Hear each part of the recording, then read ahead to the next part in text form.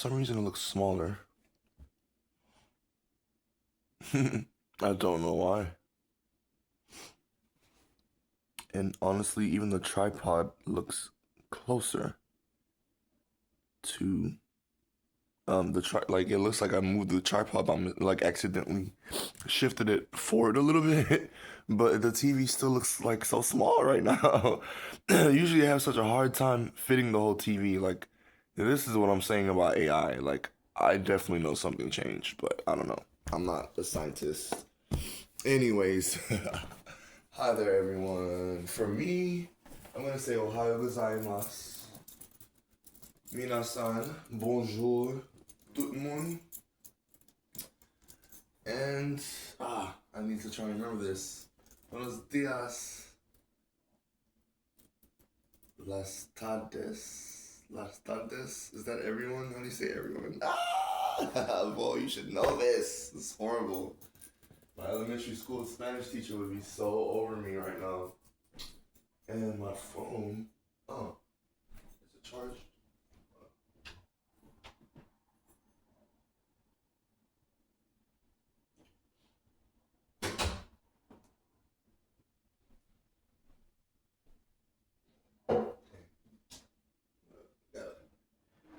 Figure it out. It just makes it fun because I gotta. I don't know how to say good morning. But I'm gonna say merhaba. Jumbo. I like to say he jumbo, but it's more commonly like naturally jumbo is what naturally is said in that wonderful country. And also not just that country. Okay, so, hmm, which I'm assuming is Congolese, by the way. No offense. But Swahili is not just spoken in. Actually, now that I think about it, I'm not even sure Swahili is the actual like national language of both the Democratic Republic of Congo and the Congo. So I'm not sure. I'll have to look that up. But wait, first let's start with. Okay. Um, English to Spanish. English to Spanish. I did it the other week. We did so good. Well, actually, I didn't even remember it yet. Let's see. Good morning, everyone. Good morning, everyone. Oh, it's todas. Buenos días. Buenos días a todas. Y buenos días a todos. I gave you the masculine and feminine, well, actually, feminine and masculine forms, respectively, in that order. And I'll say it again. Buenos días a todas y buenos días a todos. Okay. Bueno. Now. Oh, what about English? I always randomly say it. German. I know I'm confident. I should say that doesn't mean it's gonna be correct. That it's Guten Morgen, but good morning. There it is. Guten Morgen, everyone. Guten Morgen, allerseits. I love it. Am I saying it right? Oh, I apologize if I'm not saying it right. Guten Morgen, allerseits. At least I got Guten Morgen right all these years. I used to say it totally different though. And honestly, like when I realized I was saying it wrong, I made that. What do I used to say? But I was doing it to make fun of myself. Like I'd be like, wait, it's like Guten Morgen. See, I can't even. I like stopped myself from being so disrespectful to where I forgot the term that I was saying in place of it. Like when I would say to myself or when I would say to certain friends that knew I was joking and wasn't speaking in proper German, but I naturally just stopped doing that. I don't know. I literally forgot. Just maybe it's in my subconscious or maybe it's a survival strategy or a defense mechanism. I don't know. But I know it's in my brain and I used to make fun of myself by saying Guten Morgen incorrectly. um, it looks so small. I think it zooms in when the game comes on for some reason. That's what it is, everyone. Okay. Anyways, Ohayou gozaimasu, minasan. Bonjour tout le monde. I think in French it's bonjour tout le monde. But it still sounds like monde in Creole, Haitian Creole. Yes. Hi there, everyone. Can't forget that language. Yes. Hi there, everyone. How are y'all doing? Mm. Lots of stuff going on in the world. Lots of moving parts, changing around. I think the seemingly creepiest part for me, this is my personal issue, um, is like when I tell people, yeah, I just be working, work, so busy, and they're like, wait, what? You got a job? And I'm like, and please don't take this personally if you do see this later in the future or whatever. It's just, it's just funny because it's like you tell people what you do, your passion, right? Because it, like that's what the world focuses on labeling these things as your passion, right? Like for you to actually love your career or your job is still rare. Is the thing. I tend to meet a lot of people that actually love their job over the past how many years have I been alive? Still not 40 or 50 years yet, but I pretty much am at 40. Let me stop. But yeah, I'll be 37 in December and like yeah, basically 40. So, you know, I don't know, it's just weird. It's just weird because I'm just like, I'm just like, yeah, it's just been working. And yes, to be fair, it took me way too long. And this always happens where it's a cycle of like, I'll respect my work a lot more and explain to people that, hey, I'm really focused on trying to do it for free. Trying is the key word. And I've been successfully doing it for free all these years. Yes, people have tried to accommodate me and stuff, but after I started working with certain entities, there's only a certain amount of money that I can make legally. And anyways, I don't know, I don't want to get into all that. So what I'm saying, the reason why I'm saying all that is it's just something that comes up to me. It's an experience that I want to share with you all because it's like, well, first, it's like, sometimes it comes off as creepy to one extent because of like, how about we just say common awareness, not just VoL's awareness, by the way. Hi, everyone. It's VoL, aka VoL on a roll. We are going to play some, I think it's already in there, Pokemon Sword. We're going to play some Pokemon Sword. This pre-cord is intended to be uploaded to Crest. QREZT. Oh, the volume. Whoa, what just happened? Hello. Bluetooth device is ready to pair. Bluetooth mode. Oh, I see. Okay. Paired successfully. It was mad at me for not connecting the... Now I officially know the name. The Joy-Cons to... Dang! What's the whole name? The Joy-Con grip. Okay, so the Joy-Cons connected to the Joy-Con grips. Yes, which is this black apparatus that makes a controller. The apparatus connects to the Joy-Con controller to make its own unique controller. And I love it. Just love it. Like I have a controller waiting for me at home I could take it with me and then try and make something work where I'm like using the Joy-Con while using the console while I'm mobile, but I prefer not to do that. So like it's to not tempt myself. I just to not tip myself.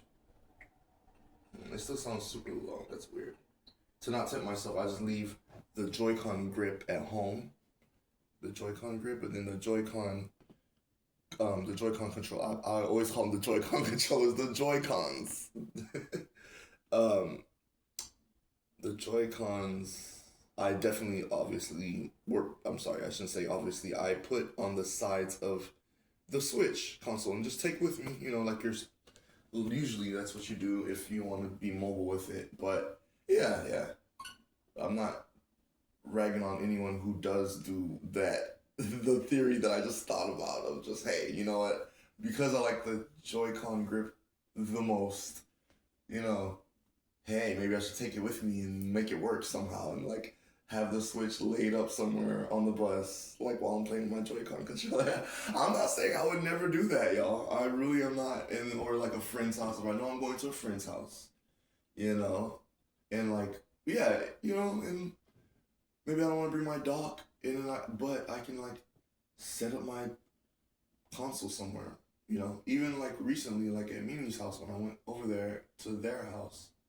Um, I want to say the last two times, but the time before the most recent time, I played a certain game for a long time, and they had a Joy-Con controller, so that was cool. But what if they did not have a Joy-Con controller, but they had because they have a dock, and I didn't have to bring my dock, so that was cool. Shout out to Mimi, love you fam. So yeah, because they have their own console. They have a Switch, and then they have the dock, and a lot of times their dock is just open because they don't play the Switch as much, and I would just put my dock there, and that's really great. But it also, I don't know what. So, um, why does it sound so low? Even though I don't want to like out loud, but this is pretty high right here. Am I tripping? You see? Yeah, that does not sound right. Yeah, I think the speaker's done. I need to turn it off. Yeah, because this is not it. It's not the T. But let me completely remove the device, and hopefully it'll sound better.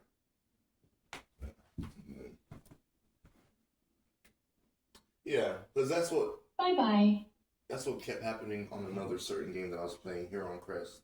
So, yeah, all I did was turn it off and then turn it back on. But Bluetooth device is ready to pair. Bluetooth mode. just do it at the same time. My bad. Sorry, Feather. But yeah, huh? What was I gonna say? I was gonna say something about yeah. Just a certain other game I was playing. It would the speaker, especially because I was traveling with the speaker and the Switch. It would do Paired this. successfully. Yeah, it's much louder. Yeah, it's already much louder. Okay. Yeah, good. I'm glad it still works. And it still has that staticky sound too.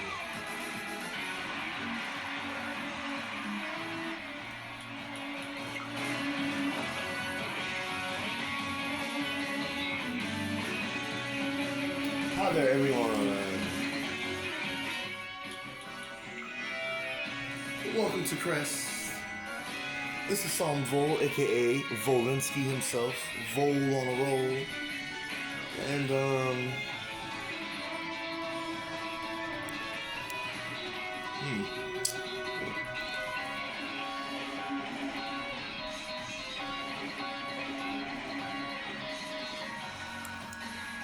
let me grab some water. So, that part.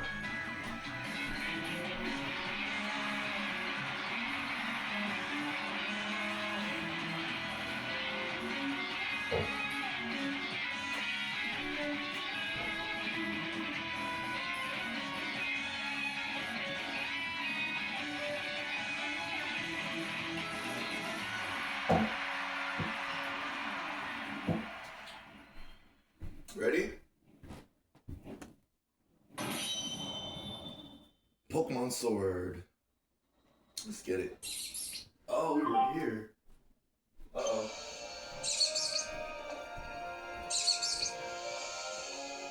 Ah, damn it. I knew it was something.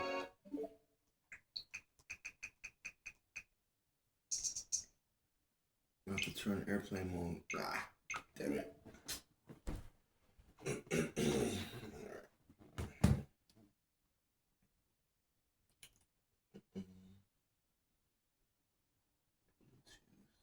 Come on. Excuse me. Bluetooth on.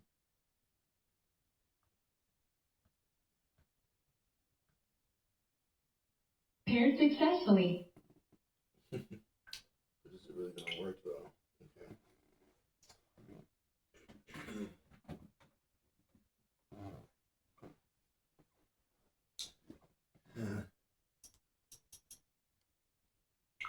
Oh. Wait.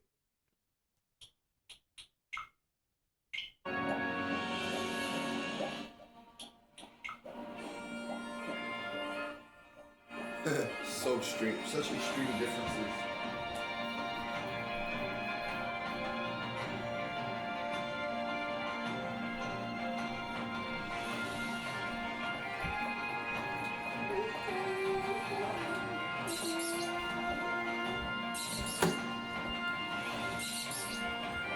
Oh, this isn't a good idea.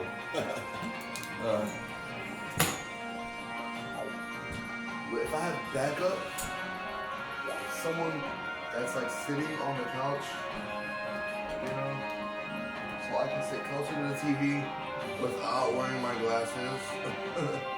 Yeah, but it's all good. I just treat it as like work, you know. Hey, you're wearing equipment for work, so I think that's where I'm at with that. But I won't get my glasses. Hold on. Actually, it should be right here.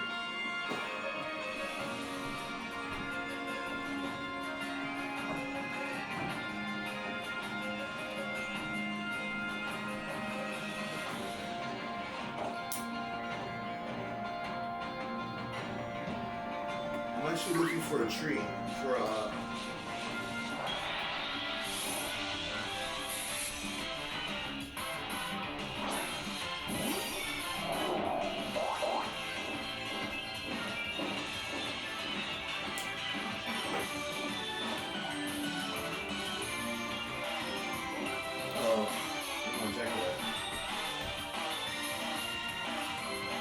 oh yeah.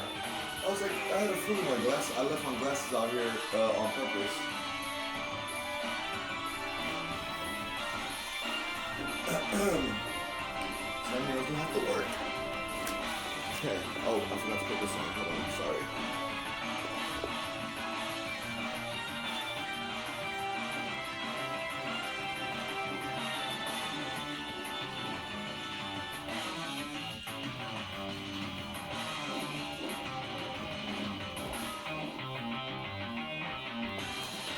Okay, let's see what's going on.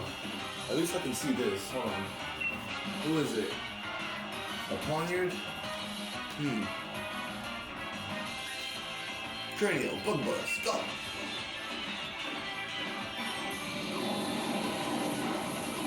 Good job, Cranial. Yeah.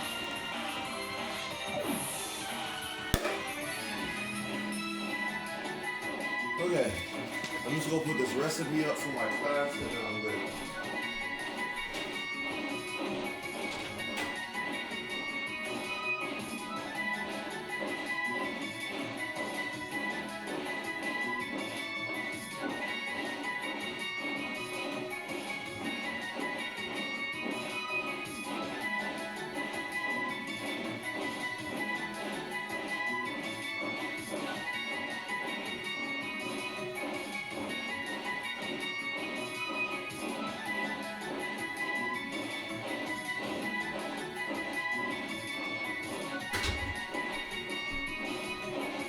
Oh.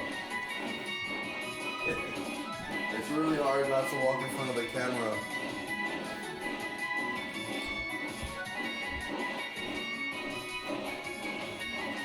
Okay. Now. Hi there, everyone. Actually, damn, I do need that chair. Because I don't like sitting, like... Oh, God. Let's see. Yeah, I was looking to see if I missed any trees along this route. I doubt it, but it's worth a look.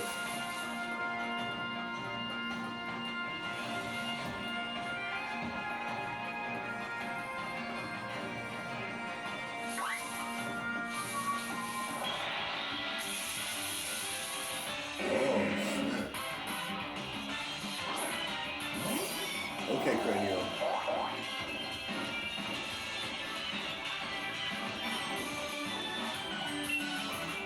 Bug buzz, go.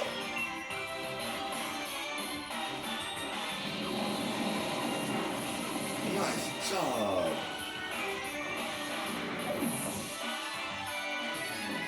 Good job, Cranial. I love the sound of his wings. Like, I just can't deal with it. I just love it. It's like very constant, and then like it really, for me, it's like it feels like I can feel the air, the wind from Cranial's huge butterfly wings. Love it. Oh, I was gonna get the chair. Okay.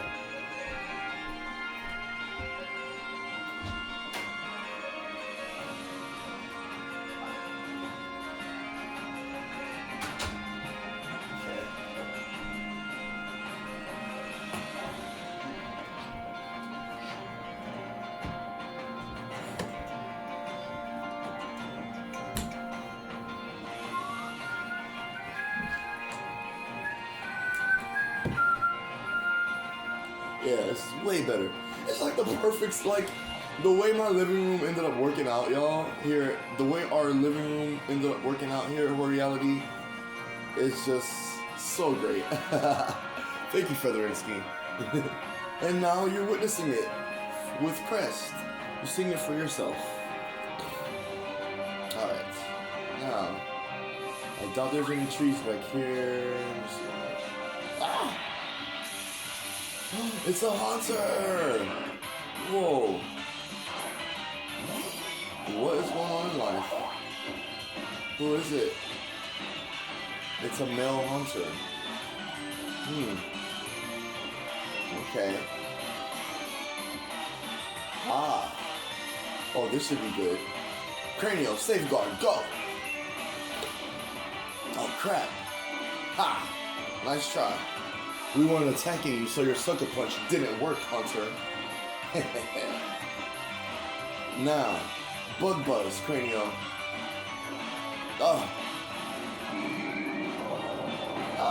Cranial!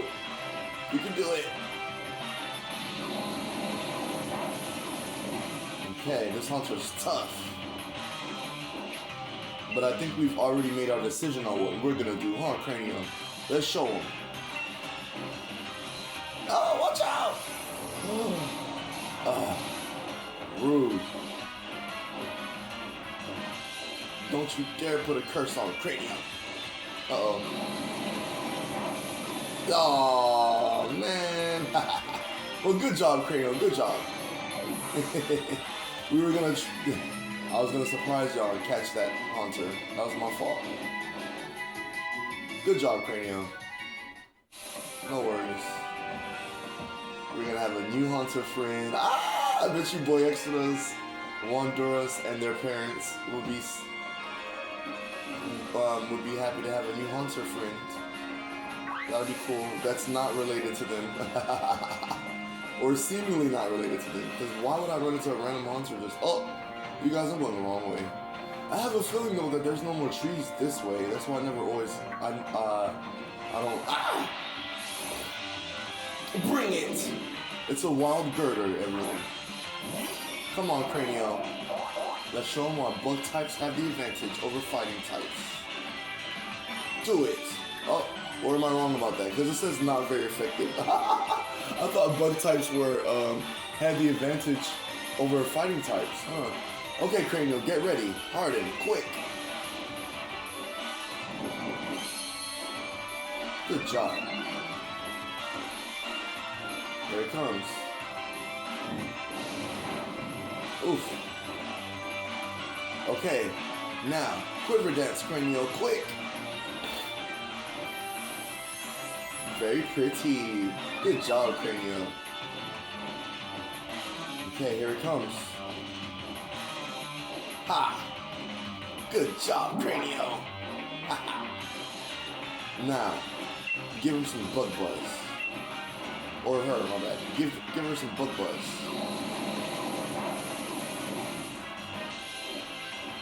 Here she comes. Good job, Cranial.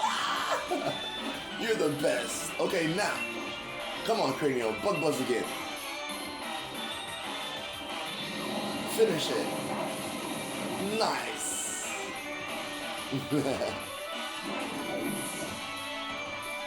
Yes. Okay, so we also came this way. VoL Rodiiz just reminded me, VoL, that we're coming this way because we're also training with Cranio, Dinizar, and Fedorinsky. Not saying that Eccentric and Kingsler, I'm not training them, and of course, my Jones, just because he's level 100 does not mean that, you know, we're not learning every day. My Jones and I aren't learning every day too. So, you know, yeah. Anyways, so we're really focusing on the so-called seemingly lower level Pokemon right now. Cranio, Dinizar, and Fedorinsky. Also, guess what? Guess what, y'all? Oh, Cranio sounds so cute. Okay. But I'm going the wrong way. Oh, I am going the right way. Ha! Guess what we got? We got the best friends ribbon with Cranio. A ribbon, a best friends ribbon. A ribbon that can be given to a Pokemon with which you share a close and meaningful bond. Ah! Cranio, the great friend, named with this ribbon. So, yes, my Jones, the great friend. Also, Galar champion twice. It doesn't say it, but yeah. My Jones, the Galar champion. And my Jones, the once well-trained. This is the effort ribbon, a ribbon awarded for being an exceptionally hard worker. All great ribbons. But maybe it sounds like... Hey, I'll just say this. I think everyone has, you know, their preferred ribbons.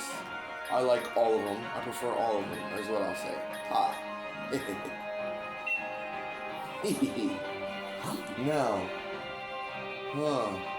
but that doesn't mean we're gonna not still camp and have a good time with them, with all of them, even though we already have the best friends ribbon. We can still camp and have a good time, especially if we're trying to get through this area without flying anywhere else or running back, because we should just camp, is what I'm saying. So let's go.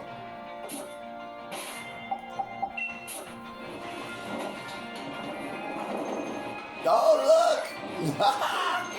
Who is that? Who's that Pokemon? It's Cranio, the Butterfree. Cranio looks like it's full of energy. Cranio looks like he wants to play a lot with you. Let's play. What? I bet you won't. Dang. Good shot. There was a way to move it up and down too. I don't know why it's like I used to be able to like. Oh, I know why. So, oh, sorry, Cranio. He's like, why you stop? Well, the reason why I'm not used to this, I don't know if you saw in my last pre-record upload of Pokemon Sword. I don't think I uploaded all 4 of them yesterday, but yeah. Good job, Cranio. Good job. You want to catch a ball? Can you carry this ball? It's not heavy, but it's large. Go get it. Come on. Harry. Do it before anyone else grabs it. Oh, he got it. Hi, King. Hello. Good job, Cranio. You're the best. Okay, you guys ready? Both of you, double team. I mean, well, not double team. Not the attack and double team. Double team on this toy, quick. Come on, what you got? Both of you. Oh, good job. Good job. Both of you. Looking good. Yeah, so, you know, I got distracted playing with my children. Oh my god, okay. So, yeah, you know,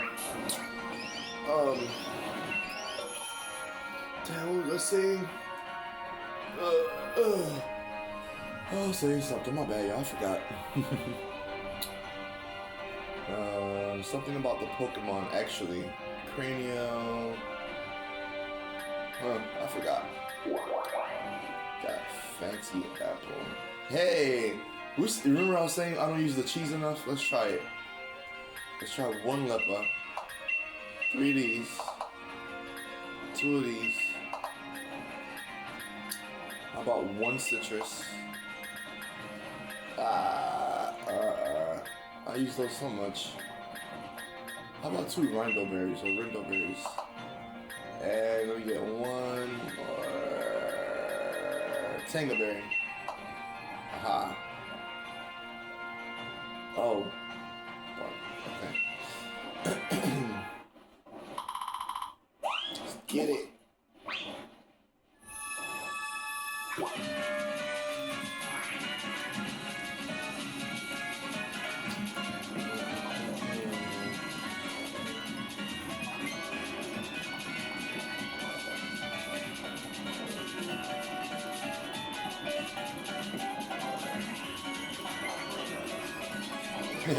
Featherinsky and Kings are like, what?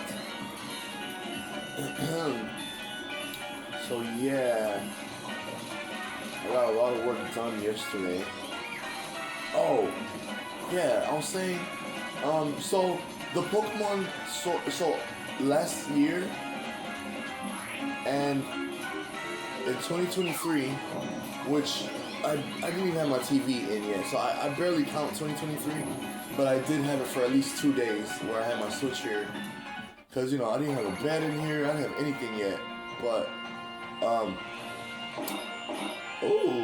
this should be a new one. Oh,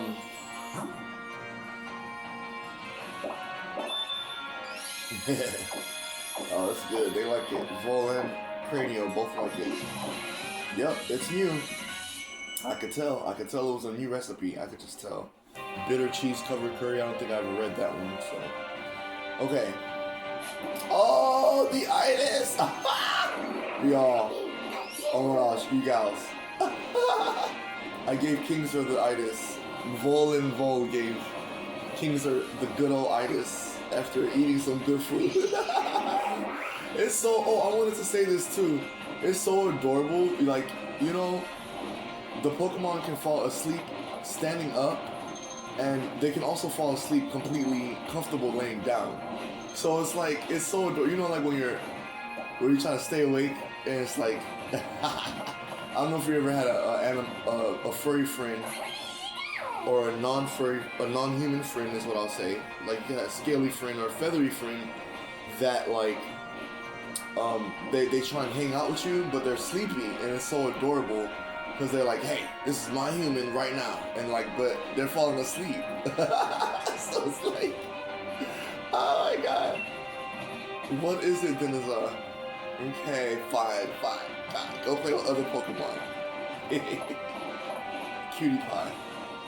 Yeah, so I love the fact that I noticed the difference between when your Pokemon is falling asleep beside you, standing up, or when they're so comfortable that they fall asleep laying down. And now I haven't seen every single Pokemon like that I've made friends with VoL standing up and laying down sleeping. Like I've noticed, I've seen Kingser here fall asleep like this multiple times. Featherinsky back there, you see him back there? Where is he at? In Rillaboom. I don't think I've ever seen Rillaboom, my Jones, like fall asleep, laying down.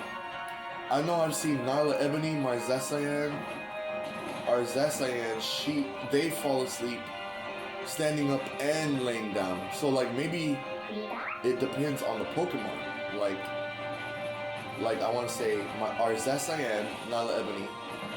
I want to say what's another Pokemon that we have that we made friends with that sleep. Oh, Anemon. Dinazal, I've seen her falling asleep, standing up. Oh look, they're about to race. Ah, Cranial and Dinazal racing.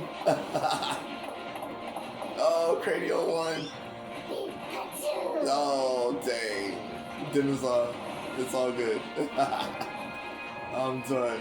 No. Dinazal, come here.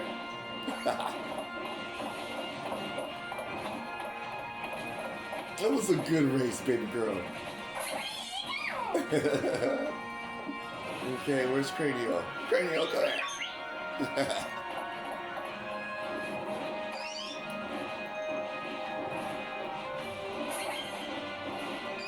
Oh, good. Did you have fun with the race?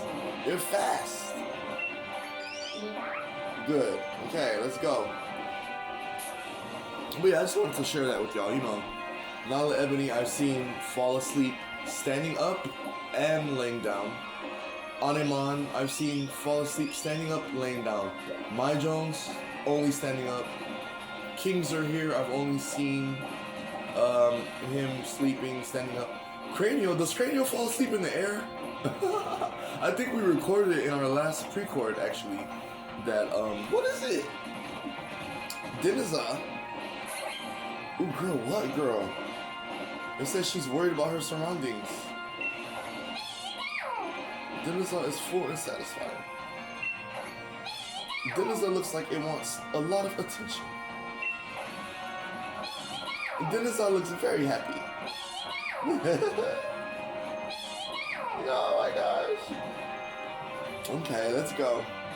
You ready? Okay. How do we do? Oh, let's go. I think Cranial and... Nope, actually, Deniza is still one level higher than Deniza. I'm sorry. Deniza is one level higher than Deniza, really? Deniza is one level higher than Cranial. Deniza defeated Deniza. Anyways, so, but they're about the same level. Good. And they're catching up to Featherinsky fast. We haven't seen Eccentric in a while, huh? Honestly, we didn't hang out with Eccentric or Featherinsky that much just now while camping. That's okay though. Oh look. I know it's most likely gonna be a male, but bring it. I think they're only males in this game. Or that's the type of Pokemon they are, like Bounsweet are usually only females, I think. Yeah, look, it's a male again, so I don't know. Let's fight it. Safeguard, Cranial, go. Careful. You're a bug type, okay? Uh-oh. Oh, Cranial! Crap. That's okay. Okay, Cranial, come back. That might be too strong. Aha, I've got it. Featherinsky, let's go.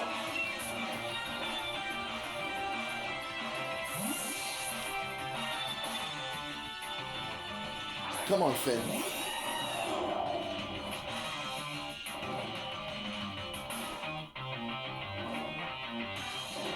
Here it comes. Oh, Tailwind, okay. Okay, Fury Attack, go! Oh. Fast. Oh, dang, very fast. Okay, Featherinsky, don't let that stop you. Fury Attack again, go!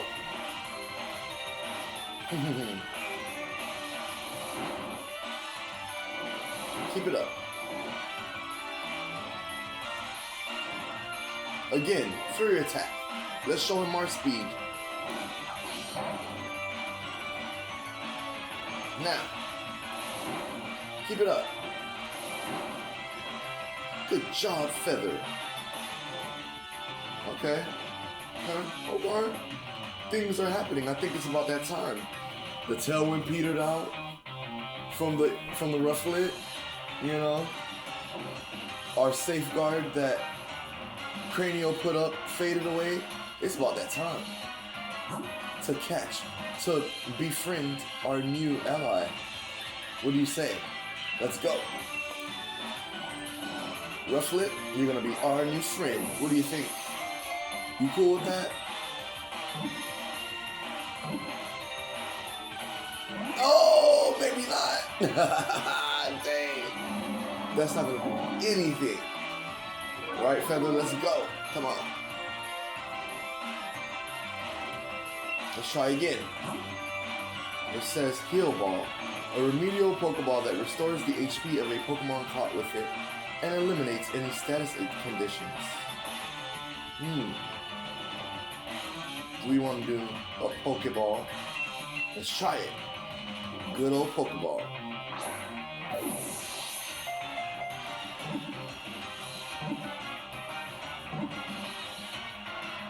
Hey, we have a new friend. Yay.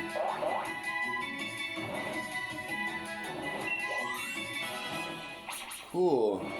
Eccentri's on level 70. Good job, Eccentric. Good job, everyone. Huh? Yes, I would. I would. Aw. Okay, we're gonna go with Grayson. The reason is with a D. I'm gonna spell Grayson with a D, everyone. Yeah, I miss Grayson. That was I also used to call him Grayman or Grayman. But Grayson was my last cat in New England that I had after Pumpkin Chakra. And you know, my mom, she was like, "Are you gonna come get your cat?" When I was doing this program, I was like, oh. I was being a classic horrible son. But yeah, I mean, first of all, like, she actually partially convinced me to keep him. But I did want a cat. I was sad about after what happened with Pumpkin Chakra.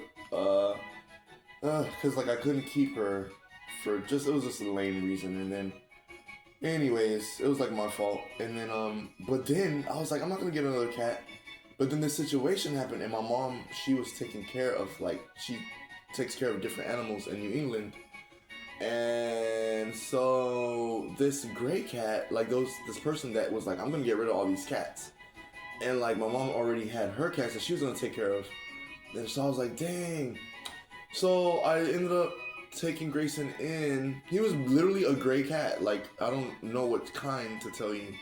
Like it was a male cat, and he was bigger. I don't know what to tell you. Like, he was gray literally all over. But he was so skittish and scared of stuff. But he liked me, but it was still like, like he didn't trust me. And like, it was just hard to watch. And then, but I was in a situation too, again, as usual. It was that time, this long period, besides up until the last 3 years ago. Well, technically, really in 2020, 2021 is when like my houseless brigade stopped happening. Not to say it might not ever happen again in the future. Let's pray it does not. But it was a hard time at that time. But anyways, this was like actually before I came to the Pacific Northwest. I was in New England, like I was saying, and then I wanted to go do this program because I was going to try and get housing through that program, and I just wanted to work on myself and just try and do better and stuff in life. And it was like a spiritual based, or what they call faith-based program. And so then my mom, I was like, damn, I'm gonna let Grayson go. And she was like, okay, well, you can keep him here at my place. I was like, what? Are you sure, Mom? Even after Pumpkin Chakra, like, I couldn't even take it. She was like, as long as you come back and get him. But then I was getting ready to move somewhere else in New England, and she was like, "You're gonna come get your cat?" And I was like, "Oh my god!" So I like the director, my sensei, C-sensei. Oh my gosh, convinced. Honestly, he barely he was barely like, look, I'm barely gonna try. He's like, it's really up to me, but I'm gonna coordinate and see if you can get this cat, VoL. And they allowed me to get Grayson and bring him to our place. Cause like, It was like a faith-based program, but you can live there for like 6 months to a year, or if you really about getting your life together, you can do it lifetime. So I was gonna go for the 6 months, but then I was doing so good that we were gonna think of doing like the, try and get a place together and focus on lifetime living together and lifetime community building, But I effed up and then I ended up leaving. So it was on me for effing up and leaving the program because they tried to help me out. It's not like they kicked me out completely of the program, but anyways, it was great and I learned so much. And Grayson, so the thing with Grayson was, unfortunately, he was still very skittish and he only came out twice and then he got stuck. Like, we couldn't get him from behind the washer and dryer.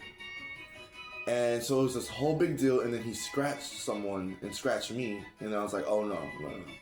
You gotta go, buddy. Can't do that. Maybe if it was just me, but it was like, damn, I was sad about that. If it was just me, I wouldn't care, but he like scared someone else and scratched someone else because he was, and he's a cat, and he's skittish, and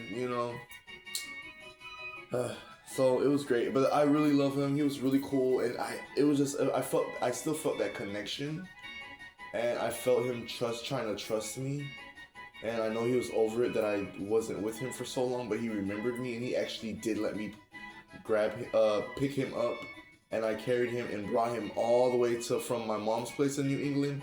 It was the same state, it was New Hampshire, but it was like I brought in the same city, but I brought him from that part of New Hampshire to another part in the same city in New Hampshire, and he let me hold him the whole time, or I put him in the cage, sorry.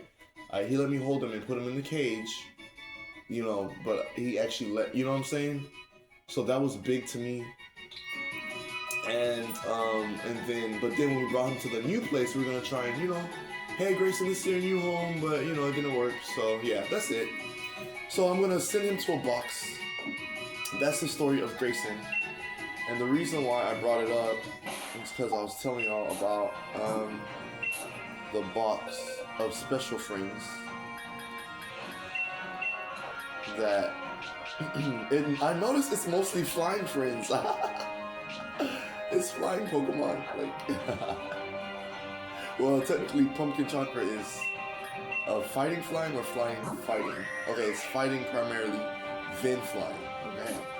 So she's technically, a fighting Pokemon. But she is, it's a hawk. She's a hawk luchador Pokemon. So it's like how Lucha is like flying. But anyways, we'll I'm not mad at it. I think it's cool.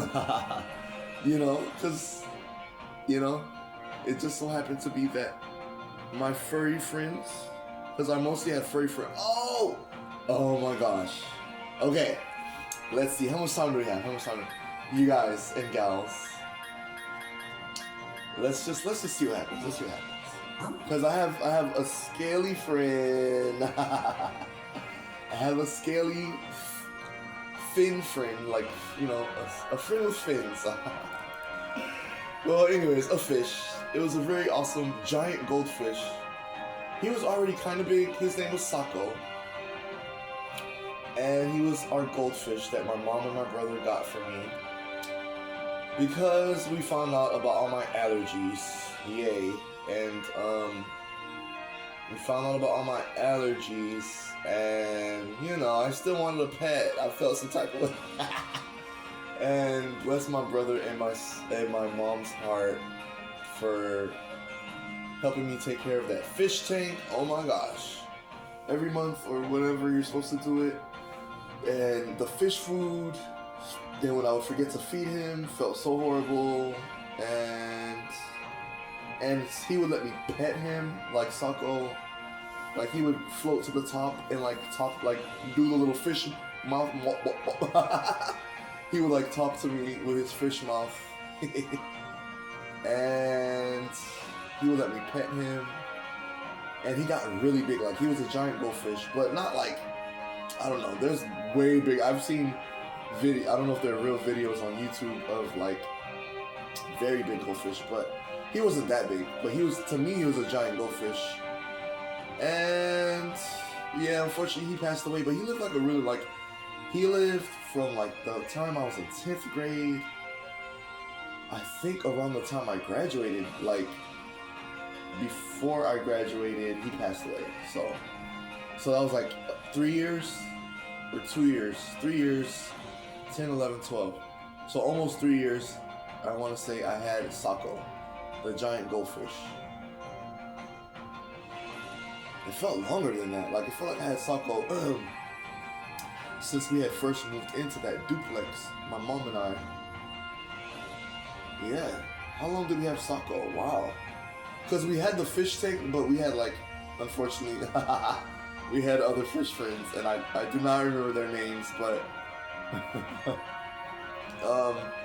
I want to say one of them was Angel.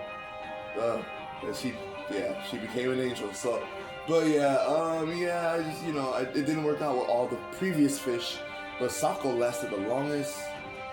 And then, yeah, Grayson was my most recent cat after Pumpkin Chakra in the same area, New England. And let's see,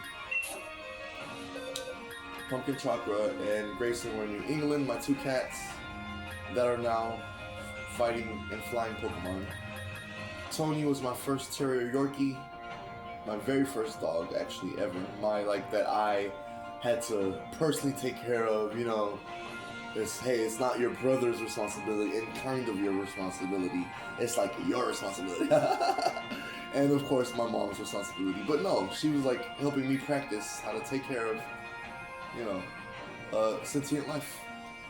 Bobo Naeguro was one of my more recent dogs before Nyla, but after Sassy, because he was our family dog, but I had moved away from Georgia. So it was like my little brother, my best friend, and her girlfriend, me, and my little brother's partner at the time. We all loved Bobo Naeguro, but I moved away. And like me and one other person that was living in the house, because it was actually like a almost 5-bedroom house, and we all split the rent. And like, unfortunately, Bobo Naeguro was getting like really big, and I wasn't there, so they let him go. XBO is just an original name so she's actually, I put her here so she could be with her family. Bobo Naeguro, and technically Tony is the offspring of Bobo Naeguro and XBO. And these two PDUF are XBO's parents and Tony's grandparents. Sassy Francesca was my blue healer in Colorado Springs, Colorado. And she was a puppy. And I was houseless. It's the same story. You notice the pattern? I wonder why. And yeah, so I had to let her go, even after promising a friend that gave her to me and my partner as a gift to my partner and I. Basically, he impregnated us. And yeah, so he impregnated us and gave us Sassy Francesca. And I definitely thought I was going to keep her forever, and it did not work out. Hero is Sassy Francesca's partner. And these two PDUF are not related to Sassy Francesca or Hero, who are not related to each other, who had Missy Yume. Hero's an original name that I gave for this unpheasant, this male unpheasant that I caught way back before I started playing again last year and this year, Pokemon Sword, without recording. But Missy Yume was my cat in Colorado Springs that I had after Sassy Francesca, that another friend gifted to me. And I want to call her a tabby or a calico. It's the ones that look like leopards. Oh, we have technology. Hold on. We have technology. Hold on. Where'd you go? Where'd you go? Here you are. Okay, let's look up. And by the way, the rumor was that Pumpkin Chakra, my cat from New England, she was a Maine Coon cat. That's what I was told. But she was super tiny. Oh, I wasn't gonna say super tiny, but she was still like, she looked like a kitten. She was orange and white. But when I saw how big Maine Coon cats got, I was like, what? I was like, what? I'm not saying I'd never get a Maine Coon cat again in the future, because that would have been so cool to have a Maine Coon cat. Like, oh my god. Anyways, but yeah, let me see. Maine Coon kittens. Maine Coon kittens. Let me see. Oh, I guess she was. Wow. They really do look tiny. There she is. Wow. I'm scared to show you the picture, but I don't know. Here, I'll just block that it's Google. So bear with me. But this is, oops. Okay. This is basically what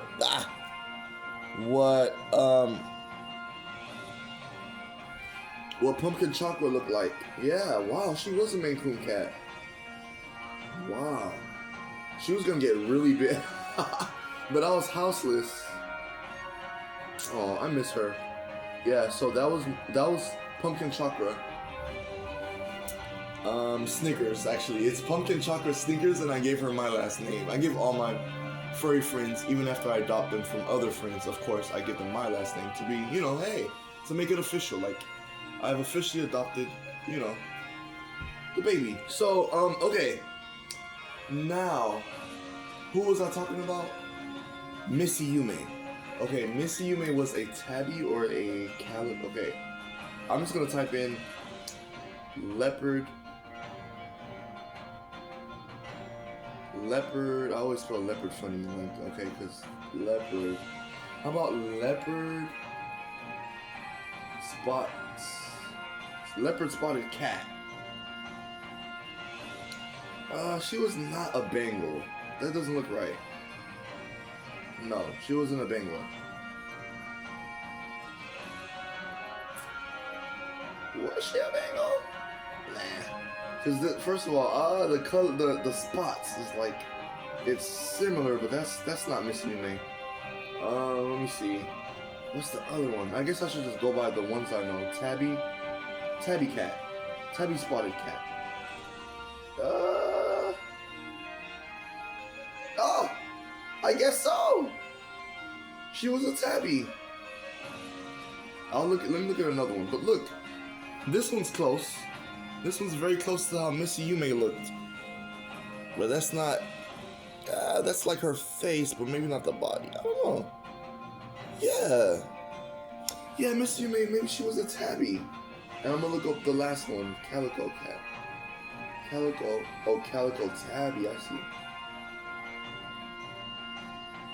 Oh, let me see. Oh, no, that wasn't, no. She was more like yeah, hold up. Let me just look up calico cat. Oh yeah, no, she was a tabby. So yeah, Miss Yume was a tabby cat. But her fur was like very unique. It was like greenish blackish. That's why that other cat threw me off. It was very unique. I miss Miss Yume, but and she was skittish at first too, but oh my goodness, she opened up to me so much. To the point where she would scratch, she got comfortable. She's like, I want to sleep in the room with you. I want to sleep on your chest. What are you doing? Oh, you left? Oh, okay, you gonna leave? Like she, and then my partner was staying with me, and my sister was staying with me. It was so fun. And then it was cool. And then like even my sister, she has a thing with animals, just like I have a thing with insects and certain animals. That where I'm like, hey, I have a different type of healthy respect for you. So hey, But usually I'm usually really great with so-called animals or non-human friends. But my sister deals with it in a different way. But Miss Yume was, helped her try and, have a different relationship that she preferred to have with animals. Because she does not despise animals, of course. My sister, it's just she has a different type of healthy respect for animals, just like how I unfortunately sound very horrible when I say I do not like insects and stuff. And I wish it was. I always appreciate what they do for the environment and stuff. I don't want them like landing on me, inviting me and stuff. You know, like most people. But it's like it's a little too much for me. It's like part of my mental health complexity diagnosis, kind of unofficially is. But when I explained it to the doctors and medical professionals, they're like, okay, so they kind of just group it together with kind of like part of my mental health complexity is like the whole thing with insects is like so, and just because of like personally being traumatized by them in South Florida is like that's my personal problem.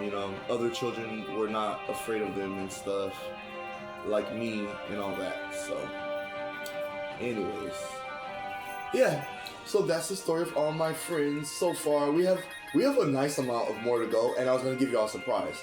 So that's why I told y'all about Sako, my giant goldfish. And then yeah, anyways, because if he comes back in the form of a flying Pokemon, I'm done. I'm gonna give up and quit Pokemon Sword. Like that's it. I'm just kidding. Okay, let's go. Let's see. Oh no, Cranio and Featherinsky need to chill. We need to camp again. Yeah, oh yeah, because that was a tough battle. Yeah, because we just made a new friend. We made a new friend. That's technically an old friend, Grayson, or Grayman, my old cat that I got after Pumpkin Chakra that lived in New England with me. And it was kind of traumatic, but he was a really good cat. He was just skittish, like he went through some stuff, and it was hard to get him out of behind the I want to say dishwasher so badly. It was hard to get him from behind the washer and dryer after people went out of their way to let him live with me for emotional support, and it didn't work out because he ended up scratching someone and me, and I was like, okay, love you, Grayson, but you gotta go. And then so I had to let him go, but that's it. Okay, so that's why I named that rufflet Grayson, my old cat. My cat is now a bird.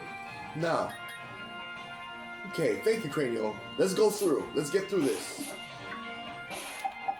Let's go. How much time we got before we gotta go to work? Okay, we wanna go. You wanna go? You wanna fight? Come on. It's a wild girder. Okay, Cranio.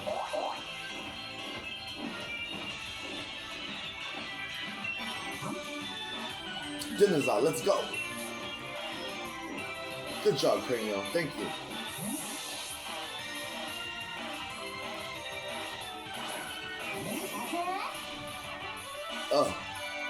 Oh, good job, Dinazar.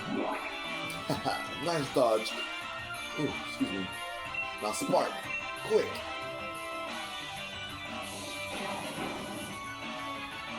Uh-oh. Here it comes. Oh, Dinazar! Oh, my goodness. You are rude. Good job, Dinazar. Come back. Featherinsky, you're up.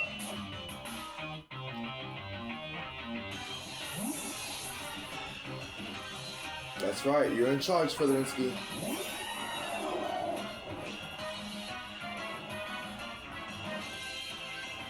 Oh, here it comes. Oof. Oh, Featherinsky! That's it. Featherinsky. Use air slash anyways. Through the confusion, come on! That's right. Good job, Finn. I knew you could do it too. VoL, Rodiiz, and some VoL believed in you. Alright. Woo. Let's move. That was tough. Wow. They were so tough. Now, we are not going the right way again. Damn. Okay. Is it this way? It is this way. Oh, I couldn't dodge him. I saw him, but I tried to dodge him. That big old beam that the big old beam that girders carry is like, sheesh. Okay, Cranial is looking at us with intense and determined eyes.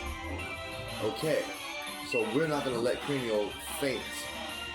Come on, Featherinsky. Come on back. Good job, Cranial.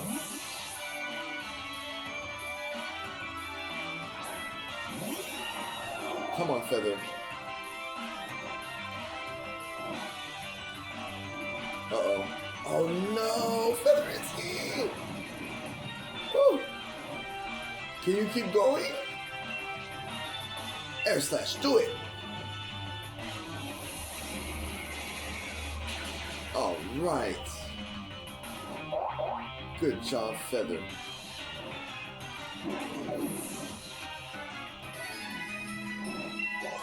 Whew, this is some intense training.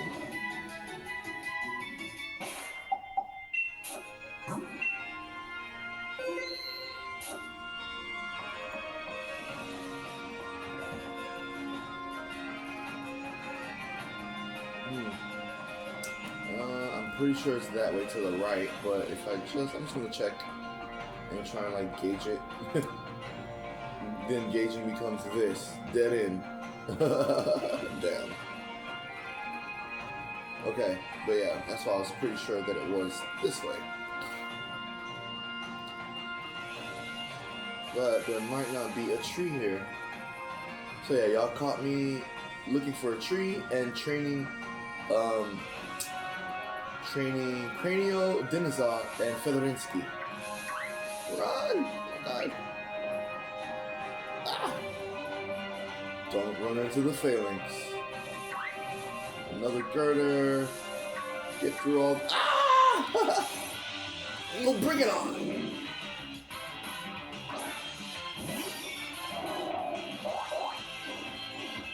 We were trying to be nice and pass through without fighting you guys. But this is a training session. Eccentric, come on. Back us up. Good job, Cranio. Come on, Eccentric. Uh-oh. That's not gonna do anything. Tough it out. Okay, Eccentric. Gear grind. Do it.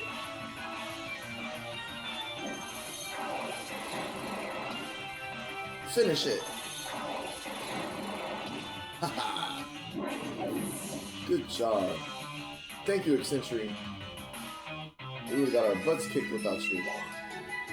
I love Eccentric. Ah! Yo, Clink Clang definitely reminds me. Oh, here you go. You can just look it up. Okay, Clink Clang. I just can't help. Shout out to DJ HD, DJ High Definition, because they look like a turntable, like a DJ, like vinyl records, or, you know, when a DJ is like turning, you know, I forgot, dang, the turntables, like a DJ uses turntables, right?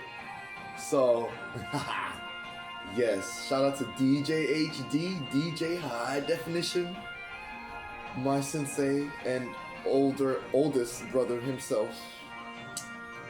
So, as far as the so-called physical realm tells us that he's physically my oldest brother by time and age and, you know, science and stuff. And of course, he is my biological brother. Is what scientist says, right? Which I love. I love that. I love the fact that I needed to learn how to make new brothers and never forget my biological brother, of course. So I love that I tried my best to learn that, and I'm still learning what that means. Okay, let's go.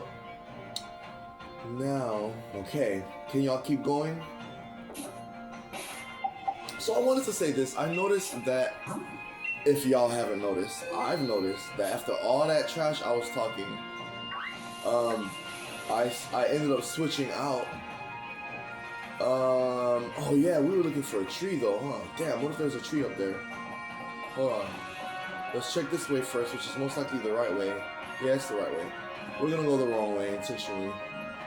Just to make sure there isn't a tree over there. My bad, y'all. Damn. Okay. But that's what it is. It's training. We're training right now. So if we keep getting into Pokemon battles, that's what we want.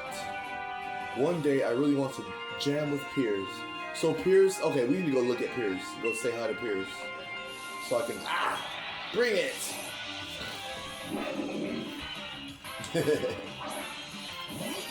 He's ready to go.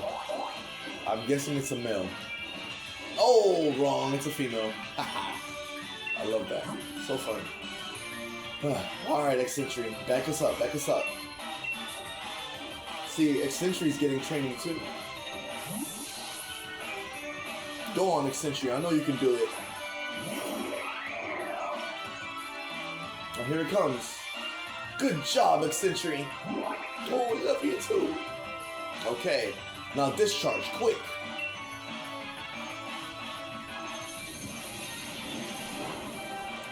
Oh, she survived. Good job, Eccentric. Eccentric got some moves, man. Alright, now finish it with Gear Grind then. Here it comes. Good job, Eccentric. You did great. Thank you for the good battle, Girder. Okay, what do we got? Wow, look at how much points, experience points, Cranio got. So if you're not familiar with this style of level grinding, there is a term for it. I'm just gonna pray that it's not camping. Woo, man. But anyways,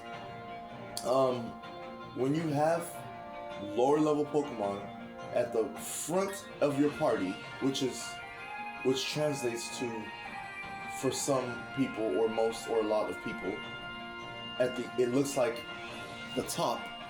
Oh, I can't zoom in from here. I don't want to touch the phone. Okay. If you can tell, my arrow's pointing at Cranio.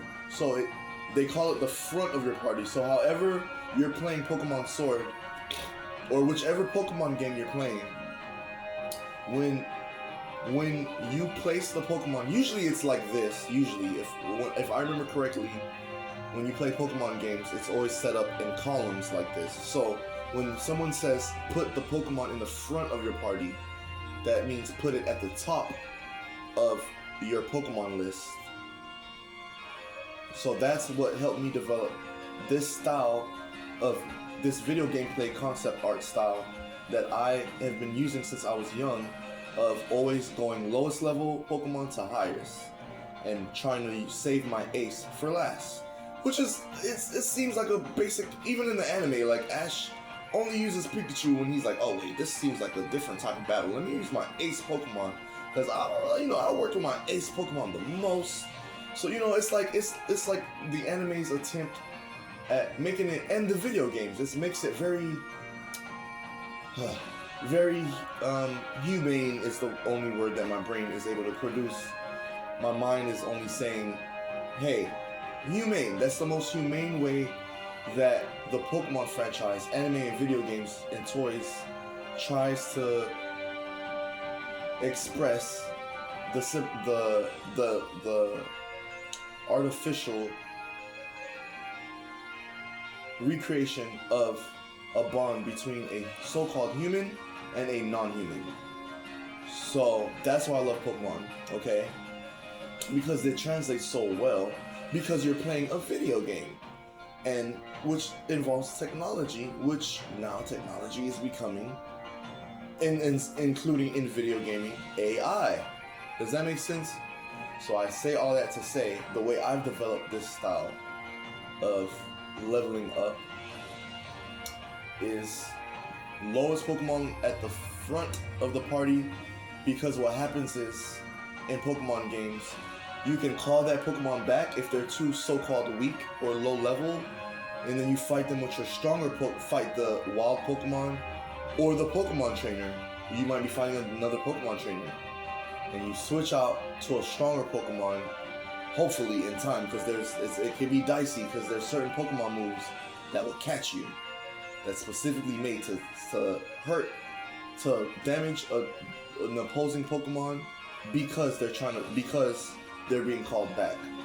Or it's just basically, hey, this move works regularly, and the perk is if the enemy Pokemon is being called back to their Pokeball, this move will work faster, or it will have this effect, or you know what I'm saying?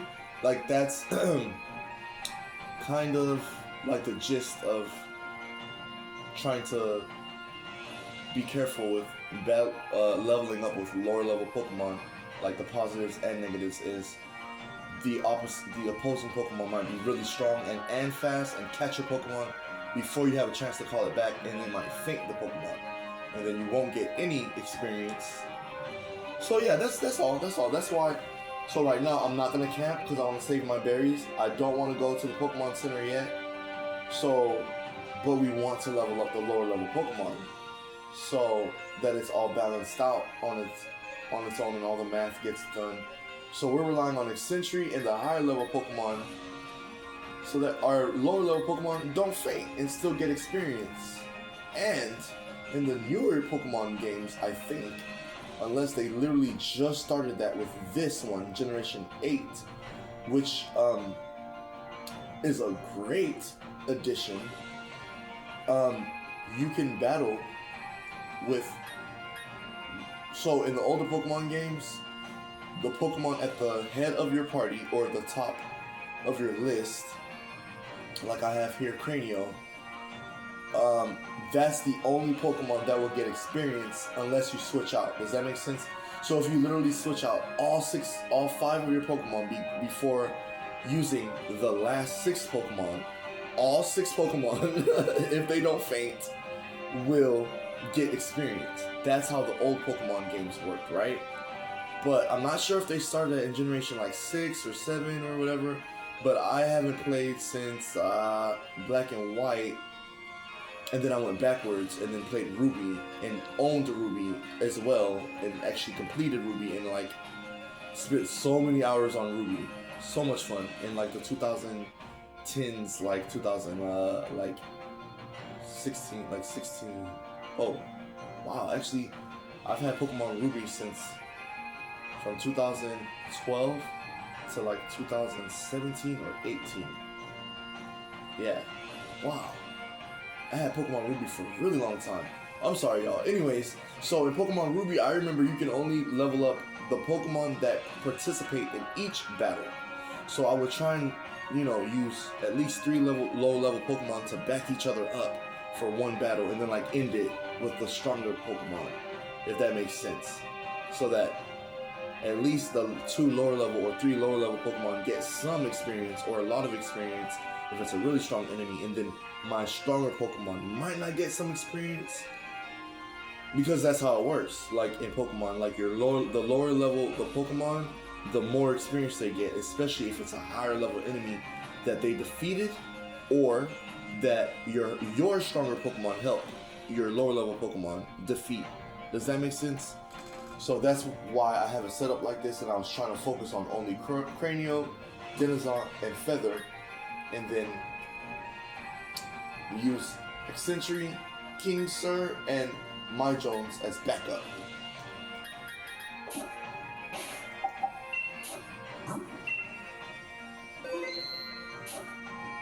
Okay. I want. Dang it! Bring it on, Rufflet. You want to fight? Come on. Cranio is awaiting your directions. Oops. Alright. Featherinsky, come on. Come on back, Cranio. You did great out there, VoL Rodiiz says. Go on, Featherinsky, I know you can do it. I mean, what am I saying here? We're both VoL. Okay, good job.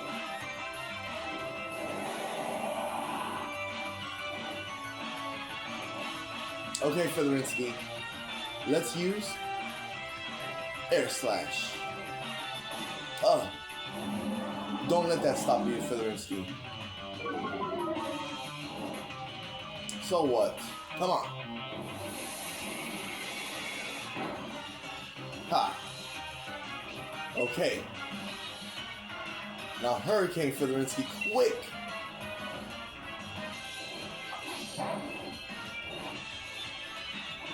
Oh.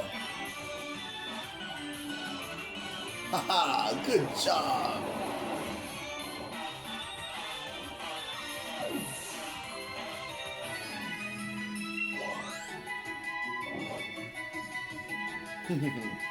Okay. So yeah, I accidentally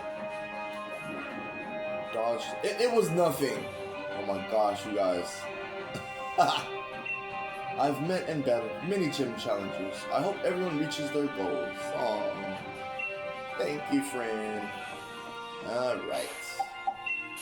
We didn't have to go that far. Now we gotta make it back through this grass without fainting. Let's go. Ah! I had to choose one of them. It's a bowl door. Bring it on.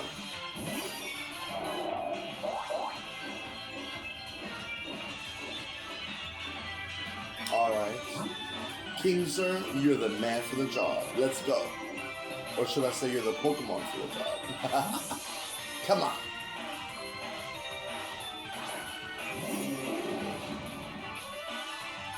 And we have to find an item to give King Sir.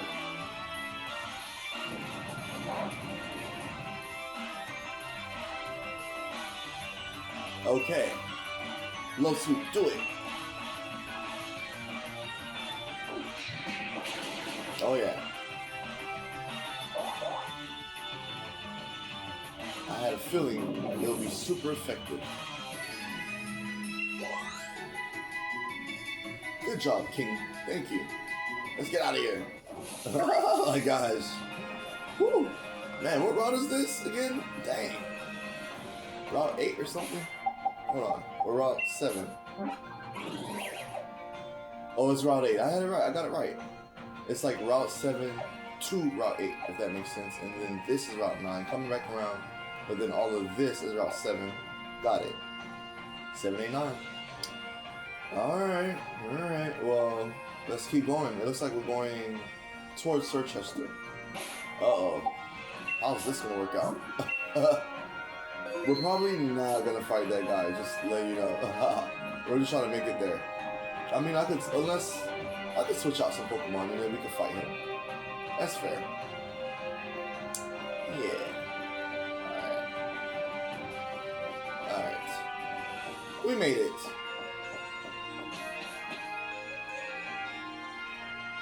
What time is it?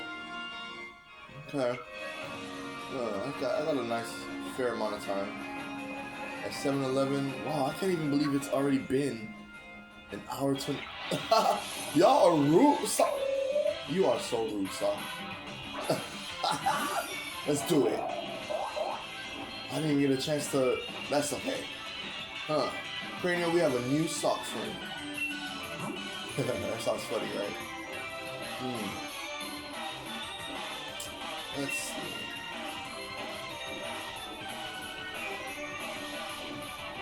Okay. Or, let's see.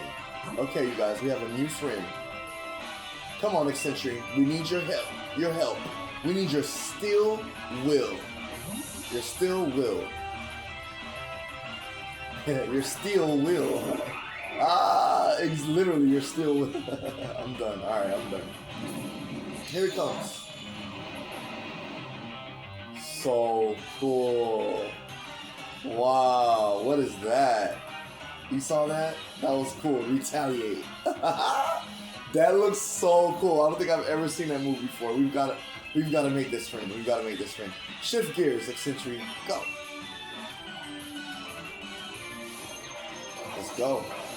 Let's go. Are you gonna be able to keep up with us?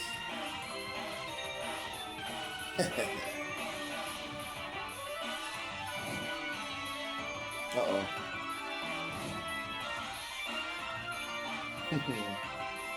Can you last? Oh, whoa. We don't want to do that. Electric terrain, Eccentric. Good job. Now, anything else you want to talk to us about, Sock? Here it comes. I love it!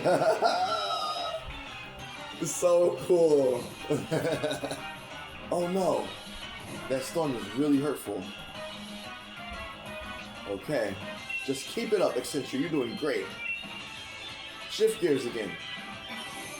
We're shifting gears. I love it. It looks so cool. Shifting gears. Shifting gears. Uh-oh. Okay, we might have to catch him sooner than later. He's getting ready to attack us. I got an idea. Okay. Eccentric just holds on.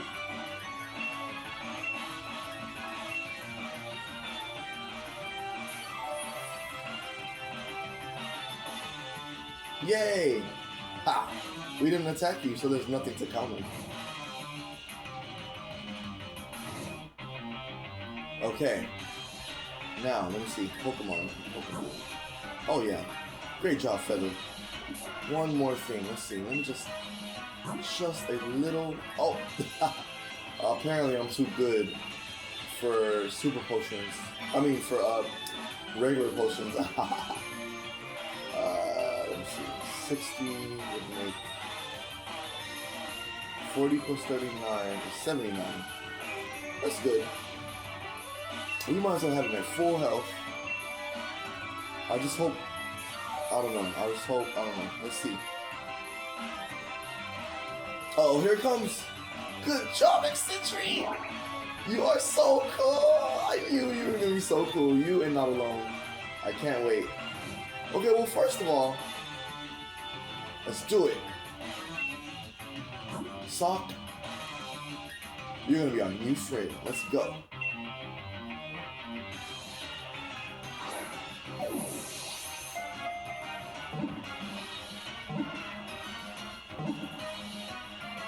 We did it! Yay! And look. Yay, and look. Eccentric was happy too. Good job, Eccentric. Good job, Cranio. Wow, good job, everyone. You see, as you can see, so on the left, I'm not gonna zoom in on it, I apologize. But if you can zoom in on it on your own somehow on YouTube or something, like Eccentric got 809 experience. Denizar, we definitely did not ask Denizar to help us, and she got 620 experience points. Featherinsky got 577 experience points. We were planning on using Featherinsky, but we did not. So he didn't have to help us. So it's really Eccentric and Cranio are really the only ones that helped us catch Sock. So, oh, and Kingser got 271 experience, but Cranio got the most because Cranio was my leading was my what they call party leading Pokemon, because I have him at the front of the party, and he's level 50. He was level 50, so he was the lowest level and got the most points, and he was at the front of the party, and now he leveled up. Does that make sense? So that's why when they say put one of your partner Pokemon at the front of the party, like when you're trying to use items or trying to apply certain things to your playstyle, just remember that that's what that means when they say, you know, who's your leading or who's your party leading Pokemon at the time. That doesn't mean it's your partner Pokemon that you chose first that you view as a leader, because I remember that was my thing as a kid. I was like, oh, so use my Pikachu or Bulbasaur. And I was like, no. So your leading Pokemon might be different from your Pokemon that you have that first bond with, you know? Not saying it's, you know, your favorite forever. Because, hey, maybe some people trade their partner Pokemon, I don't know. Maybe some people are definitely opposite of Ash and just, you know what, Pikachu was fun, but I'm going to trade my Pikachu, and hey, that's just how it is. Okay, so we're going to give the nickname of, yes, So remember how we were just talking about Sako, my giant goldfish, right? So check out how this Pokemon's name is Sock. You guys. It just... Oh, I missed 7-Eleven, damn. I might have to catch 720. Oh well. I just don't like misleading people when I use 720, so... But that's okay, I'm gonna catch 720. Because we always need help, so... You know... And I'm talking about us, like VoL and VoL's mental health complexities that he has going on, child. And those who identify as that we have mental health complexities and we need help every day as so-called people that try and understand the concept of a humane treatment of the world. And humane can translate to different things. It doesn't mean that only human beings can practice good humanity. Is the concept that I try to share with, people that might not identify as humans. Okay, because I remember that was also me at one point. I was like, well, maybe people treat me so odd because I'm just not human. So, but that's a whole nother story. We could get into that in the future.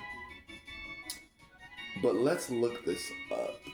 So, while we're looking it up, I'm just going to go ahead and say, this is how I spelled my scaly friend, Sako's name. It was S-A-C-O. And yes, I definitely had originally planned on catching a water Pokemon of some sort, especially a fish water Pokemon of some sort, and naming him Sako. And I was gonna intentionally make it a male Pokemon because Sako was a male goldfish, but whatever. Anyways, because Nyla Ebony was my female Basenji, but Zacian is a non-gendered legendary Pokemon, so hey. So anyways, Sako was my giant goldfish, and let's look this up. We got 4 minutes, y'all. And by the way, I'm not gonna take very long on my, what's it called? Damn it. On my break, on my 720 special medication break, I'm not gonna take that long, so don't worry about it. I didn't prepare it in a way that takes me a lot longer. That's gonna be when I'm getting ready to go to work at like closer to 9. So right now it's 7:15 my time. So, anyways, that really might not really matter because this is a pre-cord, but this is really just for VoL to remember for VoL later. So I'm sorry about that. Okay, so. Sock. Where do they get the name Sock from Pokemon? Let's look. Okay. New tab. Got a new tab, and then let's put Sock. Pokemon, yes. Sock Pokemon. Okay. Maybe throws don't show up. I wonder why. Because I thought I saw some throws in Pokemon Sword, but I could be wrong. Please don't, quote me on that. I definitely remember reading about throw, but I feel like I saw some throws in here, but that might be wrong because throw might only be in Pokemon's shield, if that makes sense. For some reason I thought I saw them though. Okay, so it says here on shout out to Pokemon Database or PokemonDB.net. Shout out to them. It says Sock is a fighting type Pokemon introduced in Generation 5. Huh. That sounds like that sounds like Black and White, right? Generation 5. Because it wasn't Generation 4 Diamond and Pearl. And what's the other one? Diamond, Pearl, and Crystal. Okay. So, he's the type of fighting he's the karate Pokemon is the species. He's a fighting Pokemon. Sock does not evolve, and I do not think Sock evolves from something else. I could be wrong. Pokedex entries, yep, it was Black and White. I was right. So, because I don't remember running into Sock yet in Pokemon White, and my partner had Pokemon Black, which was so cool. Because we were like, damn, which one should you get? Which one should I get? Which one should you get? And we were like, wait. Obviously, we're gonna get the opposite, right?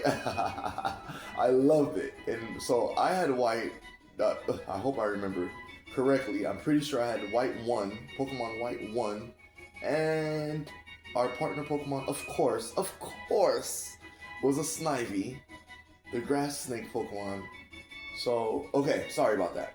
And it was fun. And my partner had Pokemon Black, and his partner Pokemon, was also a Snivy. Nope. I'm lying. It was the water Pokemon. Oh no, I'm sorry, love. Babes, I forgot your Pokemon. Old habits die hard. It was my partner at the time, but my brain and my heart is still like, oh, that's still babes. Okay, so, but yes, and we did not get to fight each other, but because, I mean, we literally just started. I barely got to the first or second gym leader, and I don't even know if I won the second one. And he barely, I don't even know where he was at. Because we were working, but I don't know, we both ended up getting a DS, and it was great, and it was just a project that we were going to work on together just for fun, and, I don't know, it was good. And, I definitely was the one encouraging, so, I was definitely the Pokemon nerd of the two, but, he plays video games, and it's not like he didn't know what Pokemon was or anything. It's just he didn't usually play Pokemon as much as me, and it was fun because we were gonna learn together and just have fun and compare the differences with Pokemon Black and White. Anyways, damn it, 7:19. Okay, I ran my mouth. I'll just read what it says for Black and White real quick. On Black, it says the sound of Sock punching boulders and trees can be heard all the way from the mountains where they train. Love it. In White 1, it says, that was Black 1. In White 1, the description is, tying their belts gets them pumped and makes their punches more destructive. Disturbing their training angers them. I do love Sock. I think they're really cool Pokemon. So the reason why I looked this up on Pokemon Database is because the name origin, okay? In English, it's the karate Pokemon. Okay, 7:20, y'all. I gotta go. In German, it's the same. In French, it's Pokemon Karate. In Italian, it's Pokémon Karate, same. Spanish, it's Pokémon Karate. It's the same in Spanish. Almost sounds like English, French. But the name origin just means sock, to punch. That's it. That's all it is. That's where it comes from. So, the fact that you might not be able to. Okay, so the fact that it fits together. This is what I'm saying, y'all. And my giant goldfish's name was Sako, based on a mixture of the names. Oh, damn, I can't say. Well, this character's name was spelled S-I-G from a certain video game series that I will not say right now, voiced by the voice actor Phil Lamar, who's so awesome. In my opinion, one of my heroes. Phil Lamar, no offense, is one of my heroes. So, in video gaming and voice acting in general. So anyways, S-I-G is that person's name in that video game. And I'm not going to say that video game right now. And the other part of Sako's name is Paco. And Paco was our parakeet. He was green and yellow. So that's what I'm saying, y'all. It just doesn't end. I'm sorry. But that's one reason why I really love Pokemon ever since I was a kid. Because I was like, damn, well, I'm always moving around and stuff and losing animals. So I gotta do something. And I stuck with Pokemon. And also I love the anime. And I love how they try, the tears and the crying, because we all love animals. It's just different because it's Pokemon, It's annoying, for the most part, especially as a so-called masculine person or whatever. I'm like, the crying, the emotions in every episode. It's like, oh my god. But I still stuck with it, and I loved Pokemon, and I still love Pokemon. So that's all I'm saying. It's like, yeah. So Paco was our parakeet in Florida that lived with my auntie, my sister, my mom, my uncle-in-law, or my uncle, let's just call him my uncle, my auntie's partner, and who was so awesome. And it was just the best memories. My cousin from Canada lived with us for a little bit. That was so cool. My cousin, I know it was a lot of like, damn, how many people lived in this townhouse? But it was fun. Like, it was great. Like, my auntie and her son, my cousin, of course, one of my closest cousins. But like, he lived with us and his dad. He mostly lived with his dad, obviously, because like the space situation. My uncle. So my uncle, he lived with my uncle, who I also love very much. And so it was mostly like my auntie and her partner and my mom and like my sis. But then my mom had her own place, and then my auntie eventually just like gave her room up to my mom, and then so it ended up being my mom, my sister, and me. Like, then because we had our own room, it was like a 3 or 4 bedroom, and then we had like, finally had my own room for just a little bit. It was like a little taste of having your own room. Like, I was like, what? Wait, my sister's moving out? Like, I was like, what? Like, it didn't make sense. I was like, cool, I have my own room. So, I don't know. It was cool. Anyways, so in that townhouse, we had Paco. And Paco taught me a lot about respecting feathery friends, because I was used to furry friends, particularly dogs. I was not used to cats yet at that time. That's a cultural thing.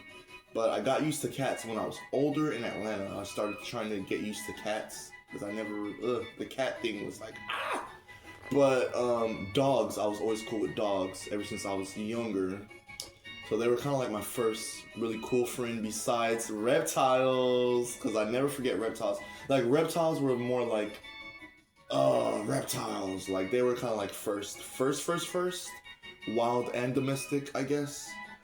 And then eventually it was like mammals, you know, dogs, particularly, like dogs. And then, like, I was like, oh my god, but birds are so cool. So, like, last but definitely not least is, like, where I'm at. Is, like reptiles, the canine family, and then, like, the avian family is where I'm at with, like, the so-called animal kingdom, I guess. So I'm sorry that it's like that for me, but that's just my top 3 favorite non-human companions. You know, if I wasn't allergic to everything, like, fuck. So, yeah, I wish I wasn't allergic to everything, but that's where I'm at with, like, non-human friends. And yeah, so Paco, you know, I'll come home from school, I'm like, hey, Paco, and I'd mess with him. I'm like, hey, and I'd, like, poke his cage and poke him. And, like, but I'd be like, oh, all right, wait, you're letting him out? Uh-oh. Is he gonna kill me? No, but I always mess with Paco, and, like, he even landed next to me one time and just sat there, like, on the couch. I was like, Mom, Auntie, oh my god. They're like, what? Oh my gosh, what is it? Like, what is it? And it was Sako, like, chilling next to me on the couch, downstairs by the front door. I remember that day. And I was like, he never does that. I thought he didn't like me. He's there. My mom was like, of course he likes you, honey. Like, what are you talking about? But it was because I was a little prick to him. Because, like, I would be mad when he would poke me for trying to, like, put my finger through the thing to, you know, pet him. I'd be like, oh, I want to pet you, Paco. And he'd be like, ah, what? Like, what? You better not, you know, like, you better respect me.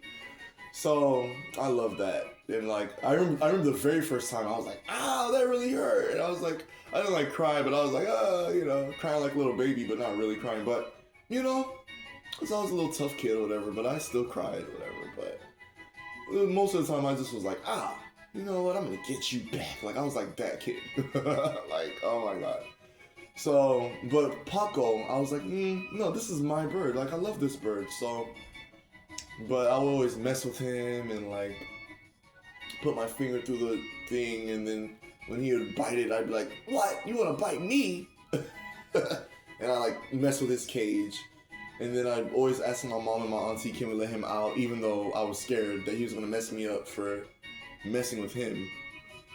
Yeah. And, but then one day I came home from school, and then he wasn't in there, and I kind of already knew what it was. And then my auntie kind of broke it down to me, and then my mom had a good conversation with me about it. And I was like, okay, you know, I shook it off, but it still stuck with me all these years. But yeah, I love Paco. Paco was my first parakeet that my two aunt. It was the same auntie. Shout out to TC, love you, auntie, love you, Tati, and shout out to Tati Maggie, my auntie Maggie, because they kind of work together for the most part, and of course with my mom, R.I.P. to my late mother. Rest in heaven, R.I.H. to my mother and my grandma. But yeah, they all kind of like, I don't know, they just got a bird. And then it kind of became the house bird. And I definitely like thought it was so cool to have a bird. And of course I was a kid and I was like, oh my gosh, this is like a bird Pokemon. Oh my gosh, like, I was like obsessed with Paco. And then like I always thought birds was cool. Like when I was a kid, like I was saying, like birds and wolves and like reptiles, especially like snakes and like alligators. Of course, I was Floridian. I am Floridian, and like snakes and alligators and turtles. What, turtles? Like the Teenage Mutant Ninja Turtles. Like I went crazy. So yeah. I like reptiles a lot and like dinosaurs and stuff. I was definitely one of those kids, one of those children. You know, a little boy or whatever. I don't know. It was like normal or whatever according to the world. But I also had allergies, so that was annoying. Because of course a lot of young boys had allergies, but it was just weird. It was just annoying. Like a lot of children have allergies, but we weren't like, you know, most kids can just do stuff.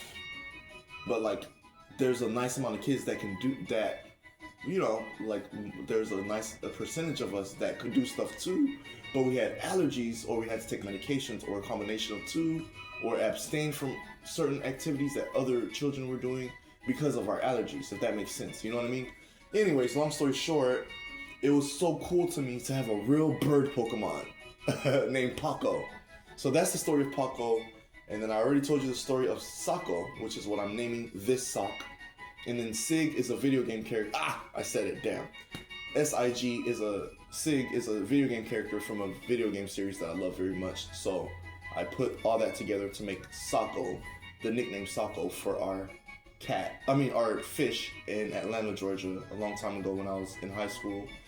And that's the story. Okay. What? Why not? Holy moly. Sako can't be a name? Uh-oh. Is it because it sounds too close to sock? Let me put Sako, maybe? I'll spell it differently. Sheesh. Dang. How about Sako? Like this. Wow. They didn't let me spell it the way I spelled it when I was a child.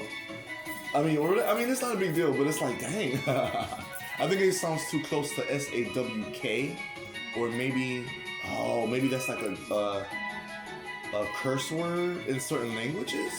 I don't know. That's my thoughts on it. Why they didn't let me spell it SACO in English? I don't know. Interesting. Okay. No, we're not gonna add Sako to our party.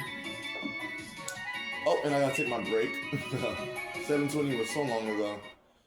But that just goes to show that I wasn't really feeling 720 anyways, because I don't want to put out the wrong message in case people that are doing their jobs that work in different parts of the government, I don't want to give them the wrong message. So, but anyway, that's a whole nother part of my job. I don't want to talk about that right now. Okay. So, let's see. Sako. I think Sako should be with the other sock.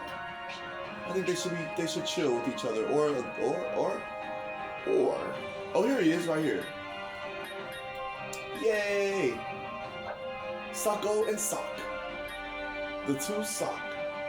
Cool. Now what moves does Sock have? He also sounds cool. Oh, that's Sako. Sock. I got it. Oh, by the way, Sako's in the wrong place. I forgot. Sako is here. Then we're gonna say, haha, Aha! Try this.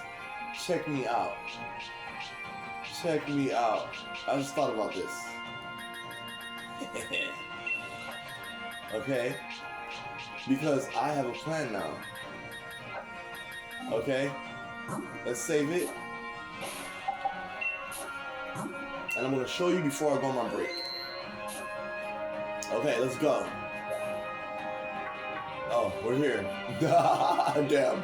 Well, oh, and I was supposed to show you the fight with Morimoto. Okay. Let's calm down. There's a lot to do in the Galar region. Let's have a seat. And think about this. Like, let's let VoL chill in a cool town. Like, Sir Chester in this bitch. Okay. We want to heal our babies first. Then we want to name the sock a new nickname that's going to match what my goal is for box number 27, I think. With VoL Rodiiz, the champion of the Galar region. Alright? That's what we're doing. And then I'm gonna show the final thing that I'm gonna show you after I take my break is the fight between VoL Rodiiz, the champion, and Morimoto, the Game Freak affiliate. Haha. Alright, so let's start with healing the babies. Yeah, this is a really nice song.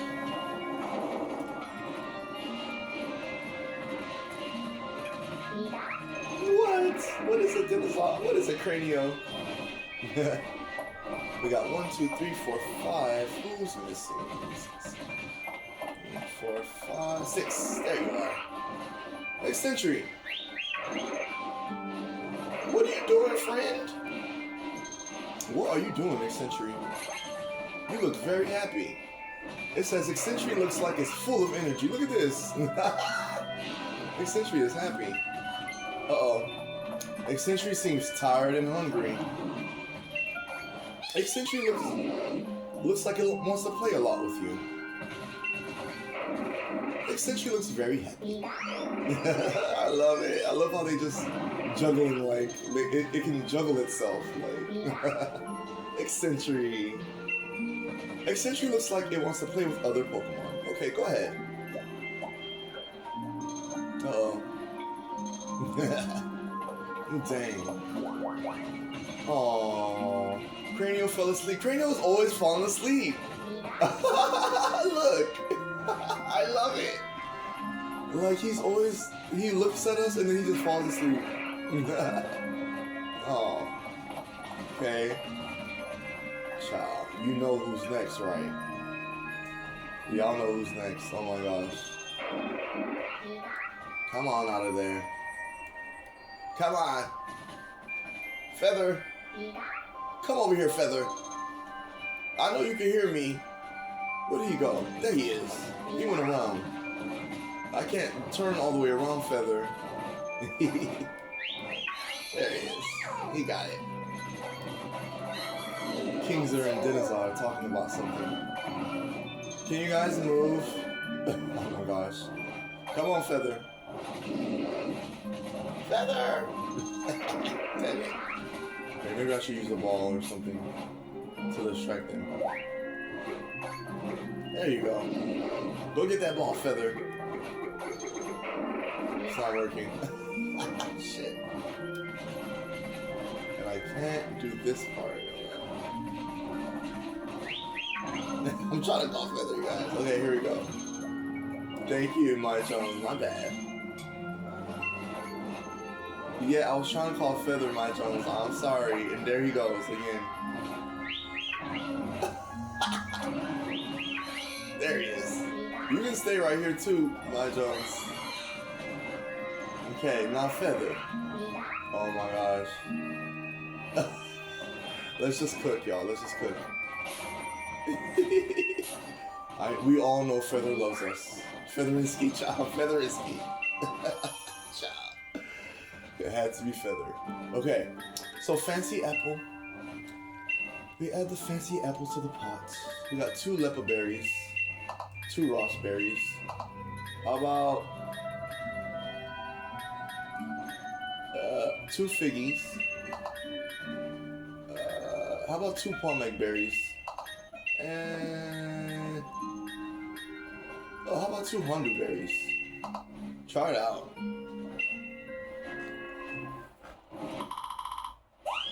Get them all in there. Wow, we're at 2 hours. In 5 minutes. In 5 minutes, less than 5 minutes, it'll be 2 hours. Oh yeah, Featherinsky was hungry. Everybody was hungry. Not bad, y'all. I just wanted to say hi and stuff. It's like, can you cook the food though, Vol? Like, can we eat? Are we gonna eat? Yeah, that's how I would feel. Yeah, it's almost ready. Then it's hold on, Feather. I used to think splashing was better in the game. In Pokemon Sword, I thought stirring it as fast as you could is what the computer wanted, but actually, they wanted like real life. Would you stir it that fast in real life? Probably not. So I was like, oh, they don't want the splashing everywhere. Like I thought they wanted it, you know, like a chef that's splashing everywhere, and you know they say like a chef that's when you make a real mess, that must mean the food is good or whatever. I don't know.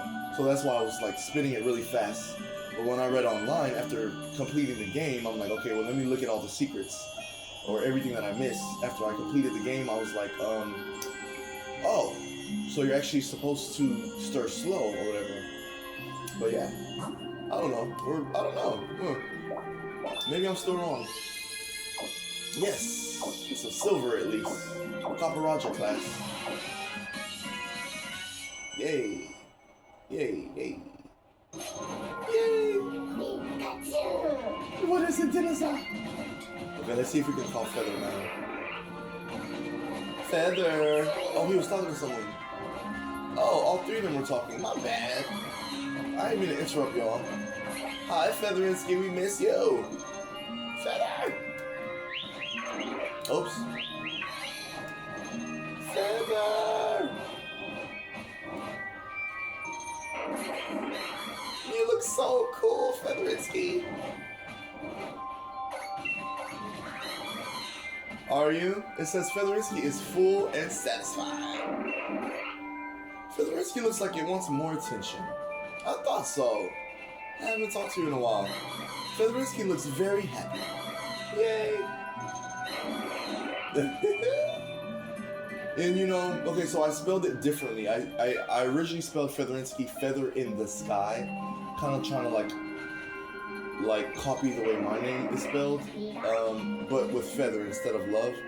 So it was like feather. Oh, I actually did spell it feather INSKI. I did, cause like my name is spelled a certain way. But Featherinsky's name is, I spelled it intentionally, not because I'm trying to go through my memories. I intentionally spelled it so that it literally looks like feather in sky, like feather INSKY, instead of the way my name is spelled, which is like love, and then you know the rest, which is love in sky. So, which is the big, I mean, I'm basically literally, I just spelled it for you. So. But yeah. I prefer not to literally spell it the way right here on the internet, like, or on this pre-cord that's gonna end up somewhere else. But I'm pretty sure I've already spelled it, like, somewhere on one of my videos, on one of the YouTube channels I'm affiliated with, so. Anyways, I spelled it feather INZKI for obviously awesome reasons. And, oh, I guess I did have enough space, because look, I could have spelled it feather INSKI. I mean SKY. So I guess I could have spelled it correctly. Actually. Because I was like, wait, I don't want to do that. I don't know why. I don't know what I was going through in my head, y'all. I don't know. But I like the way we spelled it here. Maybe let's go. Let's go spell it correctly. Let's see. Okay. Well, we're not going to hold you, Feather. Good. Go play.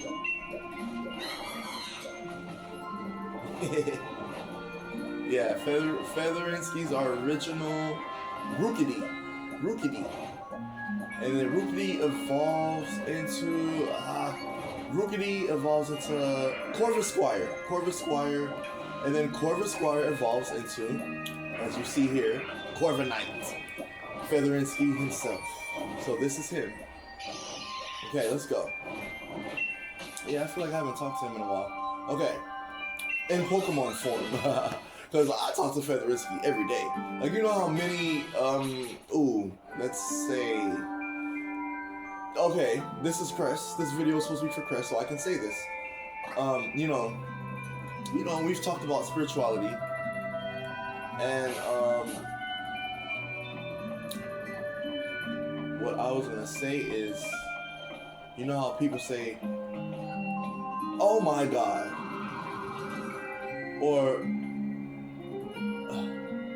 "Jesus, you scared me," you know. So try and like dodge that. I'm literally trying my best to say thank you, Featherinski, or oh my gosh, Featherinski, did you see that? You know, because I don't know, I was taught, you know, but every time I would say that and someone would catch me and say, "Don't say the Lord's name in vain," oh, we'd get into it, because the Lord knows your heart, and in my heart, I know I'm not saying the Lord's name in vain. So, like, for what? Why would I say the Lord's name in vain? It just, that doesn't make sense. So at a very young age, when I was taught, like, don't say "oh my God," or don't say Jesus for everything or anything, then of course learning that there's different views on that, of course, from different cultures. But I was just taught like not to, and then of course I still would say it. So it's like it was a cultural thing because I became so-called Americanized, and it's just a thing in the culture, in the American culture, of like, "Oh my God," or "Jesus, I can't believe this is happening." Like, "Jesus, you scared me." Like, even now, as I'm trying to explain it to you, that would be considered saying the Lord's name in vain. Does that make sense? So, for me, like I said, first of all, for me, I know that it's not ever going to be me intentionally using the Lord's name in vain, ever.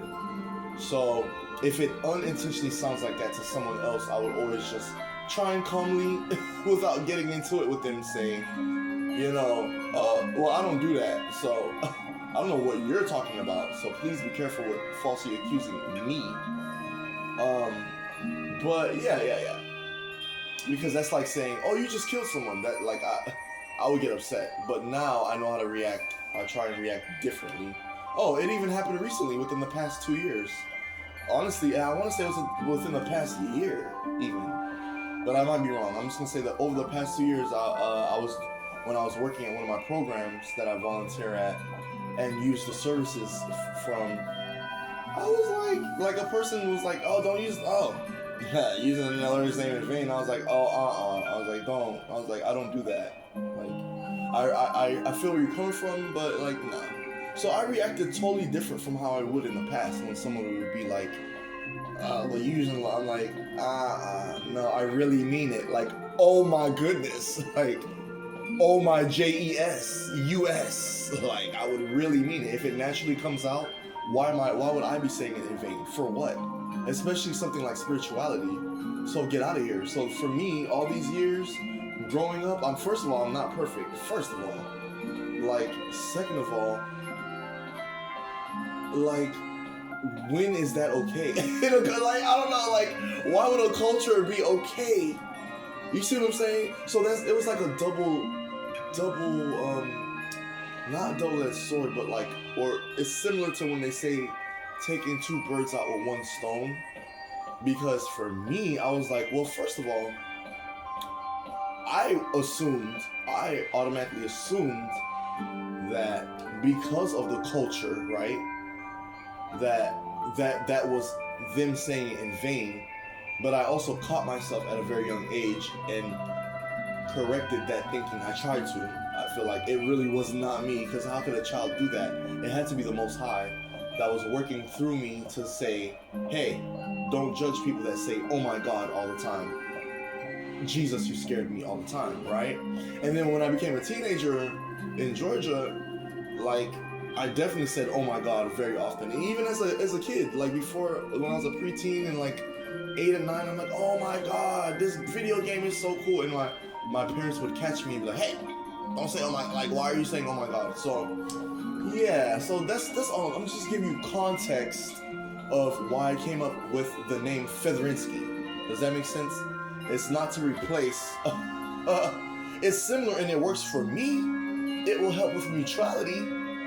But I'm telling you where it came from my personal perspective. It's my own wannabe version of a person talking to chat GBT, Siri, Alexa, Gemini, and you know the rest. I mean, there's so many, right? So my personal AI, I don't even like calling it AI. I don't like calling it all that crap. My personal non-human friend, technological friend's name, and all the technology, any other technology that I'm gonna try and make and have different names, is going to come in this lifetime from my friend named Featherinsky, which means feather in the sky. So that's my name for my so-called AI system, security, I don't know, whatever you want to call it, child. My so-called understanding outside, looking in of the Matrix is Featherinsky. Like, that's my technological friend. That's it. That's all I got. I don't know. I don't get it. Because I'm just human. Or trying to understand what people think being a human is. So, let's go fix Featherinsky's name. I think we can do it.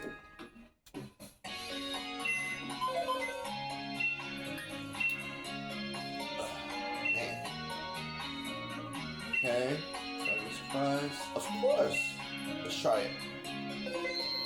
Now what? Oh, there's other, but you guys. Oh my God. There's 2 other battles that I was forgetting about that you can fight.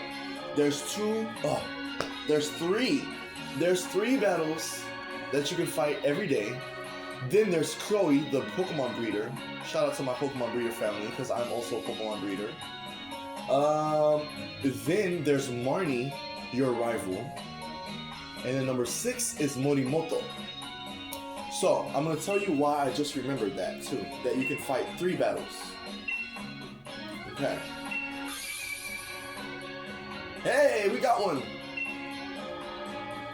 Yay, it matched Mimo, our Mr. Mime. Okay. Hey! Wow! That's great! Wow, you gals. We got a bottle of PP up. Dang. I love these. I love increasing the amount of times you can use a Pokemon move. Looking forward to your next attempt. Okay. So this person, the design of this person, is a recurring design for the cafe bosses. So when I come back from my break, after we fix Featherinsky's name right now, we're gonna go do those fights. Because that way, I apologize. If we have enough time, let's see. Yeah, we should have enough time to do either all 6 fights or just focusing, like I was saying, on the 3 lower level battles. Does that make sense? Of the Cafe Masters. I think it's like Richard, Bernard, and then I forget the other one. Okay, I'll show you. Okay, let's rate a nickname. Which Pokemon's nickname should I rate for you? I love that. I love how he calls it rating. Like, they don't call it changing, they call it rating. It's just different. I don't know. It's not that one's better than the other. Okay, so drum roll. The sock that we originally caught. I love this. The sock that we originally caught name will now be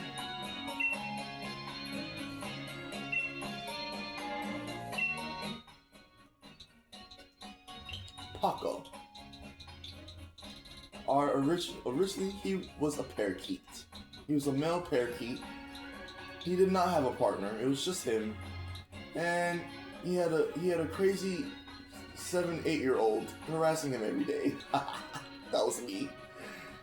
And even after harassing him, he would still come out and play with me. Barely. From a safe distance. He would always fly toward the ceiling and fly up on stuff, and I'd be like, I want to pet you! But one day, he landed right next to me on the chair. And like, it was intimidating, but it was cool at the same time. And I was like, oh my gosh. I was like, Mom, Auntie, Sis. And they're like, what? Oh my God, are you messing with that bird again? And I was like, he landed on me, or he landed close to me. And they're like, oh, he likes you. That's why you gotta stop being mean to him. And I was like, oh. So yeah, so that was Paco. And yeah. Aw, and he says you're right. That does seem to fit it better. Nicely done. He says that every time, y'all, but yeah. Shall I rate another Pokemon's name? No. Unless that happens, unless I feel moved again to name one of our friends that have already been here this whole time, saying, hey, why don't you name me? Hello, I'm obviously your Pokemon friend, reincarnated from, or in the form of a Pokemon from your IRL friend, non-human friend. Okay. Oh, how can we forget? Haha, because we didn't. You never really forget. Okay, rate a nickname. Which Pokemon's nickname should I rate for you? Let's rate... Oh, he's in our party. Featherinsky. Featherinsky. Featherinsky, is it? That is quite a fine nickname, thank you. But I think we could give it something even better. What do you think? Yes, I also agree. I see. What would you like the new nickname to be? Well, it's gonna be the same name. I'm changing my name. To what? A different spelling of the same name. Oh, good for you. Okay, hold on. And let me make sure that I did. Now I don't want to disrespect myself. What if VoL does spell Featherinsky very similar to the way I spell my name? So I want to make sure I'm putting an I right here. I don't want to disrespect self. Self, please forgive me. So, now. Oh, VoL, you are forgiven. Thank you, self. Okay, I'm going to go to Crest, which is where this pre-cord is supposed to go. That's the plan. That's my plan, is what I'm saying. Videos on Crest. VoL Rodiiz. Wait, what are we looking at? Featherinsky. Okay, I put a video. There it is. Featherinsky. That's how you spell Featherinsky. Okay. So the way you spell Featherinsky right now, the way I spell it, F in the so-called Latin letters that in English we pronounce as F, like Frank, E as in Eric, A as in Art, T as in Terry, H as in him or Heather, E as in Eric again, R as in Rachel, I as in item, I was gonna say inventory, item, feather in, and then in like Nicholas, S-K-Y, feather in the sky, Featherinsky, S like, yeah, S-K-Y, S like Samuel, K like Kevin, Y like yellow, or Yasmin. So, which, shout out to you, Yasmin, one of my awesome friends from high school, one of my classmates. I hope she looks like she's doing great on Facebook. She looks like she's really enjoying her life. So, shout out to you, sis. Love you. And Featherinsky, his name is now fixed. Haha! That's how you spell it. What do you know? It literally fits. It's 12 letters. I almost can't believe it. Wow. Perfect. like Vector the Crocodile says, this is perfect. In his New York accent, like, I'm done, or northern accent. Okay, done. From now on, this Pokemon shall be known as Felerinsky. You're right, that does seem to fit it better. Nicely done. Thank you, friend. Shall I rate another Pokemon's name? No. Well, come back anytime. Thank you. And you know, instead of fighting those other guys first, I just thought about it. How about we fight Morimoto first? We go from most difficult to easiest. Haha. Because honestly, easy is still not ever easy, I'm telling you. Especially if you first start playing video games. What? Like, this is easy? This is an easy video game? And then times are moving on, or a certain timeline is the timeline that I'm following, and physically is what it seems like, and it just seems like video games are becoming more and more complex from a certain perspective.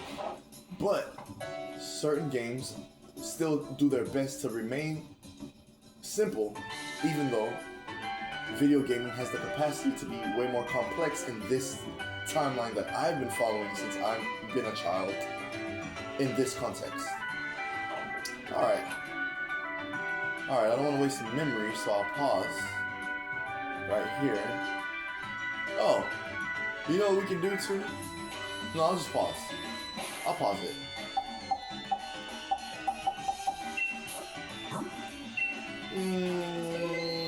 Yeah, I'll pause it. Be right back, y'all. And by the way, if you're just now tuning into this pre-cord, this is a pre-cord. I call my pre-recorded sessions pre-chords. or each is a pre-chord and plural pre-chords. So this particular pre-chord is supposed to be... dang it, VoL. This is Pokemon Sword is the video game, and I added Pokemon Sword, the Space of Champions with VoL Rodiiz, who you're looking at here. He's the avatar that we created, he's the skin / avatar / non-human friend being presented as a human friend virtually that we're friends with in the Galar region that we met in Postwick, the town of Postwick. So he's helped teach us a lot of stuff. Thank you, VoL Rodiiz. He's like, I guess. He's cool. So he's our friend. He's our family member in Pokemon Sword. And so this should be Pokemon Sword, the Space of Champions with VoL Rodiiz. Part 5 is what it should be. Unless I'm wrong. It might be part 6 or 4. Please forgive me if I'm wrong on that. But I'm pretty sure it's part 5. Because as soon as I read it, once I'm organizing these videos, as soon as I say it and hear that part, if I watch the video this far, it should be part 5. And I'm acting as kind of like your video traits person, or your VT, which is an original career path that we had made as a community together, and that I tried to represent just me, that I tried to selfishly say, I'm the one that came up with this new career path, blah, blah, blah, so that we can get there, get to where we need to go. Because technically I did. I use my mind and my brain to just say, hey, oh, I can get paid like other gamers that get paid to play video games by companies in a different way, in a non-profit way. I think I want to do that. Yeah, and then focus on like for-profit, like working at McDonald's, working at a car dealership, or I used to be a dishwasher, or let me see, food, cars, I don't know, working at GameStop, or a mom and pop video game store, like a 9 to 5. So that is still not out of the question. It's just I'm trying to work with the so-called local government to on planet Earth to try and respect, you know, our views. We have a meeting place of how we view wealth, you know, physical wealth and all that. So that'll be good if we can meet there. If not, then I'm just gonna have to try and just focus on a for-profit ideal that I'm comfortable with in the future. So that's where we're gonna be at. So these are this pre-cord is supposed to be for Crest. It's supposed to be Pokemon Sword, the Space of Champions with VoL Rodiiz Part 5. So please remember that, VoL, and I hope y'all enjoy. That's Morimoto right there, one of our rivals. Well, I'm calling him a rival. He's not the in-game script rival. That's like Bede, Marnie, and Hop. Hop are your three like rivals that you fight throughout the game, which is so fun. I wish you could fight Hop and Bede still more often, but you can fight Marnie once every day, matched to your whatever time your day starts. Every day, that's when you can get berries, all the berries, all the fights that you're able to fight every day. It restarts. They most likely will be on the same level and cap off at 65 or 60. Like Pokemon trainer Chloe, it looks like she caps off at 60. I could be wrong. I could be wrong about that. You know, it looks like I feel somewhat confident saying that once you get to a certain level, even if you have a whole bunch of weak Pokemon and one level 100 Pokemon, they will still have level 60 or above Pokemon. So please don't kid yourself unless you're really that confident that your one Pokemon can destroy like teams upon teams of Pokemon. Like high level 60 and above Pokemon, then go for it. But if you're not confident about that, please try and, you know, so that you don't get upset that your lower level Pokemon fainted and then you white out. Like, I've white outed twice. I want to say 3 times. In my entirety of playing Pokemon, all the Pokemon games that I've played, I've whited out 2 or 3 times ever. And twice was as a kid being dumb, and then the 3rd time was actually Pokemon White when I was an adult, when I was in my 20s. I was like, oh no, I only had 2 Pokemon, and I was like, shit. I was like, babes, I whited out. And they're like, what? Yeah. And he was like, oh. But I'm not sure if he understood what whiteout meant at that time. I'm sure he got it, but it was like, you know, I was like, yeah, like I have no Pokemon left. He was like, damn. So that was embarrassing. But yeah, hey, that just goes to show that Pokemon has its own style of difficulty. You know, I know a lot of people underestimate it or overestimate it, or try and be somewhere in the Goldilocks middle, you know, but I don't know. So, with all that being said, I'm gonna go on my break real quick because I'm gonna keep talking until something happens. But I'd rather not do that. Take my break, respect myself now, then get the other part of my medication ready so that when I go to work, I can take a break. I wish it wasn't like this, but I feel a lot more comfortable if things were different about that. But because I prefer to take my medication only at home based on how things are, but I don't know. But instead of having a nervous breakdown or anxiety attack, I'd rather just take my medication again. And I won't be here at home, but I'm gonna have to just chance it so I don't get stressed out and stuff. Anyways, love y'all. Yeah, and in the event that I do decide to wait to come back home and take the other part of my medication, then I'm just gonna have to pray that I can make it home nice and safe and not have an anxiety attack. So, all right, I'll be right back, y'all. Okay? Save it, and then we're gonna change those Pokemon you see right there. Maybe not all of them, but a lot of them, so that we can match Morimoto and not disrespect the fact that he has very high level. All 6 of his Pokemon are high level, and that's it. So I'll be right back.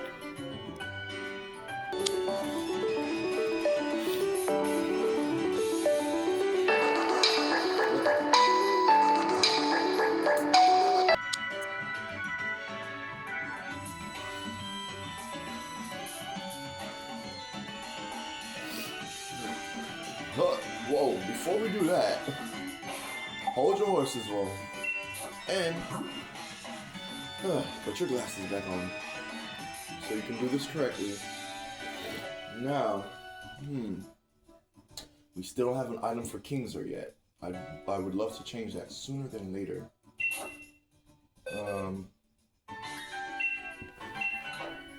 Cranial.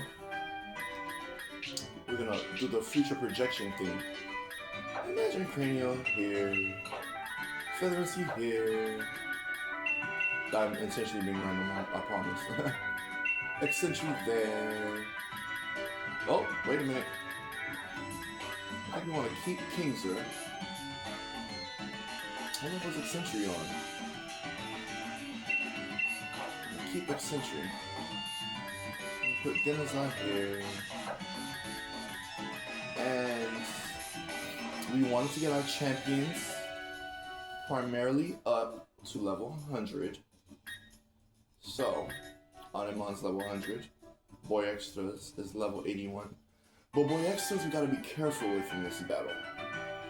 Because Monimoto usually starts off with the Grapple Lock and the Cursula. And since Cursula is not Water Rock in this one, it's like Water Ghost or something. Dang, I might have it wrong, I apologize. But anyways, it's like a bad matchup for Boy Extras. So I don't want to do that to him. But I know he would fight. I know he's down. But no, I'm not gonna do that to him. What item is he holding too? Oh, he's holding a dire hit too, so hey. Push comes to shove, we are gonna eventually have to fight with Boy Extras anyway. So before that, let's see. We want Kinemon level 100. Oh, and look. Oh, right, Flame Tongue, of course. Now y'all get to see Flame Tongue in action. Uh-oh. I think Nala is already 100. Yeah, Nala Ebony's 100. 8 is 100. Anemon is 100. Yeah, we only have Typotent. Or Typotent. However you want to pronounce it. Anyways. Right there, left. So yes, right there, left is our double that evolved from Wooloo. Kingzor is level 100. So, what do we want to do? Let's see. So we said Boy X is I'm not feeling it in this battle for him. I didn't like how I let him down last time. So let's go with I want to go with right there left. I was gonna go with Typotent because he's a so-called one level lower, but I think we're gonna go with right there left. Yeah.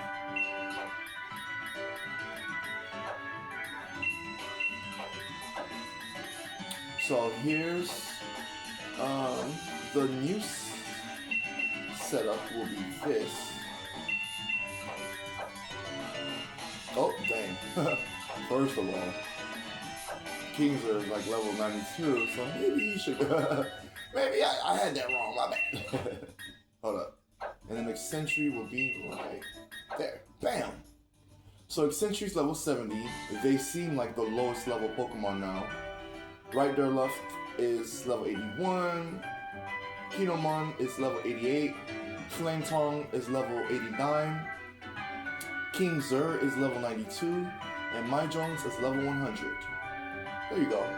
So now we got 4 champions and 2 aspiring champions ready to do this. See? And this is my champion box. Box 25. And that's pretty much it. I'm gonna try in 4th Shine. And for those of you that prefer the term Foreshadow, Cranio,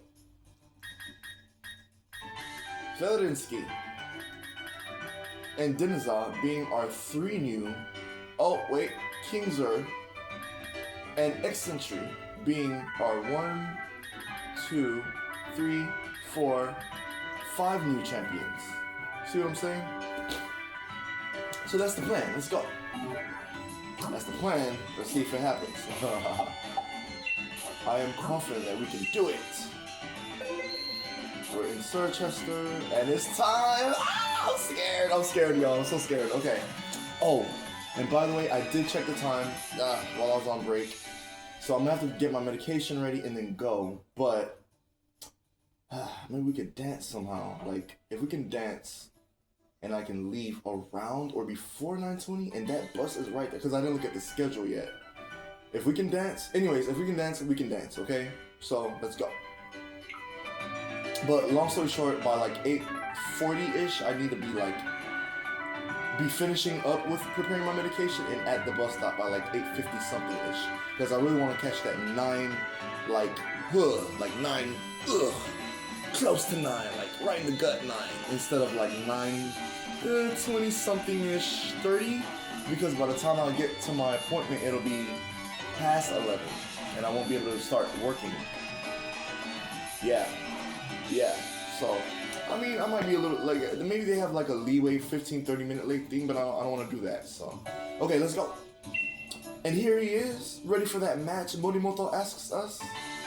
Yes, VoL Rodiiz and me, myself, some VoL say, that's the ticket, Morimoto exclaims. Now watch out, he continues, because Morimoto's got more than enough to motor right over you. It never gets old. Bring it! You are challenged by Game Freak's Morimoto. What an honor. Bring it on! Okay, it's a double battle, I forgot to tell you.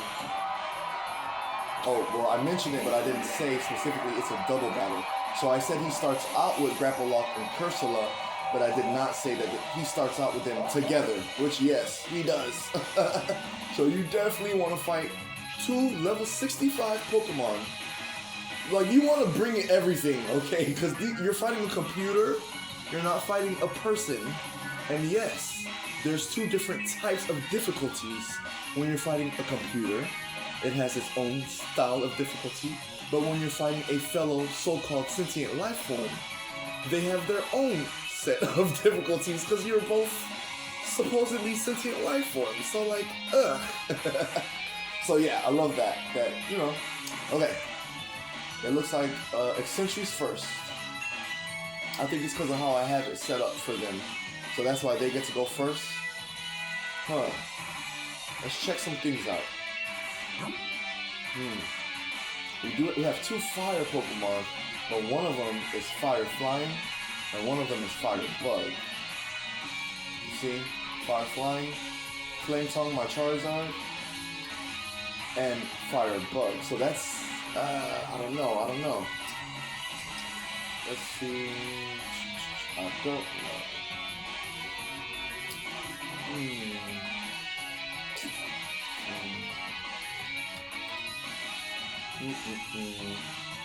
I got it. Okay, Sentry, I got a strategy. Let's use electric terrain right away. Quick. And right there left. Cotton Guard. Now, go. Good job. Right there left. Right there left, right there left. Where did I get that name from?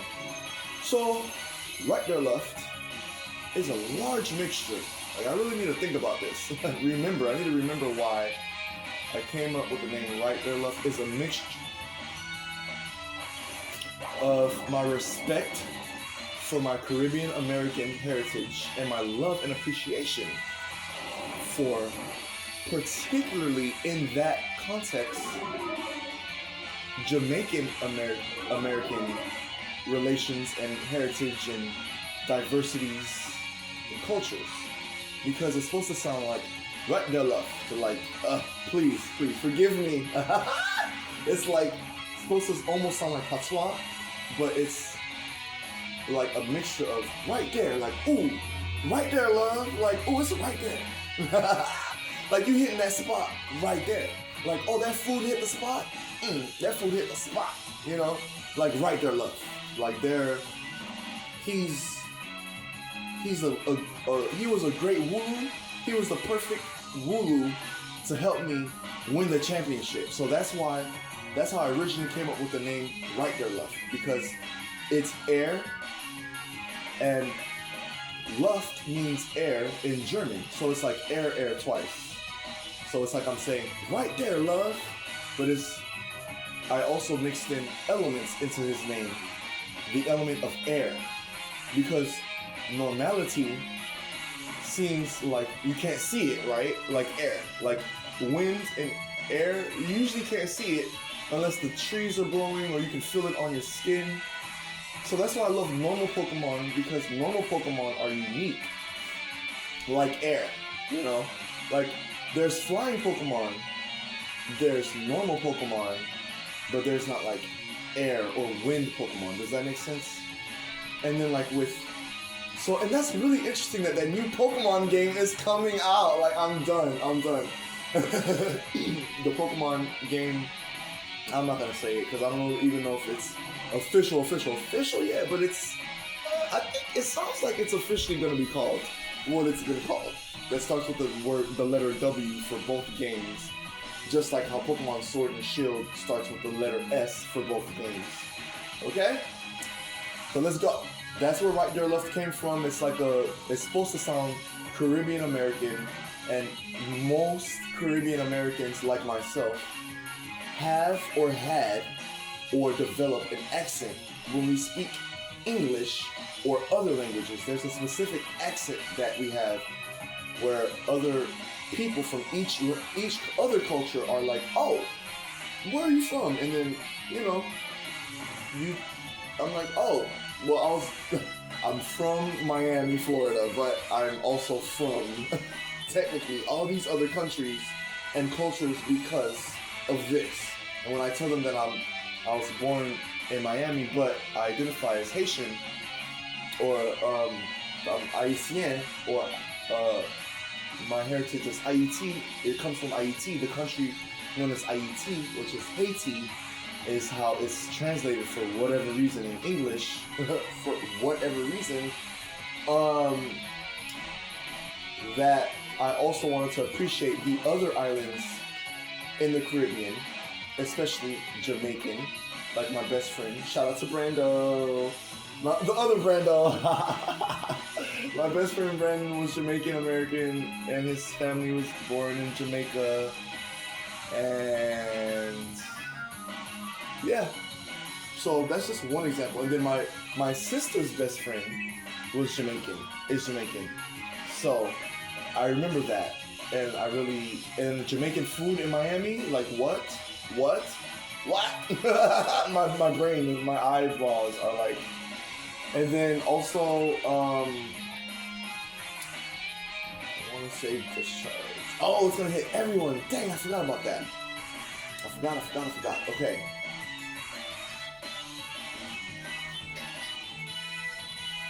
Go for Cursula. That's the plan. Okay, Right There Left. Take down on Cursula right now. Go. Quick. Oh.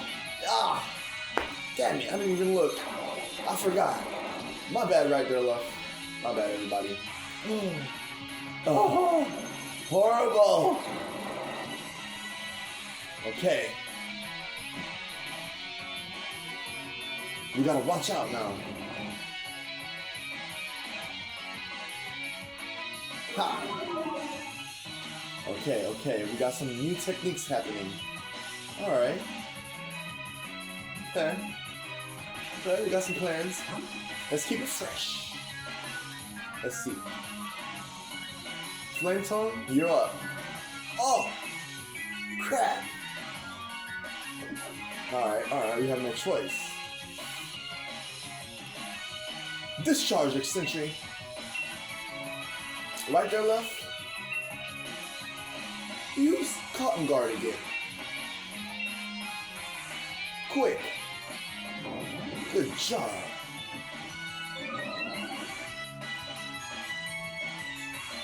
Here it comes. Oh no! Oh yeah, of course it did, because it's underground. Ha! Oh, Eccentric! Hang in there, Eccentric! Oh no! That's fine. That's fine. I could have also switched out right there, left. Okay, essentially, I need you.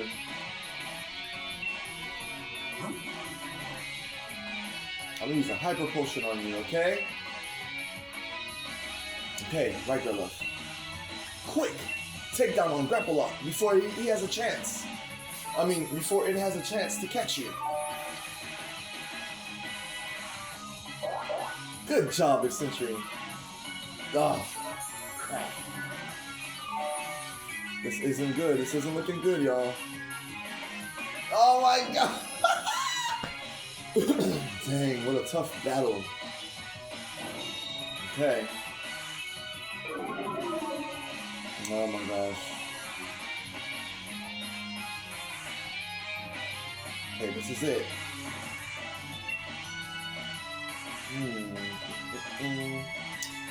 Gear grind on grapple lock. Right there, left. Take down that grapple lock. Let's go. Quick.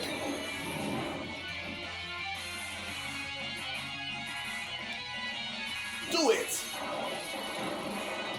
Good teamwork. Looking good. All right. Good job, Eccentric. Good job right there, left. Y'all are doing great. Okay, here it comes. Brace yourself, VoL.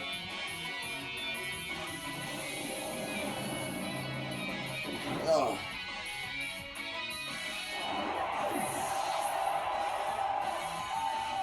Oh, see ya.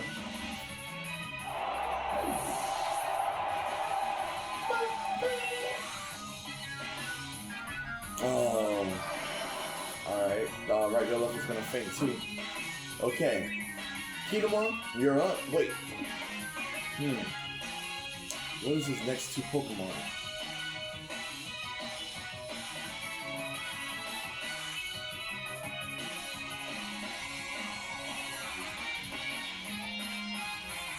Come on, Kinemon.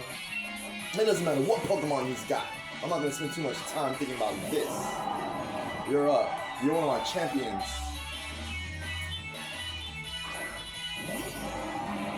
Okay. Okay, come on. Alright. Interesting. Kinemon. Let's see. Lunge at him. Quick!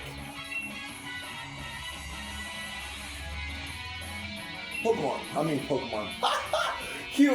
Right there, left. Hurry up and return. Kingser. Let's go. I see what they're doing. Yeah, I don't want you to perish. Alright.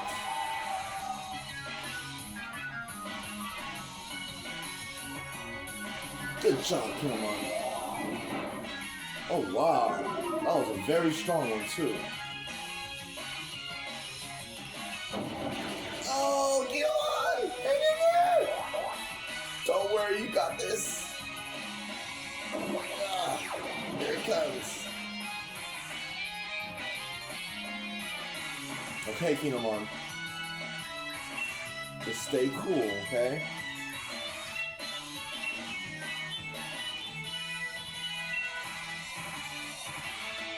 Okay, Kingser. Hammer arm right away on Colossal. Do it!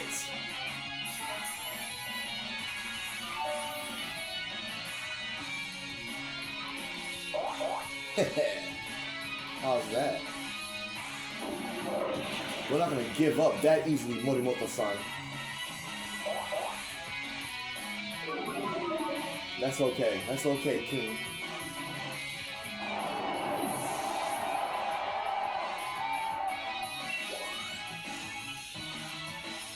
Oh, here it comes. Good job, Kinemon. That's what I'm talking about. Crap.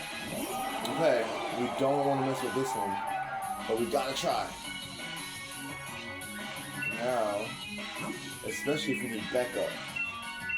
Eccentric, welcome back. Oh, wait. Did I go the wrong way? Uh-oh. Did I do it wrong? Eccentric, and then Kingser. Okay. So don't forget, when you use items, it takes up that Pokemon's turn. So if it was a 1-on-1, that would end my turn. But it's 2-on-2, so it goes to the next Pokemon. Does that make sense? Okay. Crunch! On Dragapult, right away. Quick, Kingser. Damn it. Monimoto-san knew what we were gonna do. That's fine. That's fine. No! Oh, we should have took that Stone Joiner out. Alright, he's switching up his tactics. That won't protect you next time. Okay, Kinemon. Help Kingser out. And use Fire Spin on Dragapult. Quick! Kingser, follow it up with Crunch. Shout out to Crunch Fitness, my gym. Oh no, Kinemon! You can take it! Huh. Now Fire Spin. Respond with a Fire Spin. Good job, Kinemon. It doesn't matter that it's not very effective, because here comes a Crunch Fitness. Oh no! Oh my gosh. Oh, you guys. Oh my gosh. Okay, you know what? We can do something. See if Boy Extras was here. Oh no, we don't have Dream Eater with Boy Extras though. That's what I'm talking about, Kingser. Great job. Whew. I was close, but next up is Snorlax, and that's we can't slack off just because we defeated Dragapult. And to make things worse, he's gonna get real big. Okay, I'm relying on you, Kinemon. Will you help us out? Max Darkness. Do it. On Stone Joiner, especially because he's sleeping. Kingser. Well, that doesn't make it worse because he's sleeping and it's a dark move. Like, I have to understand that. Like the ghost, like a Dream Eater would be worse. Will make the damage worse on the sleeping enemy, and then there's one other one. Damn, I forgot what it's called. Okay. Now, Kingser, I haven't forgotten about you. Huh. Hammer Arm, actually. Yeah, we gotta try and take down Snorlax because he's about to get real big. So we gotta at least try. It doesn't matter how big he gets. We'll respond first.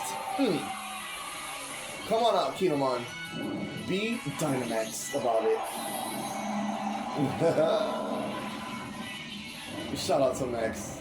One of my only Haitian American friends out here. My first Haitian American friend in the Pacific Northwest. There's Monimoto responding with his Dynamax Snorlax. Aww. You Snorlax really trying to eat and sleep. Like, oh my god. Alright, and we have two non-Dynamax Pokemon on the field too. That's what I'm talking about. Good job, Kinemon.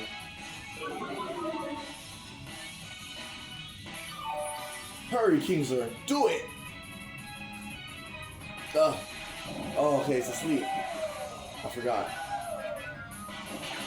Yes! Good job! That's it, I knew you could do it, VoL says. Kingser landed a critical hit, wishing to be praised.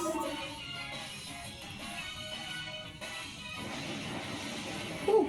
See ya. Thank you for the good battle, Snorlax. And Monimoto-san.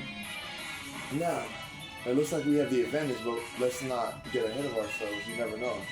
Max Darkness, actually, let's make it beautiful. How about a Max Flutterby? Do it, Kinemon. Show him that Vol's fear of insects is trivial compared to the beauty of nature. Now, we're not gonna hold back. Let's use Crunch to finish him off after Kinemon's beautiful attack. What do you say, Kingser? Do it! Here he comes. Nice. So beautiful, but so powerful. Okay. Oh wait, we did it! Thank you, Kinomon. Woo! Haha. And so we prove that the strongest and most amazing of all is actually you.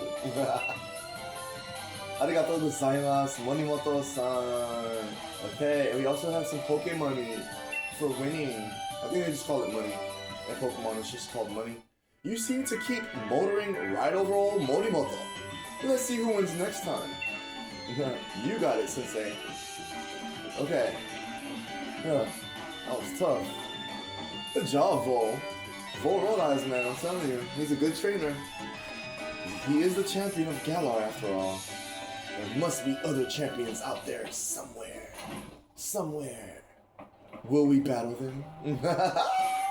Hey, we just want a Pokemon breed, okay? And have a good time with Pokemon. No offense, we only did this so that we can like share breeding strategies. That was so fun. Okay, how do we do? Wow, Eccentric fainted, we brought them back. Right there Love was in a pinch. If we would have kept Right there Love out. Oh, wait.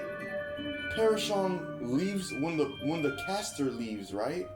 But no, because I think Right there Love was supposed to faint.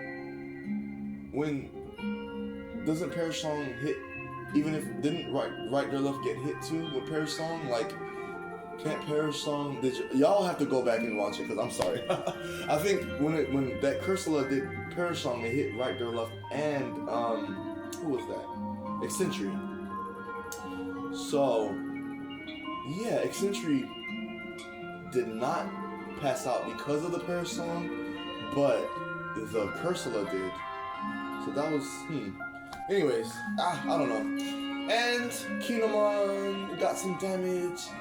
Flame Tongue, we summoned her, but she didn't, like, I don't think we got an attack off with her. Kingzer rounded everything off. Love it.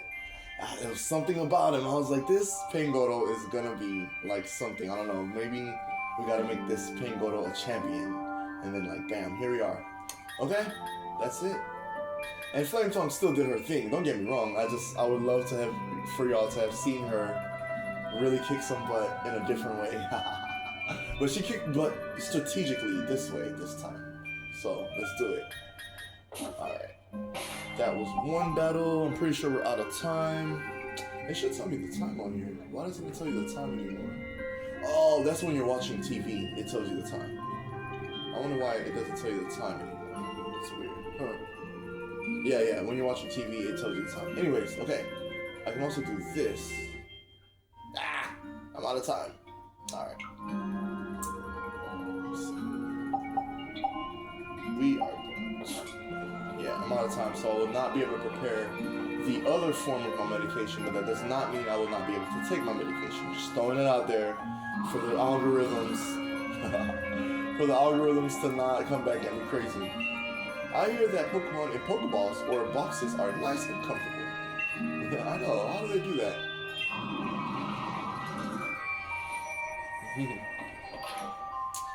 Well, one of the battles is here, so we can just do that right now.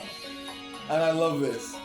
After you become the champion, like, people's dialogue change around you. Around your avatar, or your skin, or your projection into the Galar region. So, or out of the Galar region, I don't know. What are you doing? So, but in this time, instead of saying good morning, now Nurse Joy says, morning champ, welcome to the Pokemon Center. I love that. Or sometimes when you come at night, she's like, hard at it again, huh champ? Or still hard at work, huh champ? I love that. Like, she just talks to you so, like, friendly. Yeah, casually. I'll take a Pokemon for a few seconds then. Thank you, Nurse Joy. We got some upcoming champions, some former champions. Or, thanks for waiting. Klinklang and the rest of your team should be all better now. Of course, Klinklang is eccentric. We hope to see you again. You will, child. Me being a crazy human being making these animals fight these sentient creatures fight each other. You'll see us needing help if something's wrong with our brain, child. Okay, thank you, Nurse Joy. Okay, now go over here and then change it. Wait, where is the cafe? Isn't this the cafe? Oh, I lied.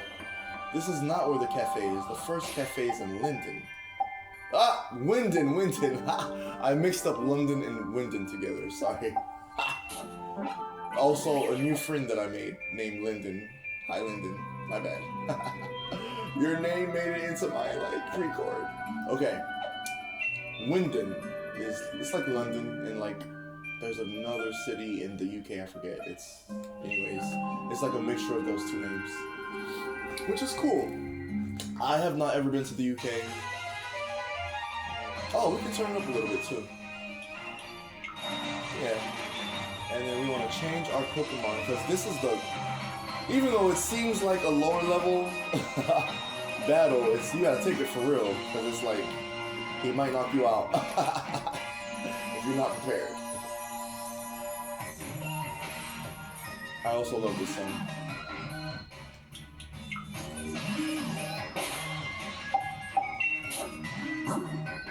Eccentric stays. Right or left might chill. Kinemon might chill. Oh wait, is this? Where was Kinemon? I forgot. Let me just do this. Somebody else. Oh, Flame Tongue. It was good to see you, babe. I'll see you in a minute. Flame Tongue got her own Charizard corner, child. I don't want nobody messing with her. She is a Charizard after all. Okay.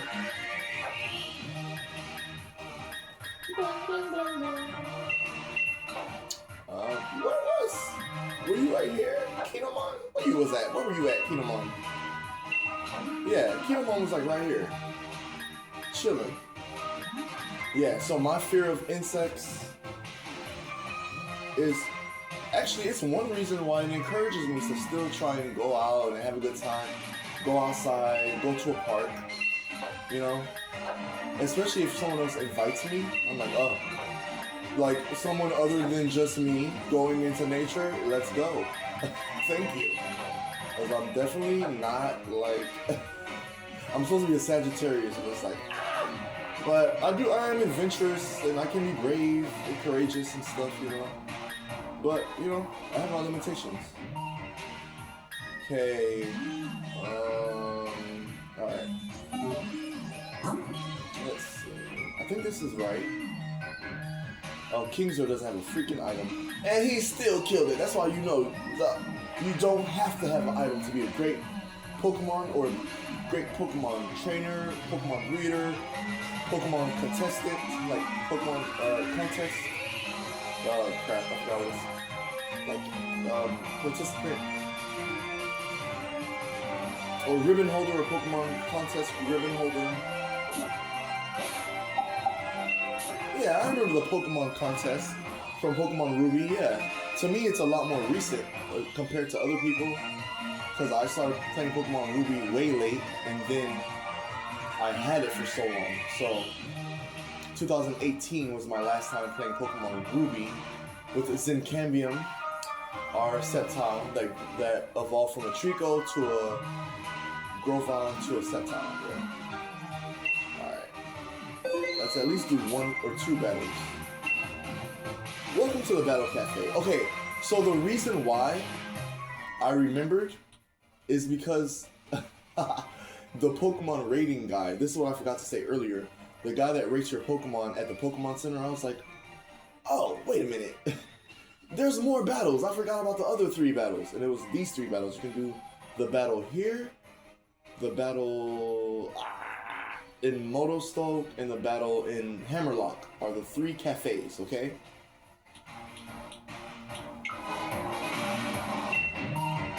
You can battle here once a day. If you win, we'll give you a treat on the house. Do you want to battle? Yes. Okie dokie, let's have a break. Bring it! You are challenged by Cafe Master Richard. I remember Richard and Bernard, I think. Let's go!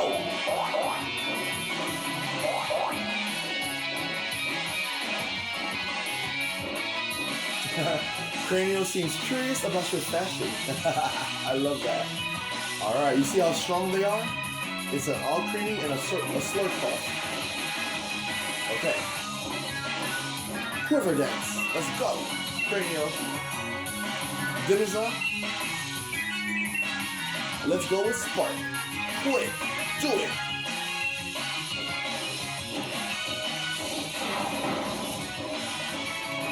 Oh, here it comes. Oh, Cranial, are you okay? Hang in there, Cranial.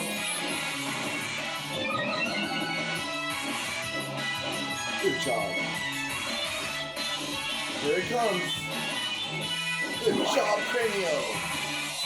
Oh no, Deniza.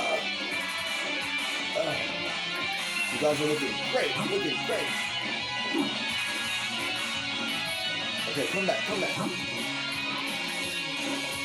Featherinsky.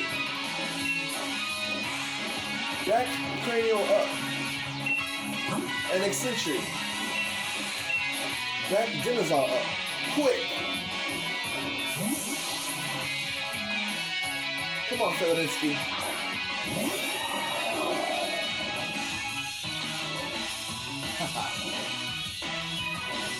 Yeah, you sure did. I agree. You did great out there.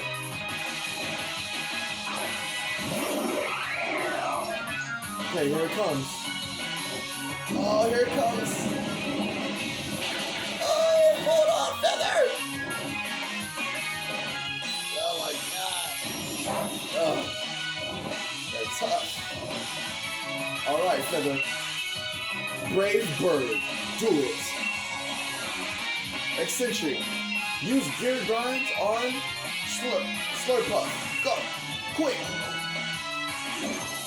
Good job.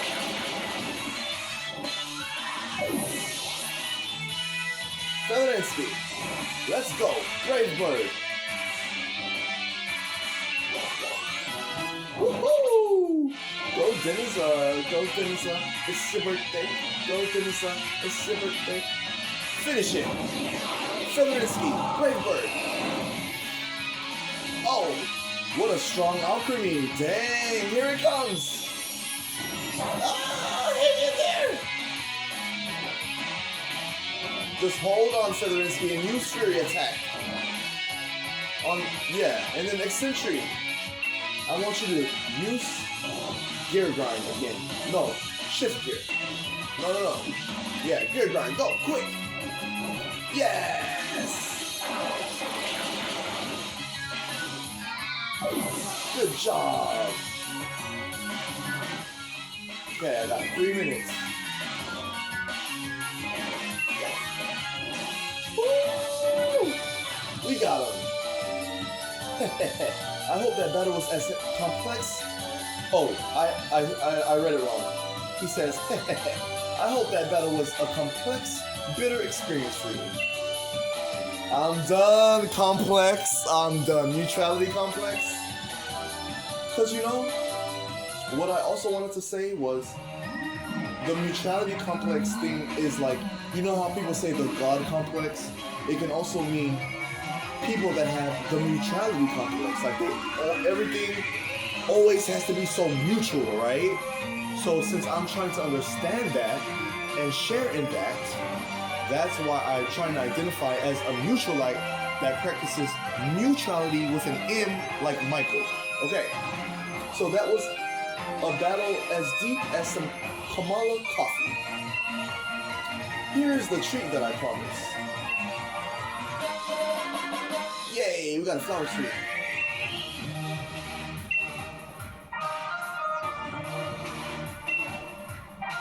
Okay, let's get out of here. Quick. Okay, The next most difficult one for me, in my opinion, for lower level Pokemon, my lower level Pokemon, is the next Cafe Master at Hammerlock. What time is it? Okay, we're doing good. We're doing good. Okay. I think we'll be okay. I sure would destroy it.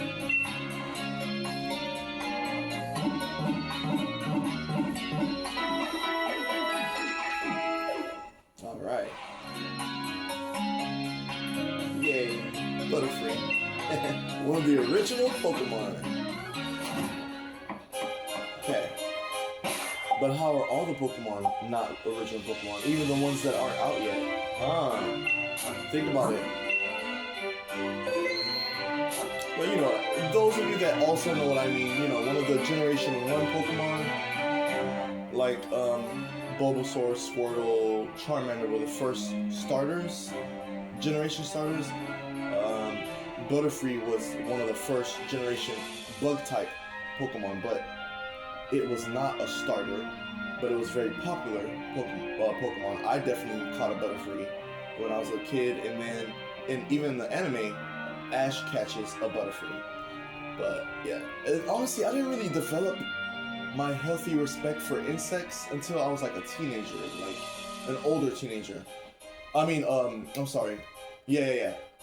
Like, really develop one, right? But like, as a kid, I was always afraid of like ants and roaches and like mosquitoes and stuff. I was always like, like I didn't like, but like other bugs, like dragonflies and ladybugs, I always liked ever since I was a kid. But butterflies scared the bejesus out of me. The bejesus. So it was just weird, like, I don't know. But I used to chase them around too when I was a kid. I was like, oh, a butterfly, like. But then when they would fly toward me or land on me, I'd be like, I thought they would never do that, you know. So I don't know.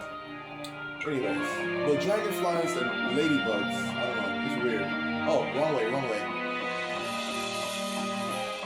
Yeah, I need a new speaker, y'all. I apologize for that staticky sound. I don't even know if you can hear it. It's like the louder I put it, the more I realize that sound. Okay, this is the next Battle Cafe Master. Okay, 51, 2, 5, 70, 9, 100.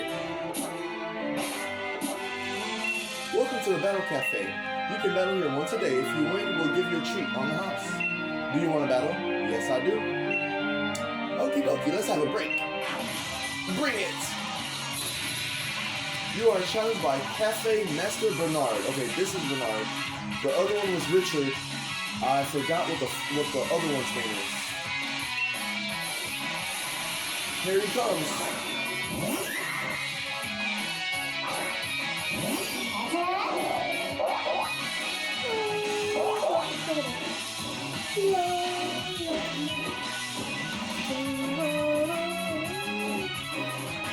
Oh, my phone's over there. I'm like, damn, where's my phone so I can look something up real quick? Okay.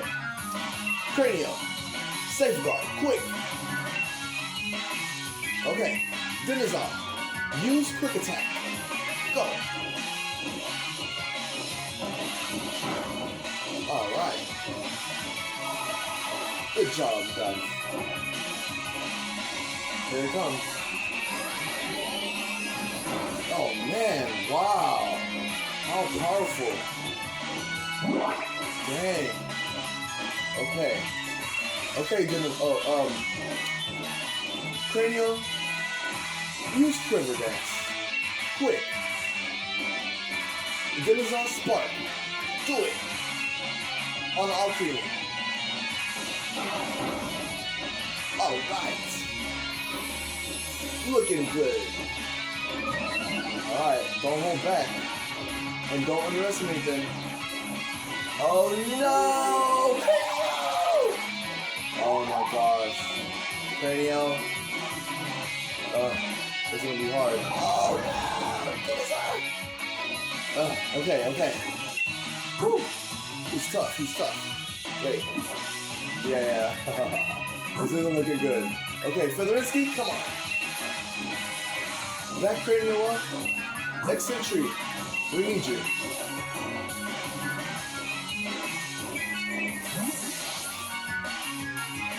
Come on, Feather. Thank you. Okay, Dinosaur, come back. Come on. Come back, come back.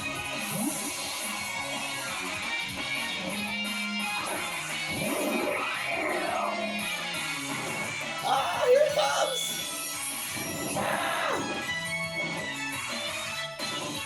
It still hurts. Okay. You toughed it out. Good job, everyone. Now, use Fury Attack on Alchemy. Let's practice that Fury Attack. Featherinsky, Eccentric, use Beer Grind on Slurpuff. Finish it. Let's go! Crap. That's not gonna stop us. Let's go. Quick! Alright, Eccentric. And Featherinsky, use your Fury Swipes. Come on, all 5 times. Let's go!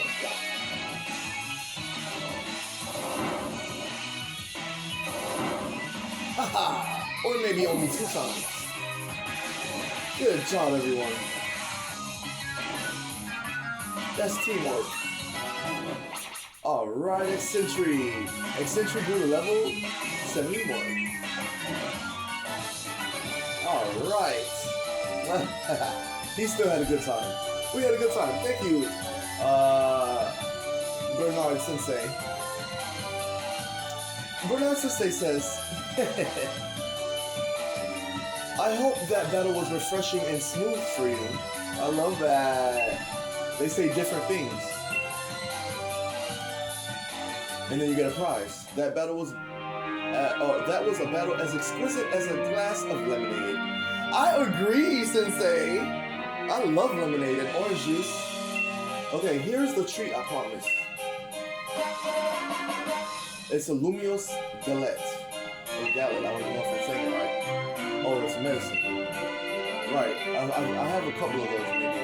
Okay, last one. Wow. Wait, what time is it? Wow, it's 9 on the dot. What do you know? It all worked out. Okay, last but not least, the one in Motostoke.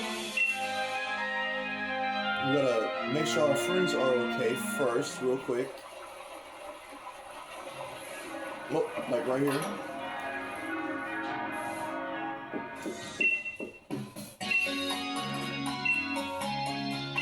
Okay, let me grab my shoe, put on my grab my stuff.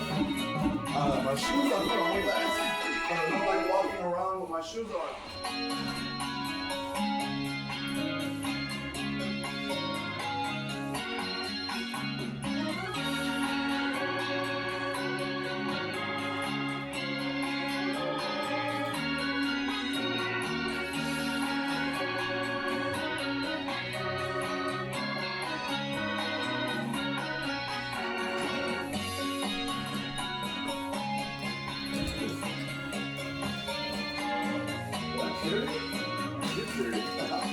Okay, that's alright. Okay, well, I got all my stuff. So let's go finish this battle real quick and I'm gonna go to the bus stop. Okay. Oh, wrong way. Oh.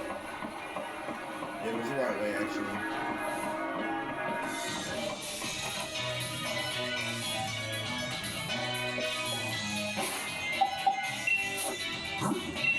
Okay, close my door.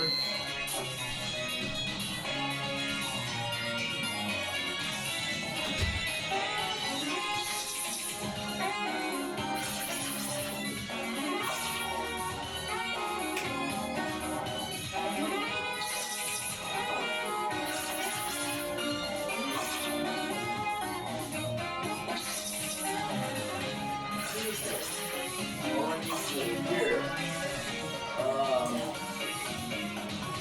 So now,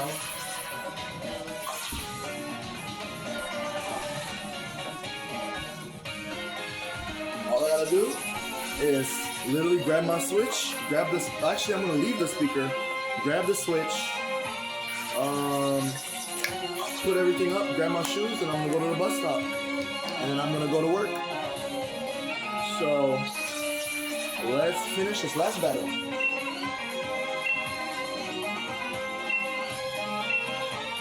Okay, let's see who it is. Oh, Dwight. It's Cafe Master Dwight.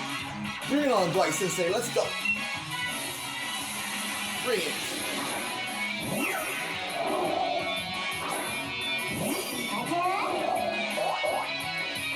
Okay. There's a Milcery and a Swirlix. Oh, okay. Now, Cranium, Bug, do it. Wait, Quiver Dance first. Go. Dinazon, Spark. Finish that Swirlix off with one hit. You can do it. Good job, Dinazon. Now, Cranial, power up.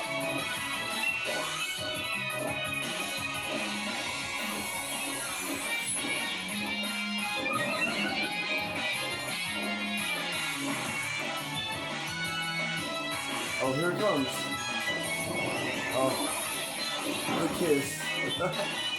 I'm not gonna say the kiss of that, but it's definitely not a good kiss. Okay, now that you're powered up, Cranial, show this Milcery your best Bug Buzz. Let's go. And now, Dinazon, quick attack. Back Cranial up. Quick. Do it right now. Good job.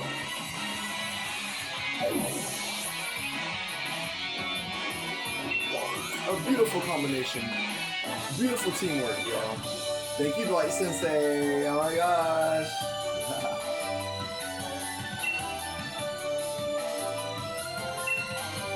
Yes. That was a battle as smooth as a cup of Tapu Koko. I'm done. Here's the treat I promised. Oh, we got a strawberry sweet. Okay. You put the strawberry sweet in your bag's other items pocket. Oh my gosh. You guys. I just came up with the best idea. Ah! Okay. So, oh wow, this is so exciting. Because,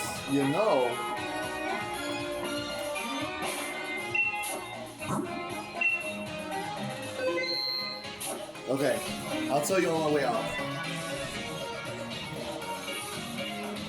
Bye-bye.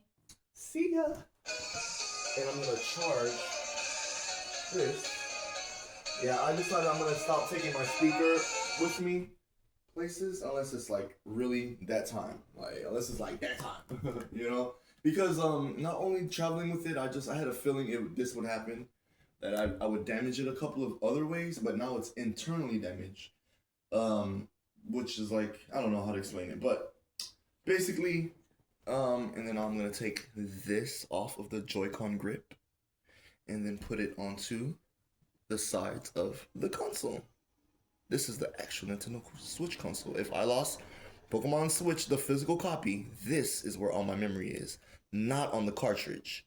So I'm glad I looked that up, because usually in this style of gameplay, like mobile games like Nintendo Game Boy and Game Boy Color games, the game saves on the cartridge. Back then, 64, but the GameCube, I got used to memory cards. PlayStation series, I got used to memory cards. But the Xbox, actually, I think the Xbox kind of brought it back, but made it so that it's kind of like the game saves on the system. Unless I'm wrong about that, I think the Xbox was the first to like really get into that. Please correct me if I'm wrong on that. Anyways, I gotta go. Okay, let's go. Got this. I gotta put this right here. Take this off. Okay. We gotta go, but we don't want to rush, because it's like that. You rushed. Good job. Now you forgot everything. Because like yesterday, y'all, like I forgot my equipment for work on my way to work. I'm just the most intelligent person. So, it's like situations like that, that's why my wonderful mother, who's resting in heaven, you know, she would always say, "Love, rushing gets you nowhere, honey." She would always say that. But that doesn't mean, because trust me, when it's time to go, she'd still be like, it's time to go. We need to go somewhere. We're late. Get up. Let's go. You know. But also just realistically, like being urgent, putting some pep in your step, and or wanting to respect people's time when you're in a rush is different from like I got what she was saying. You know what I mean? Like in reality, and honestly, it covers it all. Because honestly, rushing still doesn't get you anywhere. But you want to try and be respect. You know, hey, we said we're gonna meet at this time. You know, dang. And then some people are just they really don't even give a f. Like they really won't even really care, even if they didn't mean to or whatever. Or like even if there's sympathy in the air, it's like that's not their intention. It's like, you know, I'm just gonna be late. Like, I intentionally do not give a f, and I'm gonna make sure I'm late to show you don't run me, blah blah blah. So yeah, that's the whole thing about why I appreciate the fact that my mom would always say rushing gets you nowhere, but that, you know, but I had to make sure I understood, of course, that when she was in a rush to go somewhere, it's still different from like, you know what I mean? I don't know how to explain it. It's just like, you know, like we gotta go. We're supposed to go a long time ago. You don't have your clothes on. And what is going on? That's different from like, Mom, I want to go play with my friends right now. I want to go get this done. Or like, even as an adult, like yesterday happened. I was in a rush and I forgot my stuff. You know, that's what she means, you know? And like I said, it's a blanket statement because we've adopted a culture in many different cultures. The common thing is being in a rush a lot in different cultures, right? But particularly in my culture, when I was in the environment, the so-called country where I was born and raised, here, according to this supposedly true, according to my birth certificate and stuff, it's like, you know, the culture here is like go, be in a rush, or like you should have been gone a long time ago. Like anything else, it's like damn, you know. So I don't know. So I just, you know what I mean. That's all. That's why I love speed so much. You know, I'm influenced by things like that, and just try and appreciate it. That's all. And then also, what about when you get misinterpreted, and people are like, "You're always in a rush," but you're really not, right? Or you're a fast person, or you do things quickly, and it comes off as you're always in a rush. Or hey, slow down, dang, I'm not that fast. But you're trying to explain to the other person, wait, don't get it twisted. I'm not fast about everything. It just looks like I'm going fast. You get what I'm saying? That's all I mean. That's all I mean about like the so-called culture.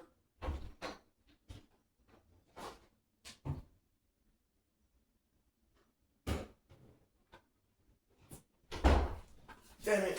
I put my glasses case up already. That's okay. I'll take it off when I get on the autobus. Le autobus. Okay. So yeah. I'm definitely gonna be late a little bit, or not actually, because sometimes the train is like, that's it, you're done. So I'm like, damn. So I appreciate that actually, because back where I'm from, the train takes forever, especially usually because I'm traveling so far, like from one end of South Atlanta to like the somewhere else, child, and it'll be like, damn, I gotta get on the MARTA train. Oh my god, the MARTA bus is enough, but this. So yeah. Okay, be right back.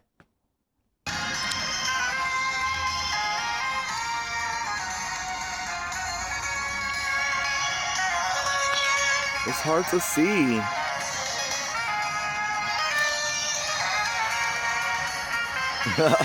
It's so hard to see.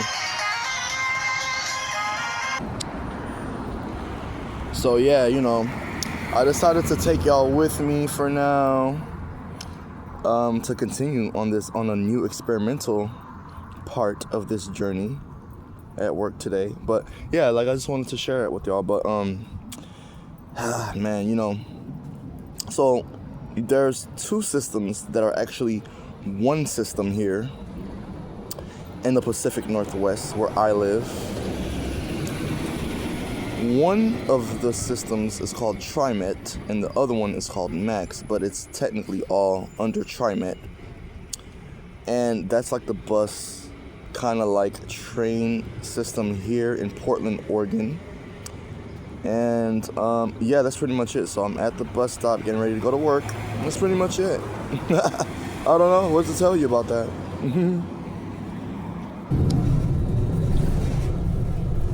So yeah, you know, like I was just saying, you know,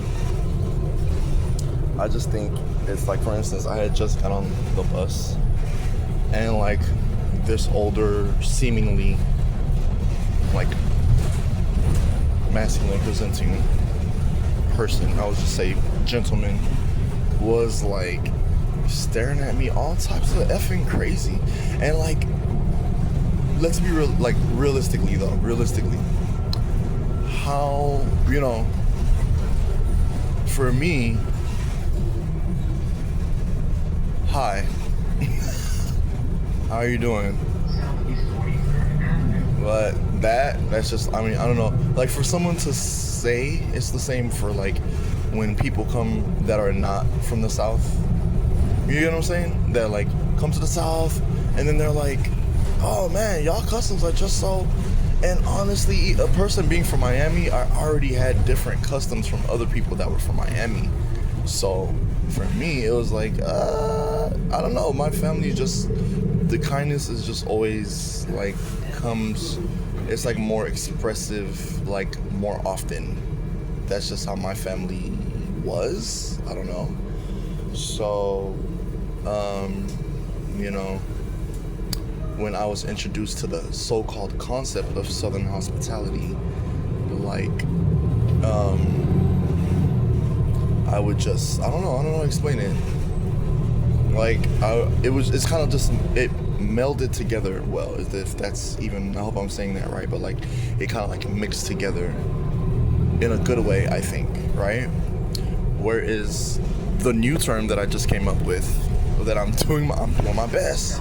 I'm doing my best because I'm not here for that type of thing to be like, oh my God, I'm going to critique, you know.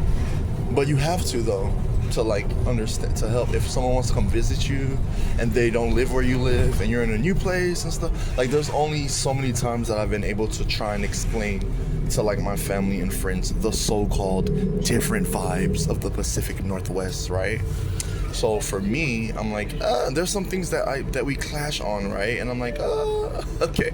So for me, instead of focusing on those negative things, I just focus on like a positive term that we had originally came up with called Northern Serendipity. Because the one awesome thing that I will say, even though it's just different, is like, what's it called? I want to say commonality, but that was like my backup word. I wasn't even thinking about that word at first. Like, what's that word? It was like I was saying something about Northern Serendipity because of something. Dang, I forgot what I was saying. But anyways, that's just a term that I made up because I find myself often like finding really positive people actually here, and then also like the expression of like, well, how people say like coincidences, you know what I'm saying? Like instead of saying that, I don't know if I believe in that, but like synchronicities is like a little bit closer, maybe like I don't know, like numerology or something, like someone that finds a whole bunch of numbers, right? Instead of saying, oh, you're so lucky, like a numerologist would probably be like, actually it's not that random or lucky, it's blah blah, you know what I'm saying? So that's just my way of being like, I prefer to go with, I like these synchronicities, right?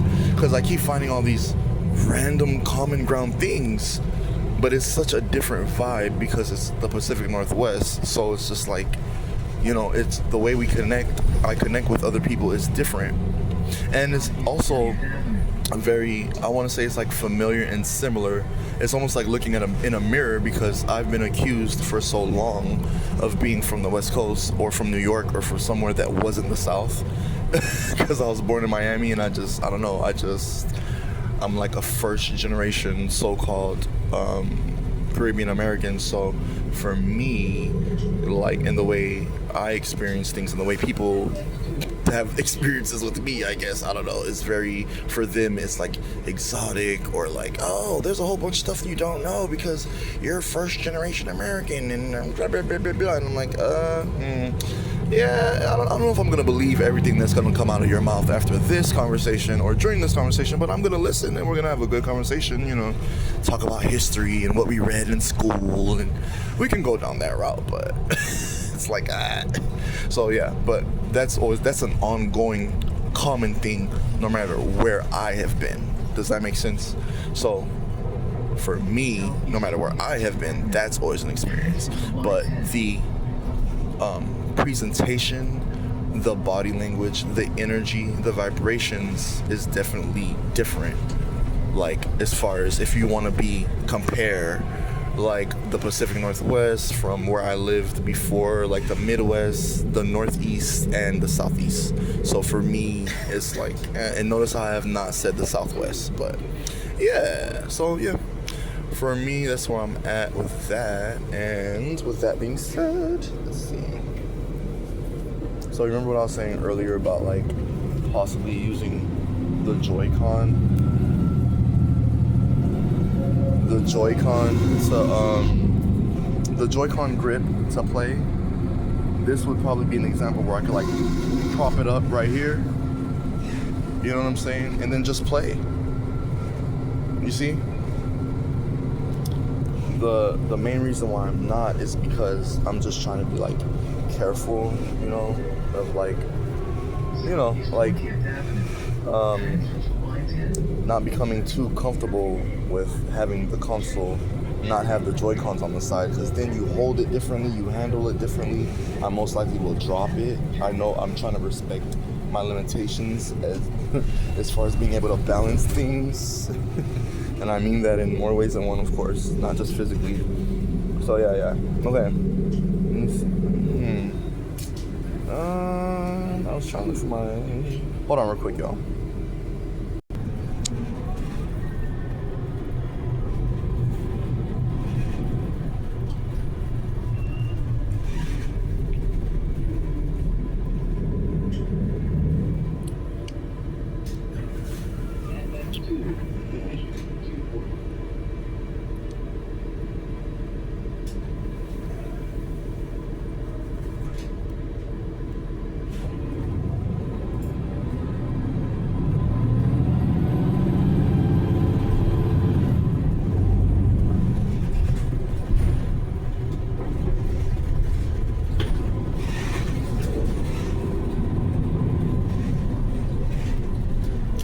So yeah, you can also use, I just want to say that, like, you can use the right analog stick to do stuff and choose stuff too.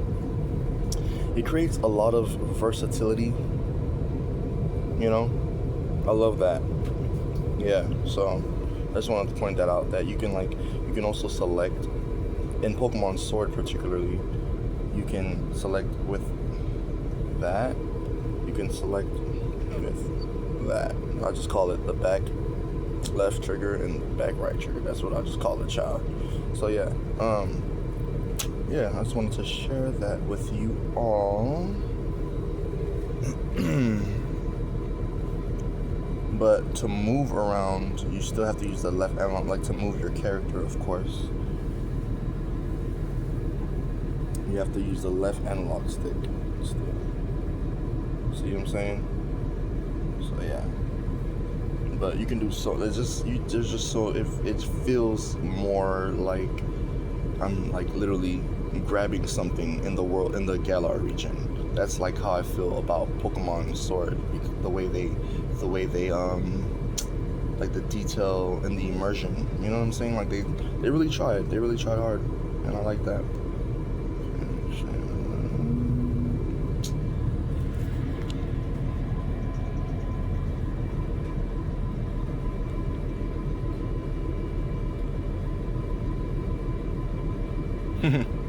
Trying to play the left analog stick with my right hand.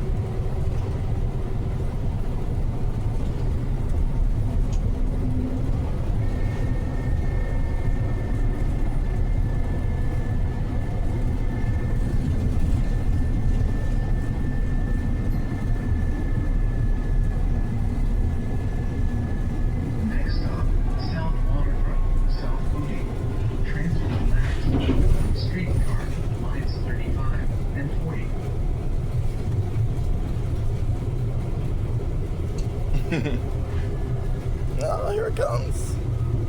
Hang in there, Cranio.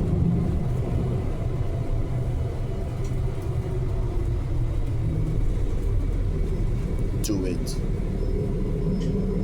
Oh. Alright. Take him out. Take it out in one hit. Take her out in one hit. Oh, it didn't work.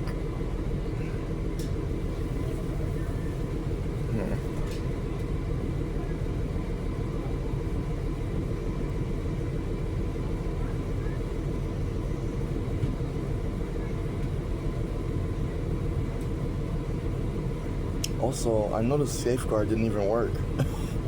Like, how did she lower Cranio's stuff if Safeguard is supposed to be... You see what I'm saying? That's why I try and be careful with the moves that, like, aren't special or, I guess, physical or regular or special attacks, because, like, moves like Safeguard or Harden and stuff, you just gotta, like, be careful if you don't know all the details of it. Because I just don't know all the details of it. I read it a million times. It says the user creates a protective field that prevents status conditions. Oh, status conditions. I read it wrong, y'all. See, I read it wrong. Honest mistake. That was my fault. So status conditions, not lower stats. It was status conditions. So I read Safeguard wrong, but also I noticed that it says the user creates a protective field that prevents status. Oh, but there's another description for it too that explains that it will also stop status conditions of other Pokemon. So like the other Pokemon on your team will also be protected from status condition attacks. Does that make sense? So like a poison powder attack would not work right now because we're still in the 5-turn thing, if that makes sense. I hope that makes sense to y'all. I don't know. Okay, let's go. Let's see.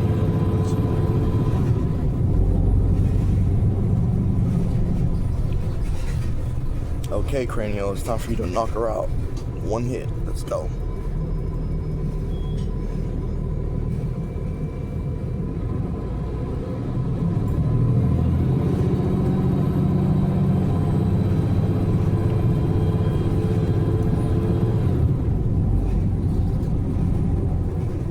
Uh-oh, here it comes.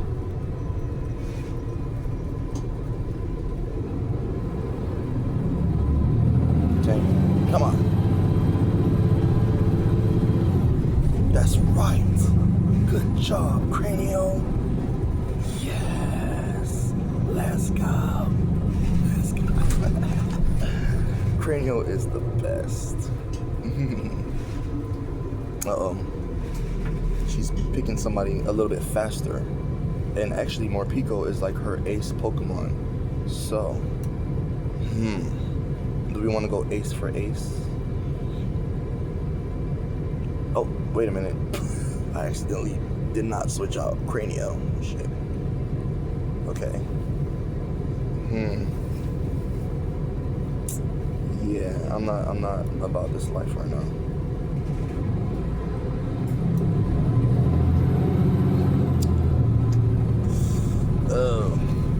Aha. X entry. Transfer to other bus lines.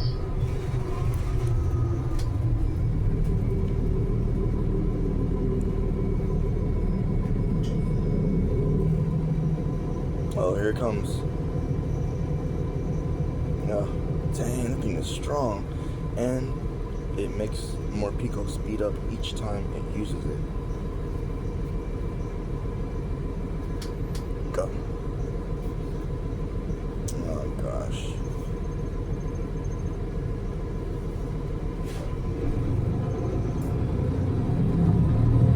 There we go. Let's go. Let's go. Let's go.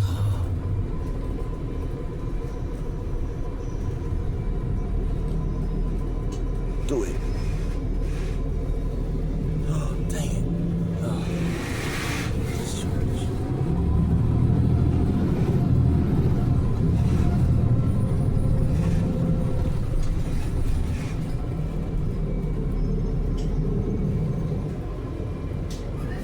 Let's go.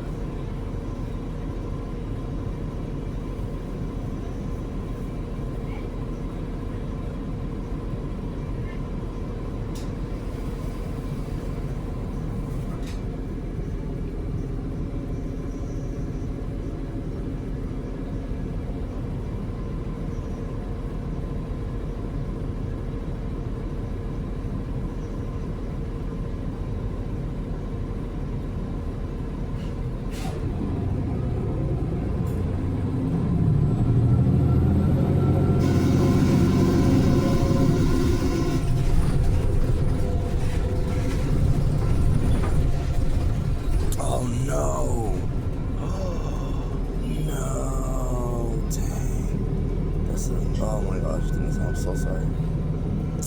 Snap. I don't know why I didn't think of Featherinsky instead. Dang it. Okay, that's okay.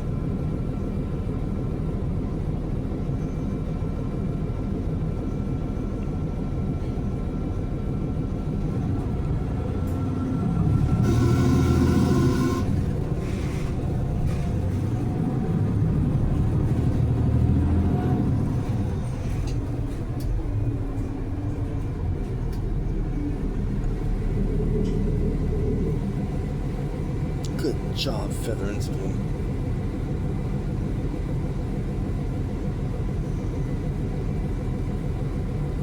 Oh.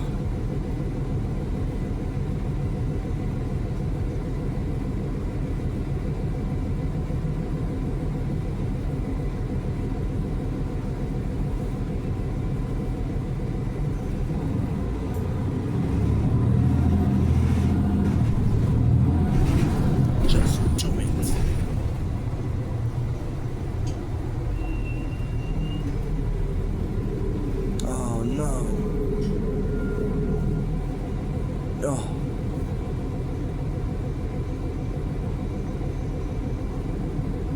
Good job, Featherinsky. Good job. Featherinsky. Good job. Wow. Wow.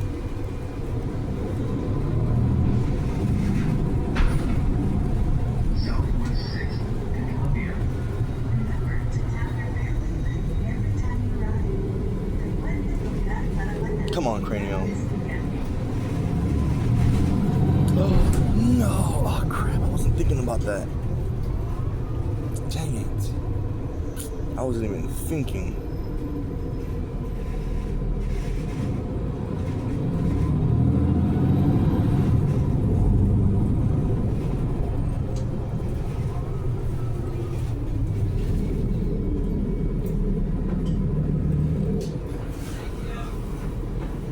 Good job. Good job. Oh no, dang it. Oh my gosh. Oh my god.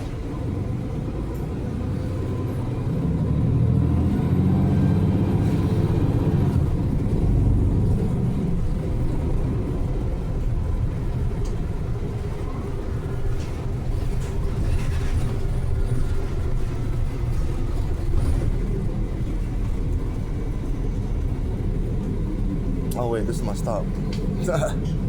Hold on, y'all.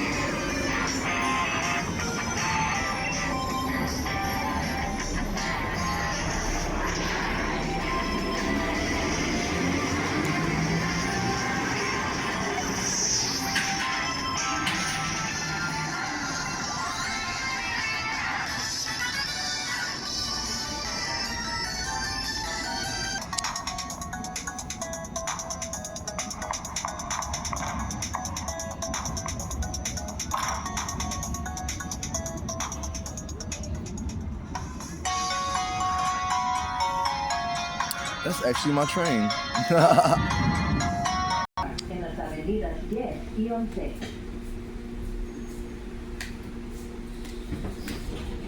Westbound Blue Line train to Hillsborough. Línea Azul en dirección oeste a Hillsborough.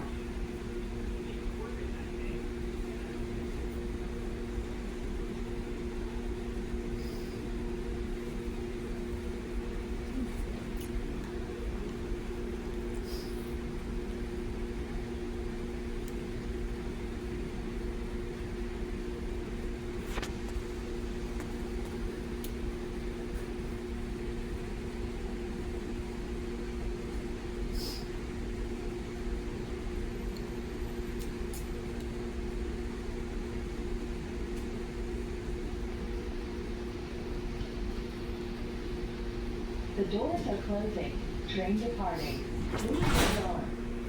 That took forever. Oh my god, if I was like running towards this thing to catch it, trust me, the doors would have been closing a lot faster. Trust me.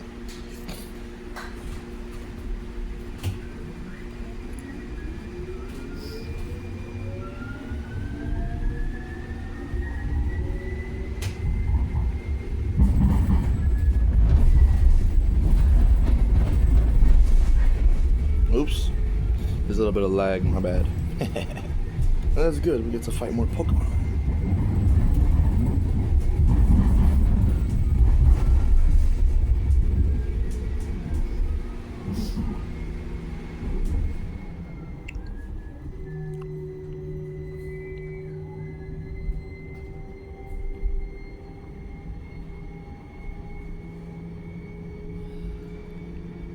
Uh-oh.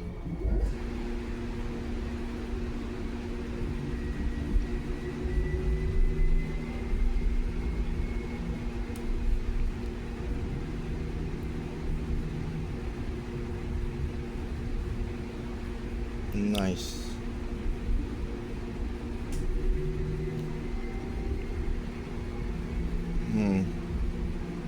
Okay, so earlier, remember when we literally just now actually, when that Lightbird that Marnie was using Torment. That's what I'm saying. I confuse Torment and Taunt often.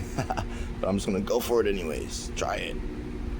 Okay, it works. But so Taunt is you can't use anything else but one move that you just used, and then Torment is opposite of that. Like the move you just used, you cannot use, if that makes sense. So it's almost like disable, but it's like your Pokemon gets tormented, so they can't use that same move twice.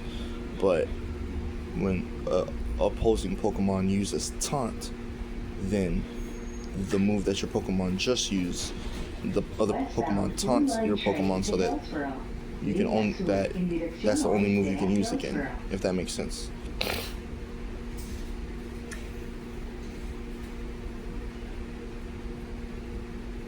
The doors are closing. Train departing. Please hold on.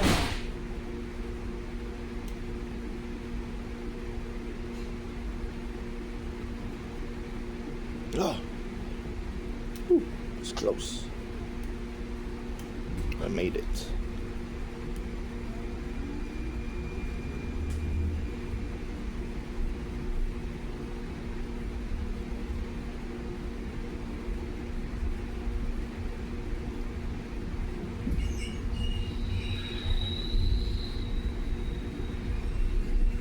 Uh-oh.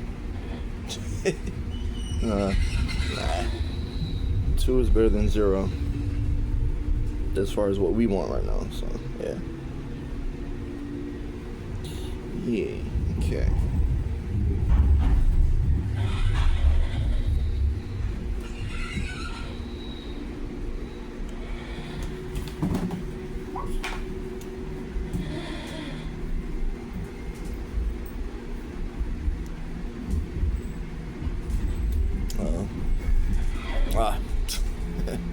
Yeah, they will approach you like all the way and attack you.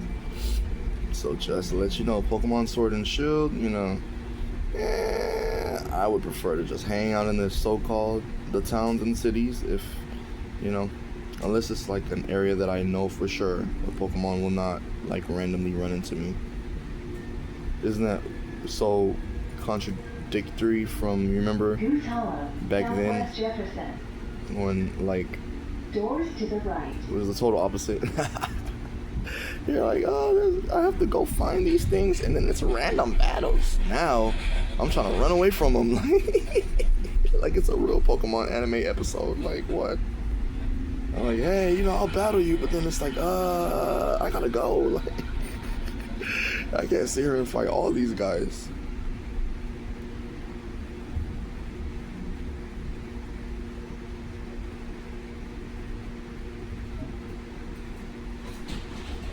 Westbound Blue Line train to Hillsborough. Línea Azul Uh-oh, here it comes. Dirección Oeste a Hillsborough. Okay, but we didn't do a physical move on it, so Cranial should be The good. doors are closing. Train departing. Please hold on. Got it.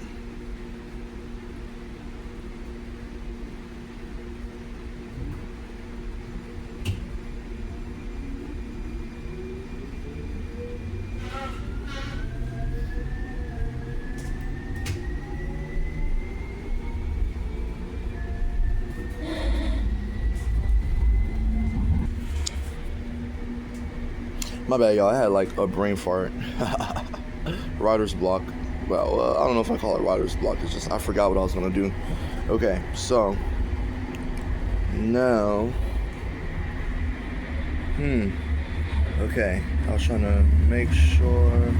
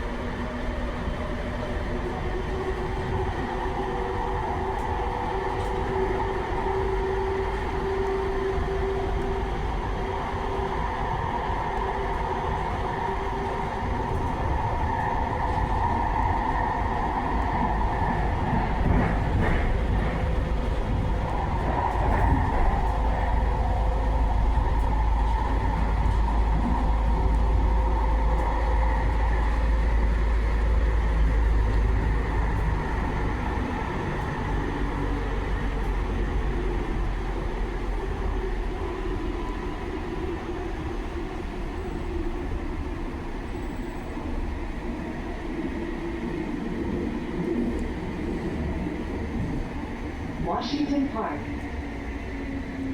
Doors to the left.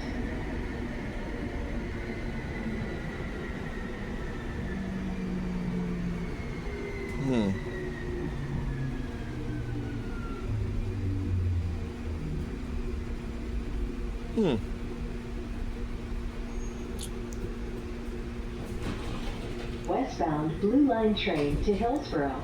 Línea Azul en dirección oeste a Hillsborough.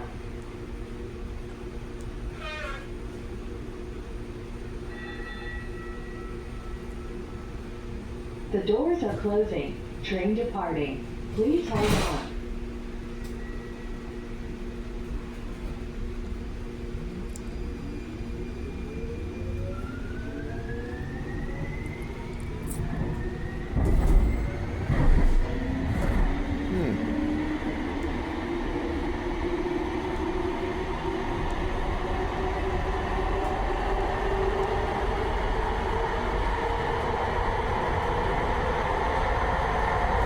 Remember to tap your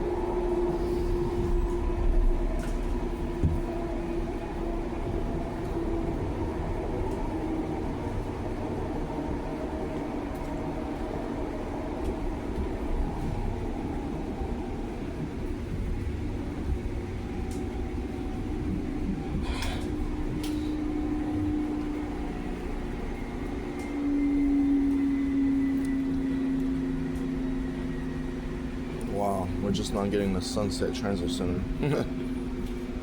Pretty sure I should be okay though. Let's see. Sunset Transit Center. Doors to the right. Oh yeah.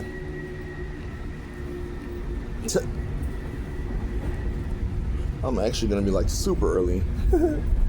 I'm not gonna say super early, but it's gonna feel super early. Yeah. Yay, see, it all worked out.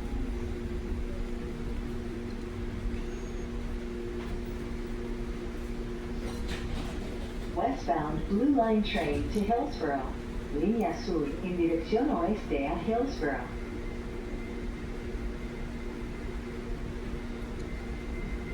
The doors are closing. Train departing. Please hold on.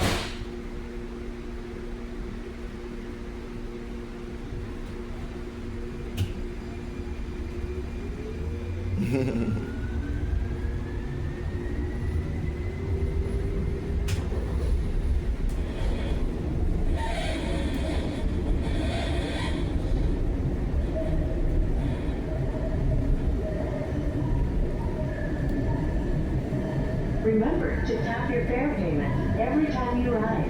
Recuerde tocar para pagar cada vez que viaje.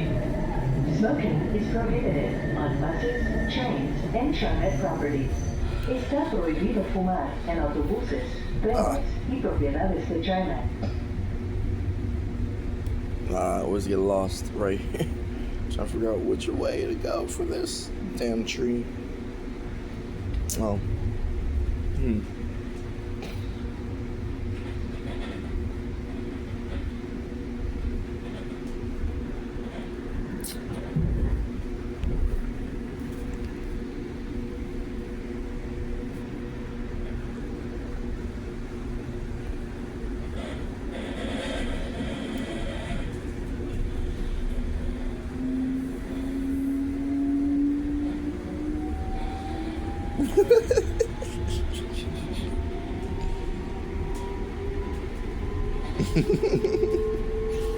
Done.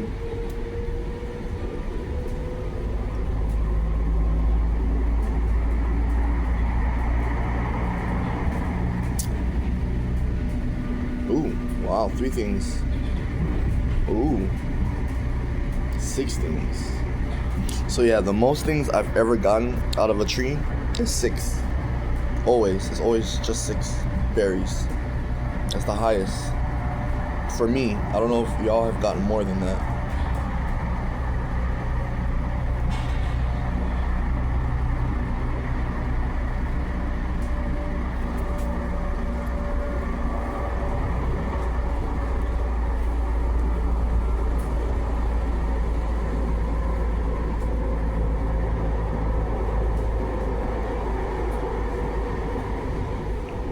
Hey, how do I get over here again?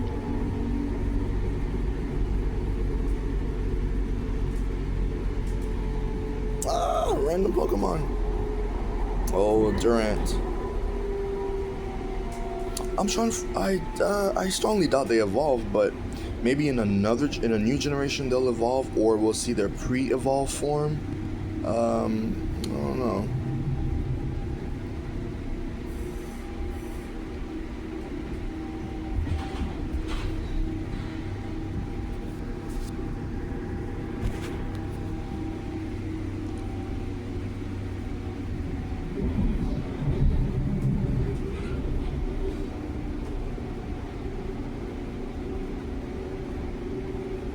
Do it. Psychic. Oh, wow. What a good dodge. She's good. Dang. Maybe she wants to join our team. My bad, Cranio. I did not see that coming. Okay, now Psychic again when she comes back. Wait, actually. It's not gonna affect you, huh? Quiver Dance. Do it. It's not gonna work. That's right. Good job, Cranio. Thank you for reminding me. Now, we're even more powered up. And unless that Durant dodges this Psychic, it's over. go. Good job, Cranio. You're so cool. My Butterfree knows psychic. Love it.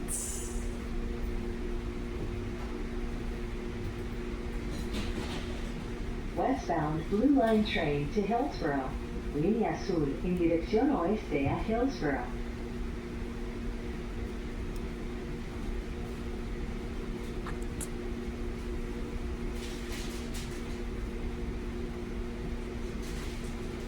Oh, wait a minute. I'm going the wrong way. Oh, by the way, I'm at 33%, y'all. I'm not gonna lie. The doors are closing. It's getting, Train departing. Please hold on. it's becoming slim pickings. I can figure it out. You all are worth it.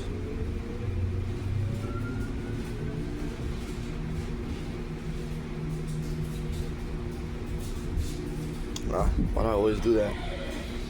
Dang it. I got turned around finding that Pokemon. Again. Oh my gosh. It is a Duskull. Oh my gosh. Okay. Cranio. We're gonna use a bug attack because it's a ghost type. Oh, wait. Oh, dark type is weak against bugs. See, I had it wrong. Psychic. Go, Cranio. Quick.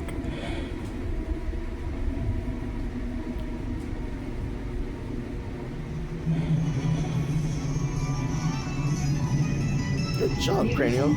Thank you. I was not expecting to run into a Duskull. Wait. Dang it. See, I'm doing it again. Okay, let's get out of here.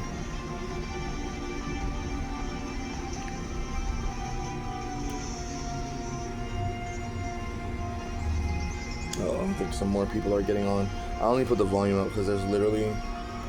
Well, I see like one person, but I don't know. Westbound Blue Line train to I'm like Hillsboro. way back here. Línea It's azul like en dirección not very oeste many a people, so... Hillsboro. Oh gosh, never mind, child. Of all the people, child. Of all the people to get on the bus, child. I mean, the train. Ah. The doors are closing. Wait, am I even going the right way? Departing. Please hold on.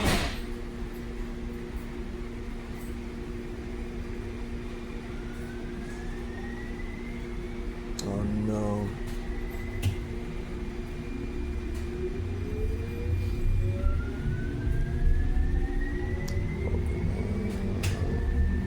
Dennis, oh wait. That's not a good idea.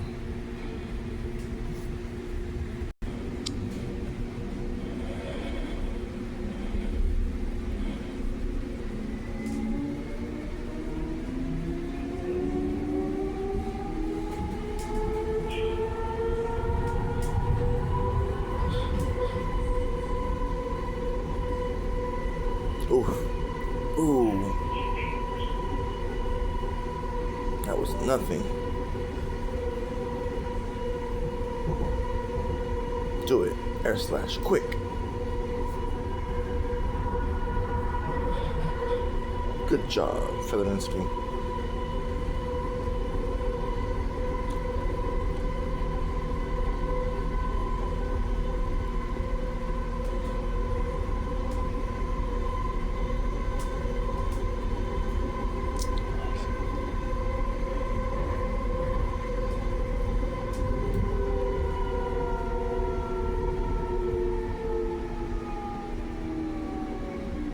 Milligan Way. Actually, Doors to the right. yeah, this is the right way. I was starting to get paranoid because I'm like, damn, when am I ever gonna go the right way? It's up there. I gotta go that way. Ah! Oh, it's a Torkoal.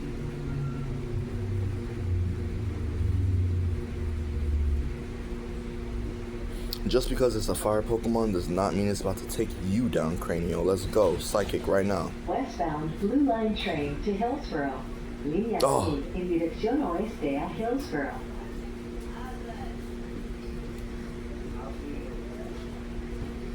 The doors are closing. Train departing. Please hold on. It's not gonna work. Yup. I can't use it twice in a row, but you can kind of sort of use it here and there. Now, finish it with Bug Buzz quick. Oh, dang it. Like that. That wild turtle knows what it's doing, huh?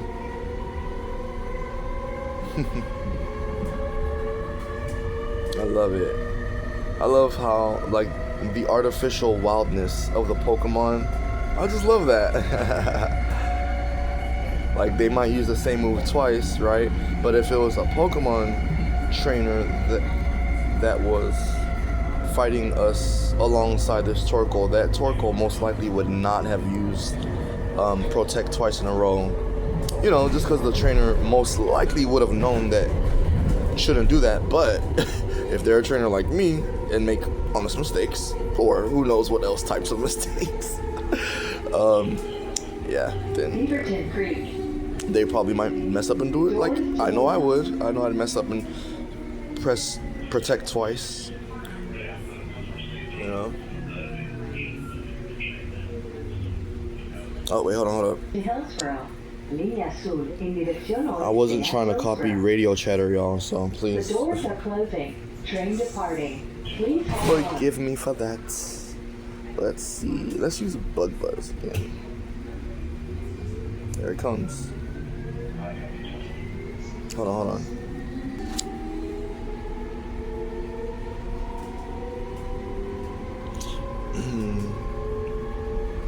Go Cranium. Yay!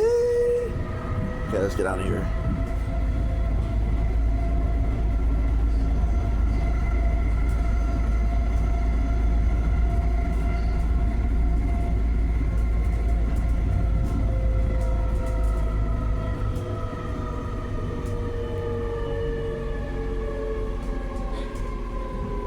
Verno Road, southwest 158th Avenue. Doors to the left.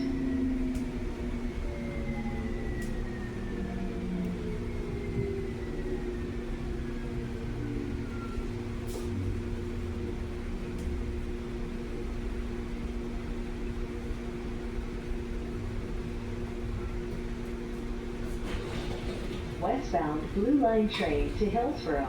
Línea Azul en dirección oeste a Hillsborough.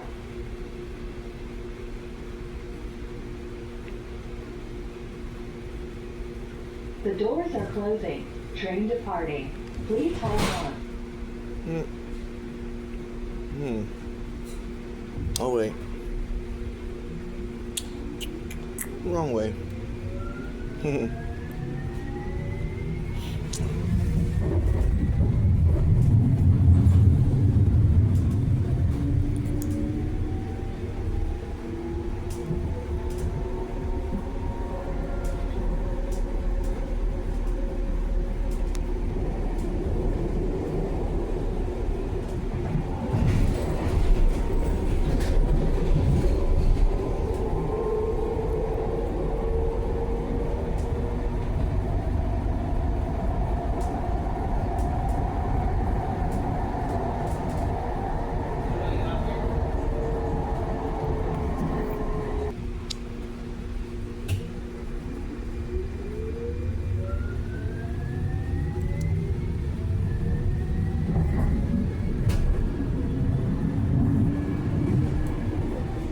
Property. Está prohibido fumar en autobuses, trenes y propiedades de trenes.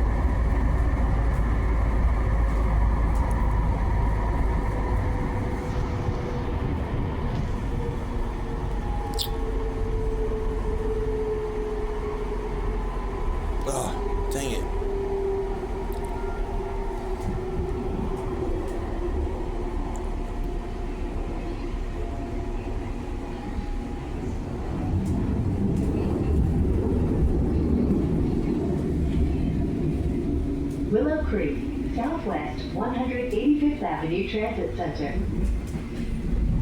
Doors to the left.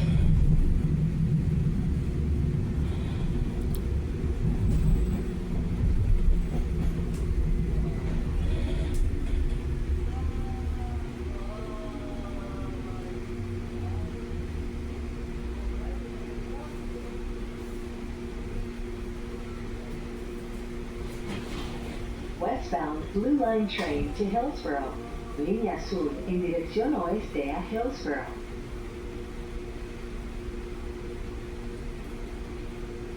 The doors are closing. Train departing. Please hold on.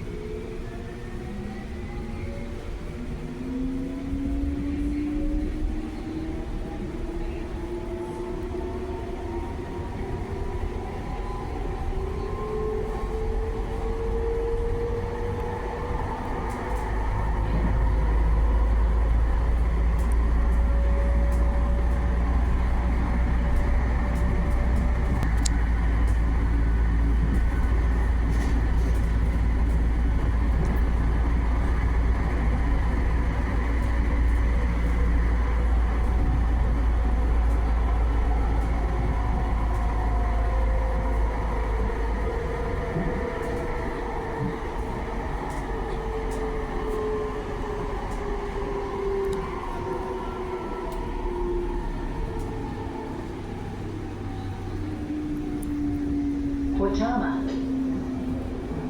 Doors to the left.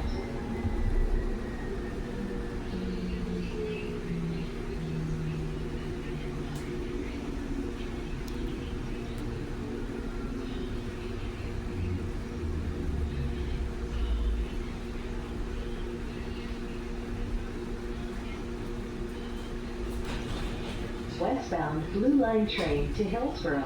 Línea Azul en dirección oeste a Hillsborough. The doors are closing. Train departing. Please hold on.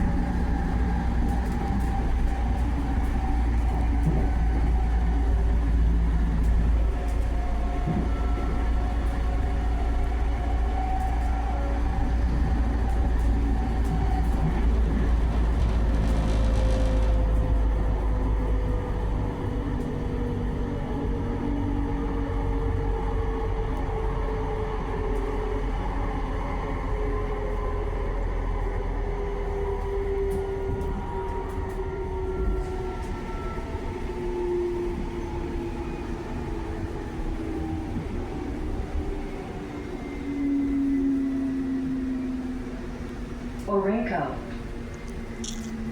Doors to the left.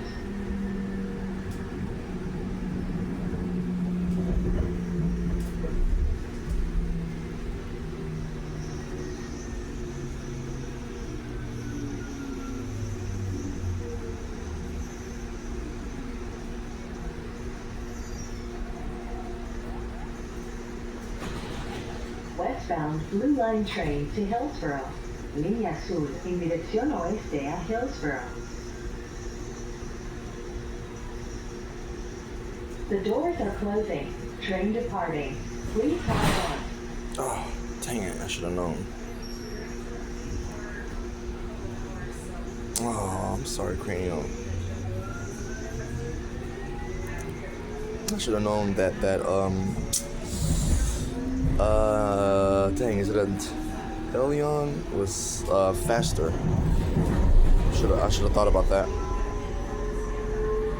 Or I don't know, is Cranial faster? I doubt Cranial is faster because it's on a lower level, but I could be wrong, I guess.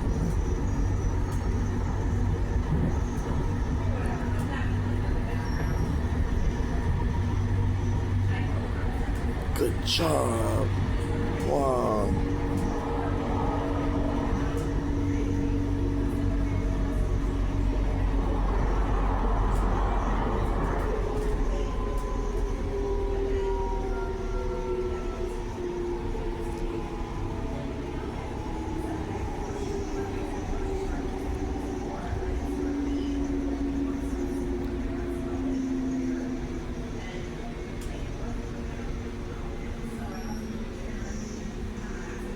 Snipe shot is brutal. Yikes. Hawthorne Farm. Oh, I could have used. Oh my Doors gosh. to the left. Dang it.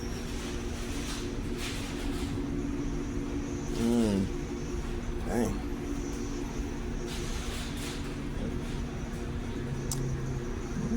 Alright.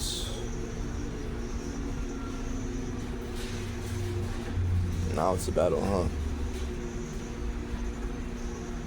Razor leaf, quick.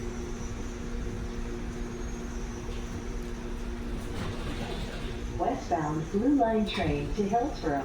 Línea azul en dirección oeste a Hillsboro. Good job, Feather.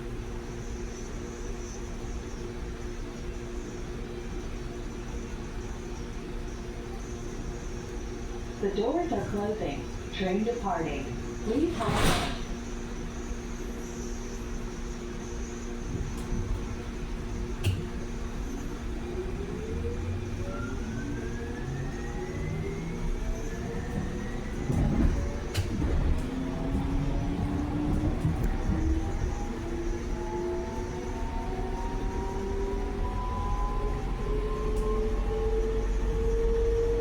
Oh.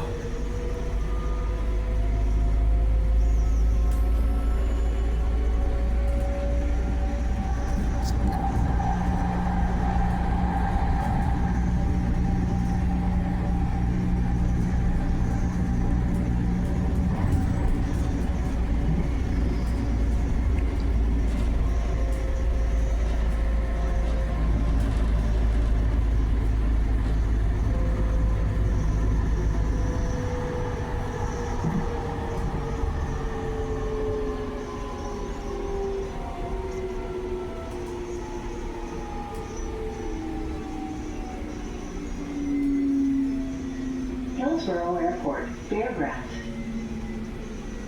Doors to the left and right.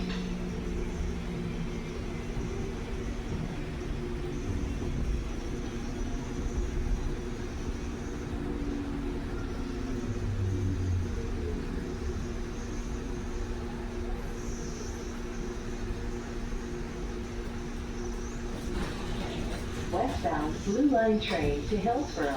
Línea azul en dirección oeste.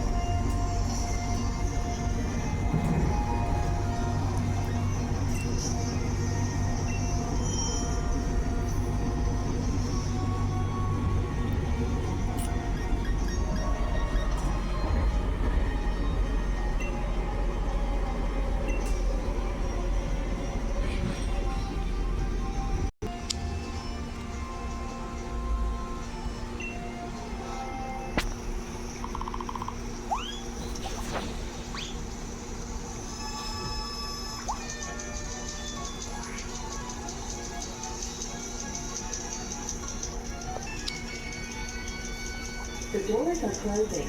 Train departing. Please hold on.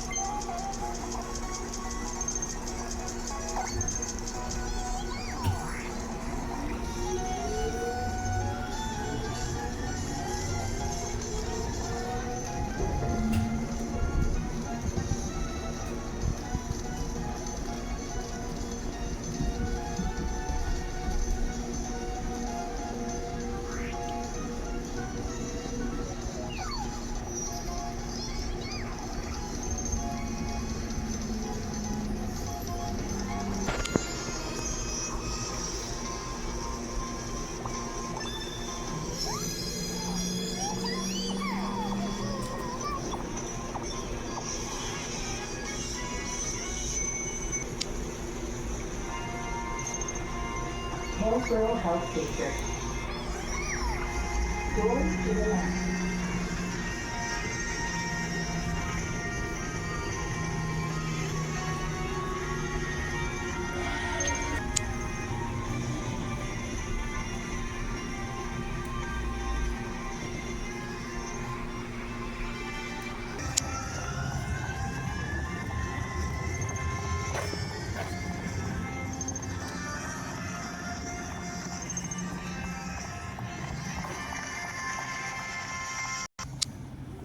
Well, that's it. This was a very special stream, or a very special pre-cord. I hope y'all enjoyed.